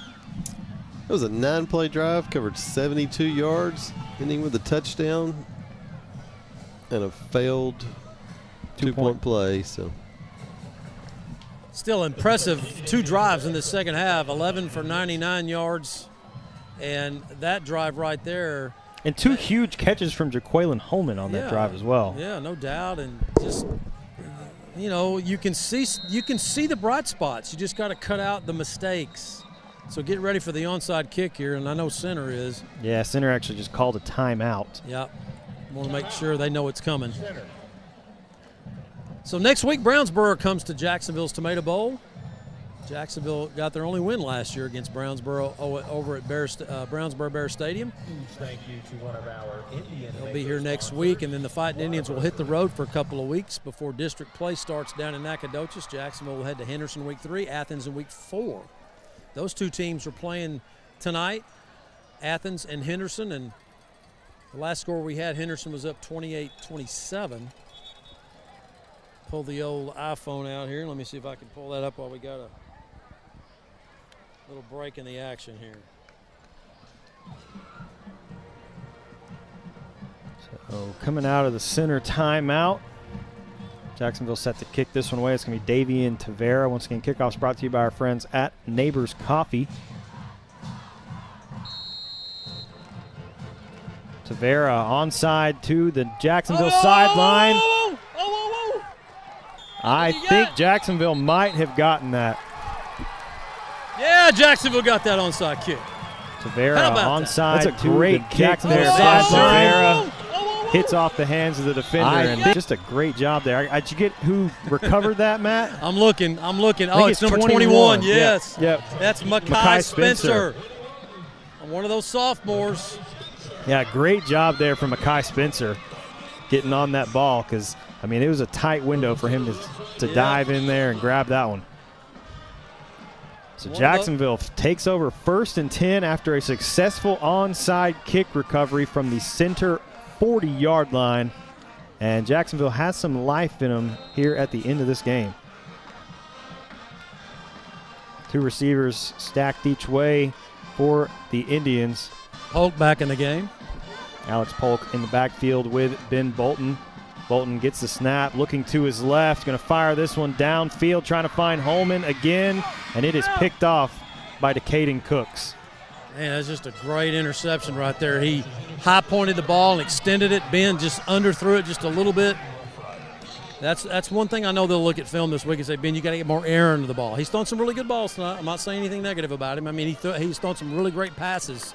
But if there's one thing, on those, you don't want to underthrow those. If anything, you want to overthrow. If your guy can't get it, so what? That's also interception number 4 tonight for Ben Bolton as well. He's going to learn from those. He'll learn. Again, didn't play last year. But Ben will be the first to tell you that's no excuse. I mean, he knows he's got to work on some stuff, and he will.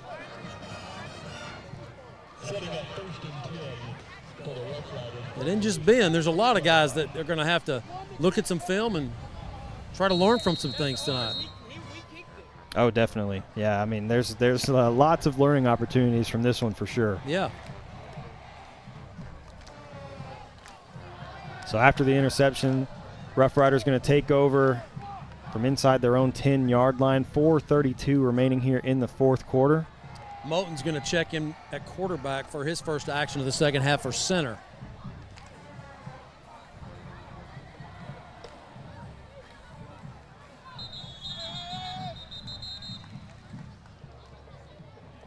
Going to have a stoppage here. Trying to reset the play clock.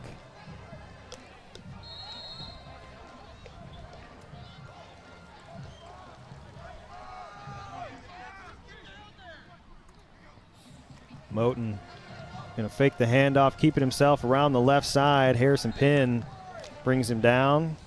Can pick up a couple. Yeah, for Jacksonville defensively right here, it's time to start chopping. Start chopping at that ball. One guy hold him up, the other guy come in and tomahawk that ball out of him.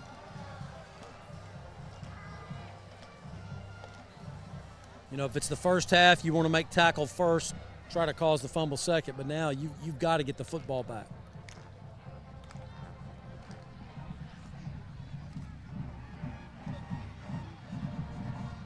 Going to be 2nd down and 7. With the clock running, center going to run this play clock down as much as they can. 2 receivers left, 1 right for the Roughriders, and we will have a delay of game here as Moton lets the play clock run out. That will back center up 5 yards, so that gain they had of 3 yards on the last play, it's going to be 2nd down and 12 after the penalty.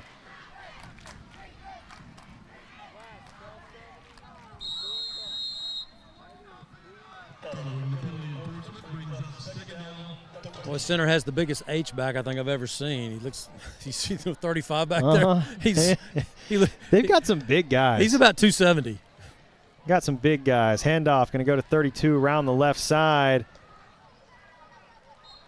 Squeaks his way through and going to get a pretty good pickup there of about 10. It should bring up 3rd and 2, I think, from where they're spotting him.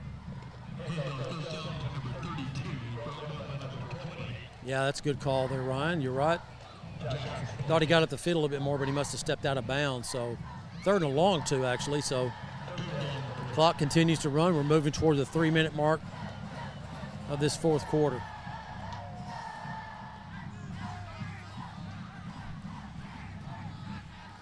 Two receivers left, 1 right. Low snap. Moton able to handle it.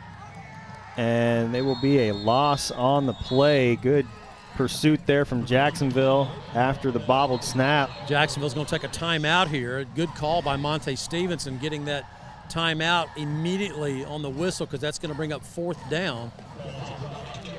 Yeah, 4th down, and you have the 2-minute timeout, so you get an extra stoppage.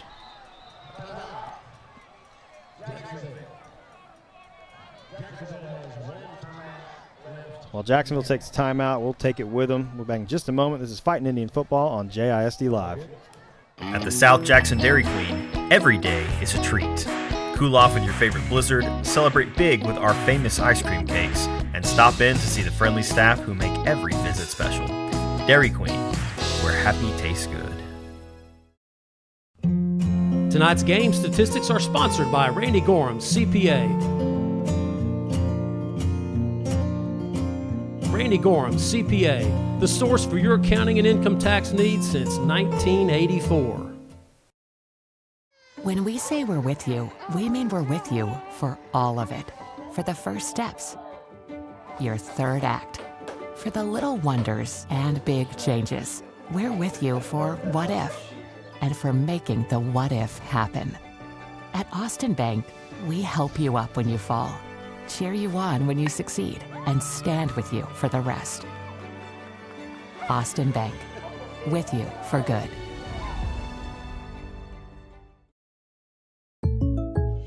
When you bundle home and auto, life can be easier. You choose coverage that makes sense for you, at a price that's right for you, and a local State Farm agent who's there for you. Call State Farm agent Jeremy Harmel in Jacksonville today. Ready to hit the road in a brand new Ford? From dependable trucks to family-friendly SUVs, we've got the right ride for every road ahead. Drive home today with unbeatable savings and award-winning service, only at EAG Ford Jacksonville, your hometown Ford dealer. We'd like to thank this week's team meal sponsor, Chick-fil-A. Thank you for your valued support of Jacksonville Athletics. At the South Jackson Dairy Queen, every day is a treat. Cool off in your favorite blizzard, celebrate big with our famous ice cream cakes, and stop in to see the friendly staff who make every visit special. Dairy Queen, where happy tastes good. Life insurance that meets your needs now for when they need it most. With help from your State Farm agent. Call State Farm agent Jeremy Harmel in Jacksonville today. Like a good neighbor, State Farm is there. Get a quote today. Since 1953, Hubert Glass Oil has been servicing the Texas market with the finest quality fuels and lubricants. Each batch is crafted with precision and quality tested by our in-house lab. Whether you're on the road, on the farm, or on the job, we have the right product for your needs. This glorious Whataburger is yours. A few minutes ago, it didn't even exist. Why? Because every Whataburger is 100% fresh beef. Welcome back to the historic Tomato Bowl. 4th down here for center after the timeout, and the injured Rough Rider able to make his way off the field. 2:49 remaining here in the 4th quarter. Uchapa, Gosh, he almost got that. good punt here. Gets a good bounce. McGowan going to let that one go, and it will be down at the Jacksonville 37-yard line. I don't know if you saw how close Randy Searles came to blocking that. But that, pretty close. Yeah, Coach Stevenson put him in the ball game specifically to get off the edge and go after it, and he came so close to getting it. Coach Stevenson talking to him about it right now. So Jacksonville with 2:38 remaining in the ball game to try to close the gap again.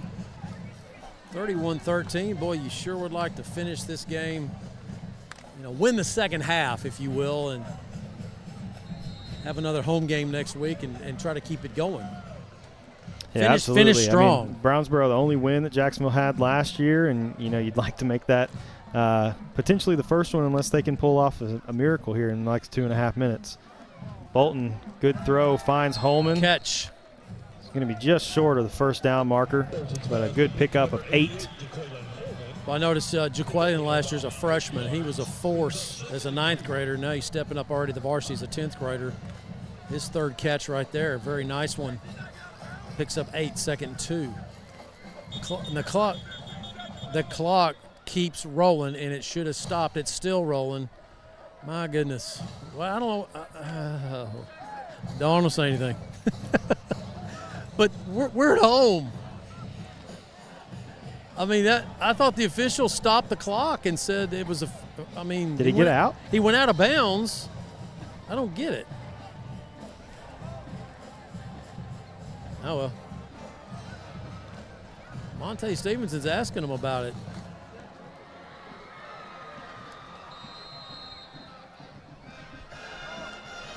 Second and 2.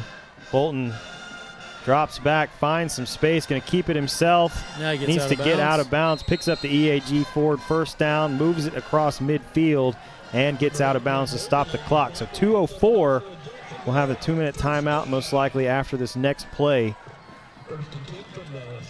I don't understand. Jaquelian caught that pass and clearly went out of bounds. So I don't know. That cost him about 30 seconds. So first down, after Ben Bolton gets the scramble for the EAG Ford first down.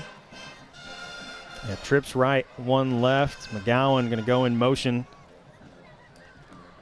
Bolton gets the snap, drops back, trying to look to his left. Not much time.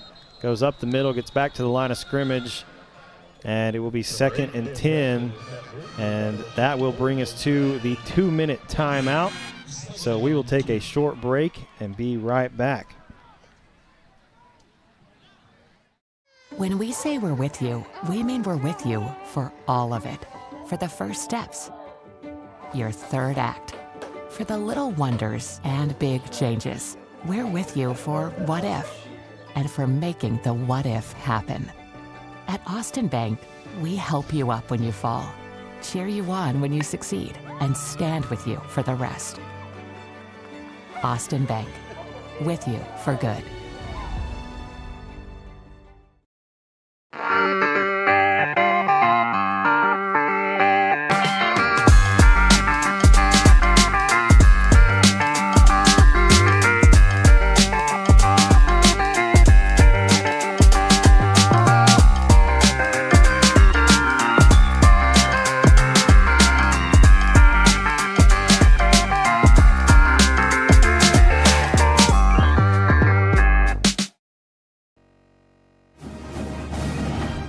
Welcome back to the historic Tomato Bowl. After the 2-minute timeout, we have 1:58 left here in the 4th quarter. Jacksonville trailing center 31-13.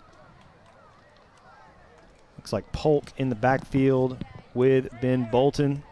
Trips right, 1 left on a 2nd and 10 play here inside Rough Rider territory. Bolton gets the snap, looking over the middle. No one there. Going to try to throw this one to the far sideline. Caught. It looked like it's caught by Jordan Castle, but there is a flag that comes in. Oh, it's going to be holding. Yeah.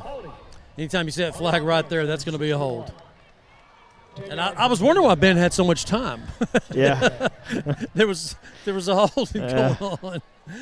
Oh, it's going to get better. This is the first ball game. Hopefully the O-line's going to get some work in and start forming some better pockets, if you will, for Ben Bolton. Yeah, I think they're going to mark the hold off. I think they're just going to take it from the spot. Yeah. Maybe. It's also 10 yards, so it's either from the spot or it's just they marked it off 10. So 2nd and 20 now for Jacksonville. Bolton looking to his left, gets hit as he throws. Good catch from Jaquaylin Holman. Moves the ball back across midfield. Picks up 9. Yep. Gets it to a more makeable 3rd and 11 here. So you got 2 downs to make 11 yards. I like the way that Jacksonville's offense, Bolton and Jaquaylin, working that sideline. Yeah, Jaquaylin's been big here in the second half. Well, made some great catches. Yeah. He's getting open as well. It's kind of a struggle. You want to get out of bounds and stop the clock, yeah. So 3rd and 11. Bolton, not a lot of time. Once again, scrambles forward, going to pick up about 4. Man, if he could have just cleared that one defender right there for center, just clear him. Now Jacksonville's going to have to take a timeout. Yeah, it's going to be 4th and 7. Jacksonville going to take a timeout. We'll take it with them. Be back in just a moment. This is Fighting Indian Football on JISD Live.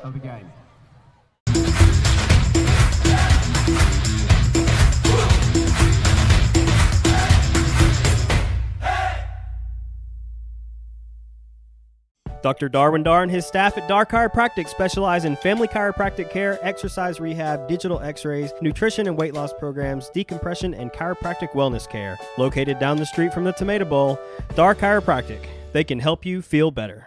Dr. Westbrook, Dr. Stocks, and their dental team at All Smiles provide a wide range of dental services. This includes cleanings, fillings, crowns, bridges, implants, and cosmetic dental care. Call and schedule your appointment at 903-586-0741.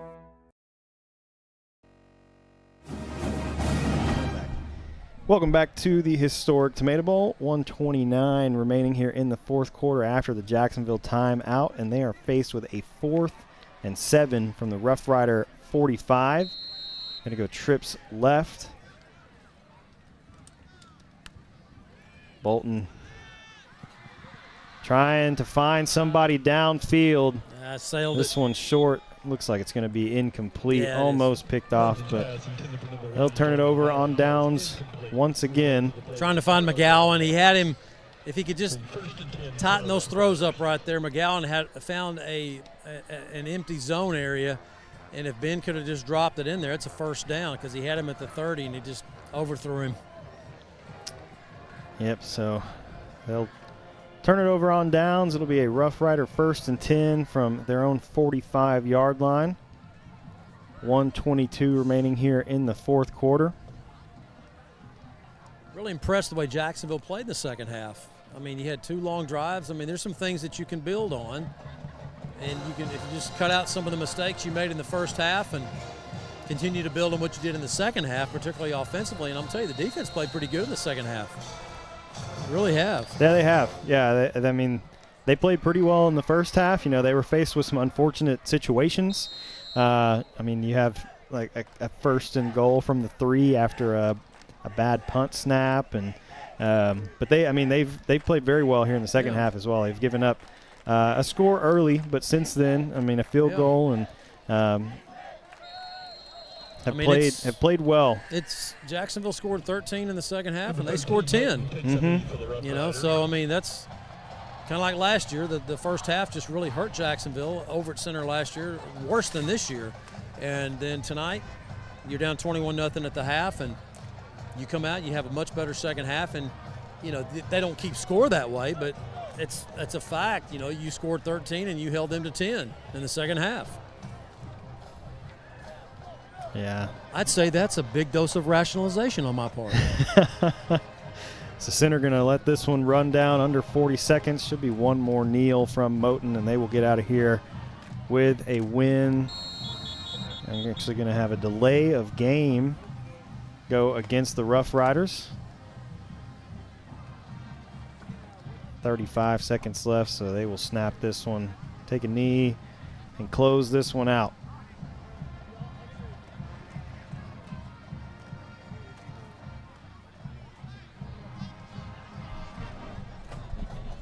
Of course, post-game, we'll have statistics by Randy Gorham, CPA. Todd Travis will be along for those. And after Coach Stevenson talks with his team, we'll have our post-game All Smiles interview with the coach. And hand out some awards. And hand out some awards. Oh, my gosh, I almost forgot about that. We got the Dark Chiropractic Big Hit Award, Bone Crusher. You got the offensive and defensive plays of the game. Please put 25 seconds. 25 seconds on the clock. Okay. Yeah, I think 10-second runoff after the delay, since we're in the under 2 minutes.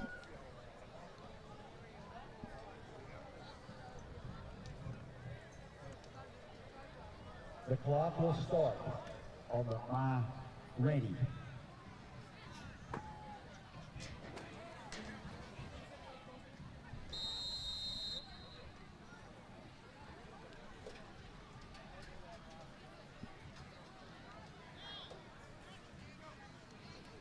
Moton takes a knee, and that will do it for the first game of 2025. Center going to walk away with a 31-13 victory over Jacksonville. And, you know, we talked about it at halftime. We talked about it a little bit during the second half. Jacksonville was going to have to come out, overcome some adversity. And, I mean, once again, same as last year, they come out and they win the second half. And, you know, I think that's a moral victory for this team. You walk away from tonight knowing that you played better in the second half than you did in the first, but you know that's got to be a problem that Jacksonville is able to address and overcome is giving up those points in the first quarter and putting themselves in a hole. Because I mean, if you don't give up 21 in the first half, this is a really close game.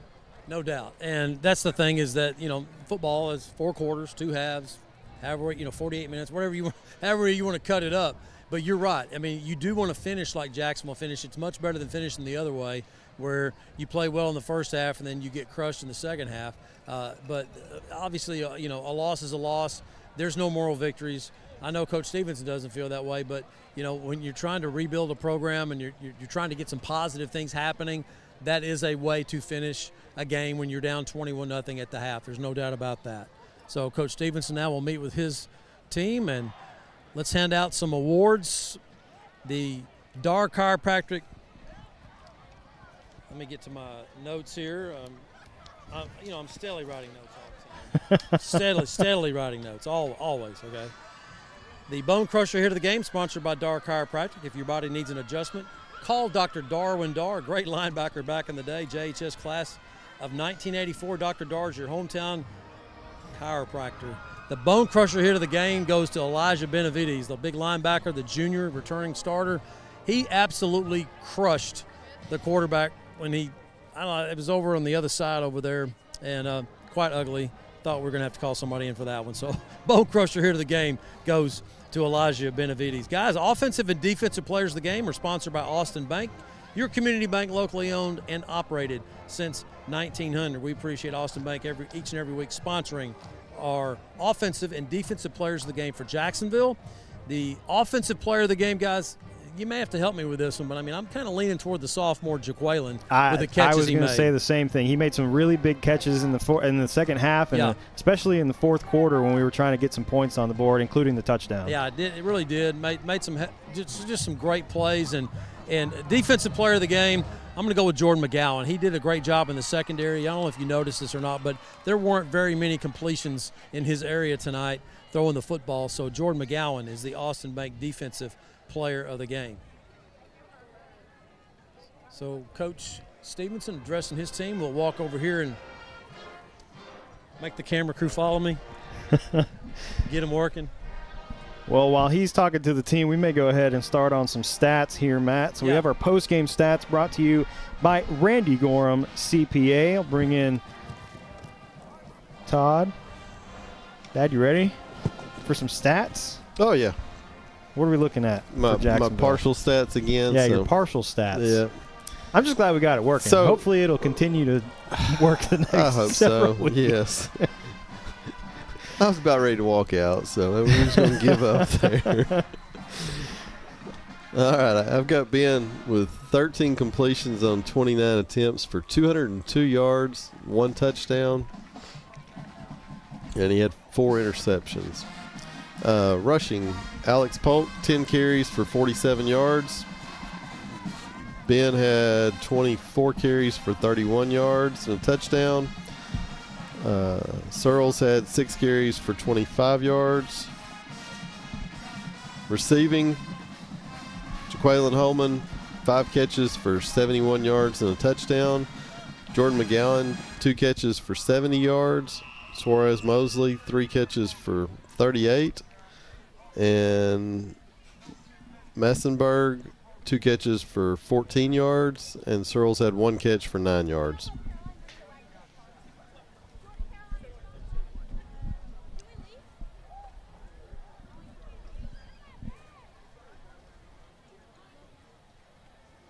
And that's going to be about all I've got with the partial stats. Yeah, I mean, that so looks like it looks like significantly more, which I know you only got partial stats in the first half, but the stats look a whole lot better in the second half for sure, especially passing. I can't remember how many yards Ben had at halftime, but it was not very many. No. So finishing with 202 and a passing touchdown and a rushing touchdown, I mean, pretty solid game. The only problem, though, 4 interceptions tonight is a glaring problem that they're going to have to address because he's the one that's getting the football in his hands on every play. They're snapping it to him on every down, and if he can't protect the football, I mean, you're going to have results like we had tonight. And, unfortunately, that's just kind of how football goes. So if he's able to protect the football, this is a drastically different game, I think, tonight. Like, especially the way that Jacksonville's defense played in the second half. I think it would have been a whole lot closer than it ended up being. Yes, absolutely. The turnovers early on just kind of took the wind out of us. There was a lot of excitement coming into the game, and you have those early turnovers, and it pretty well just burst everybody's bubble. I think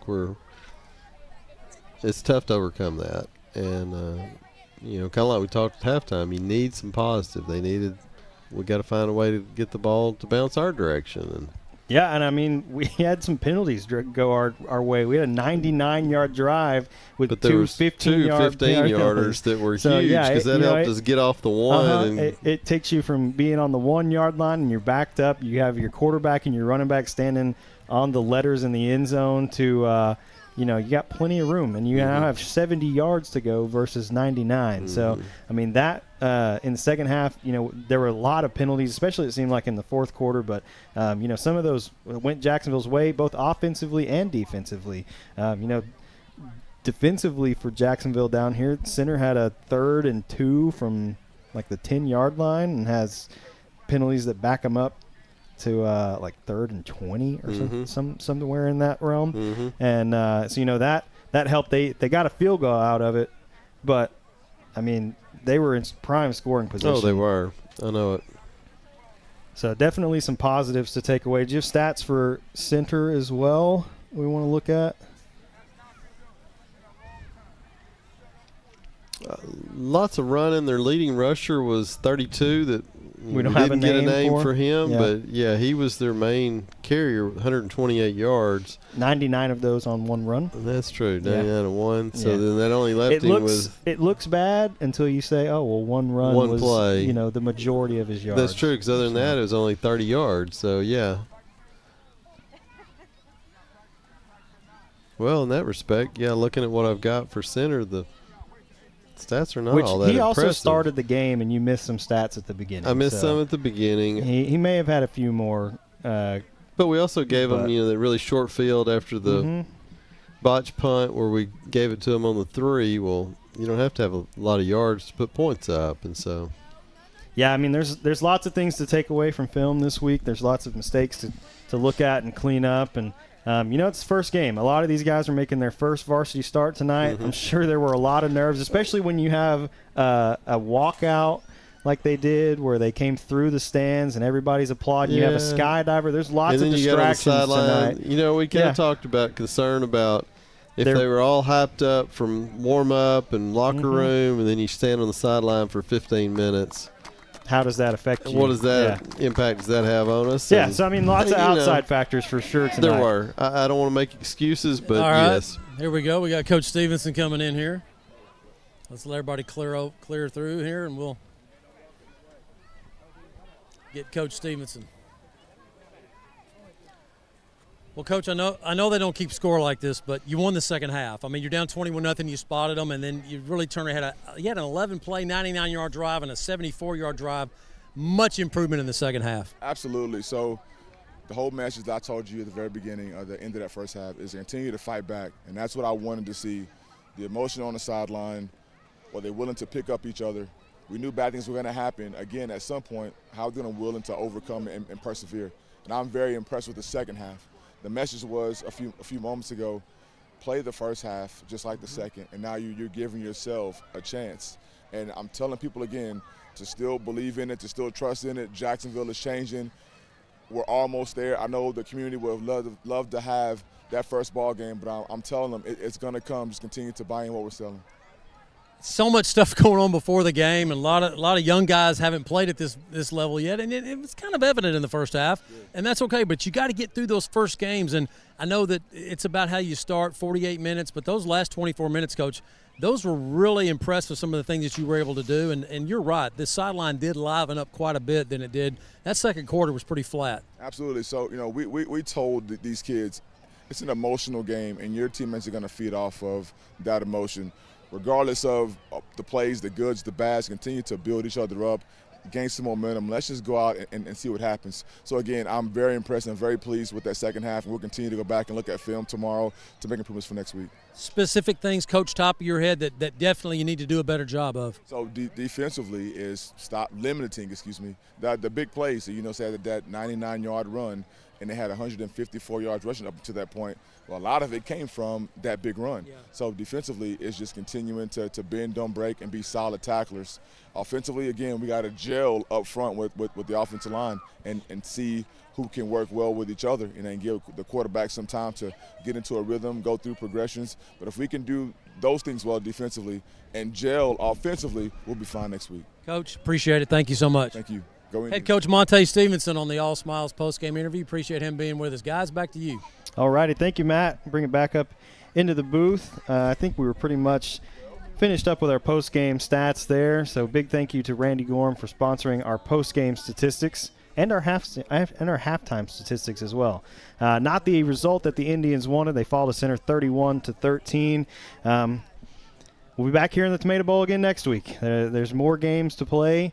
So we need to go watch some film, regroup, get some things figured out, and be ready for Brownsboro when they come to the Tomato Bowl next Friday. So on behalf of Todd Travis, Matt Montgomery, Lee Traylor, and the students of the JISD Live audio-video production team, I'm Ryan Travis. Thank you for joining us tonight for all the action from the historic Tomato Bowl. We'll see you next Friday as the Brownsboro Bears come to town. Enjoy your weekend. Good night.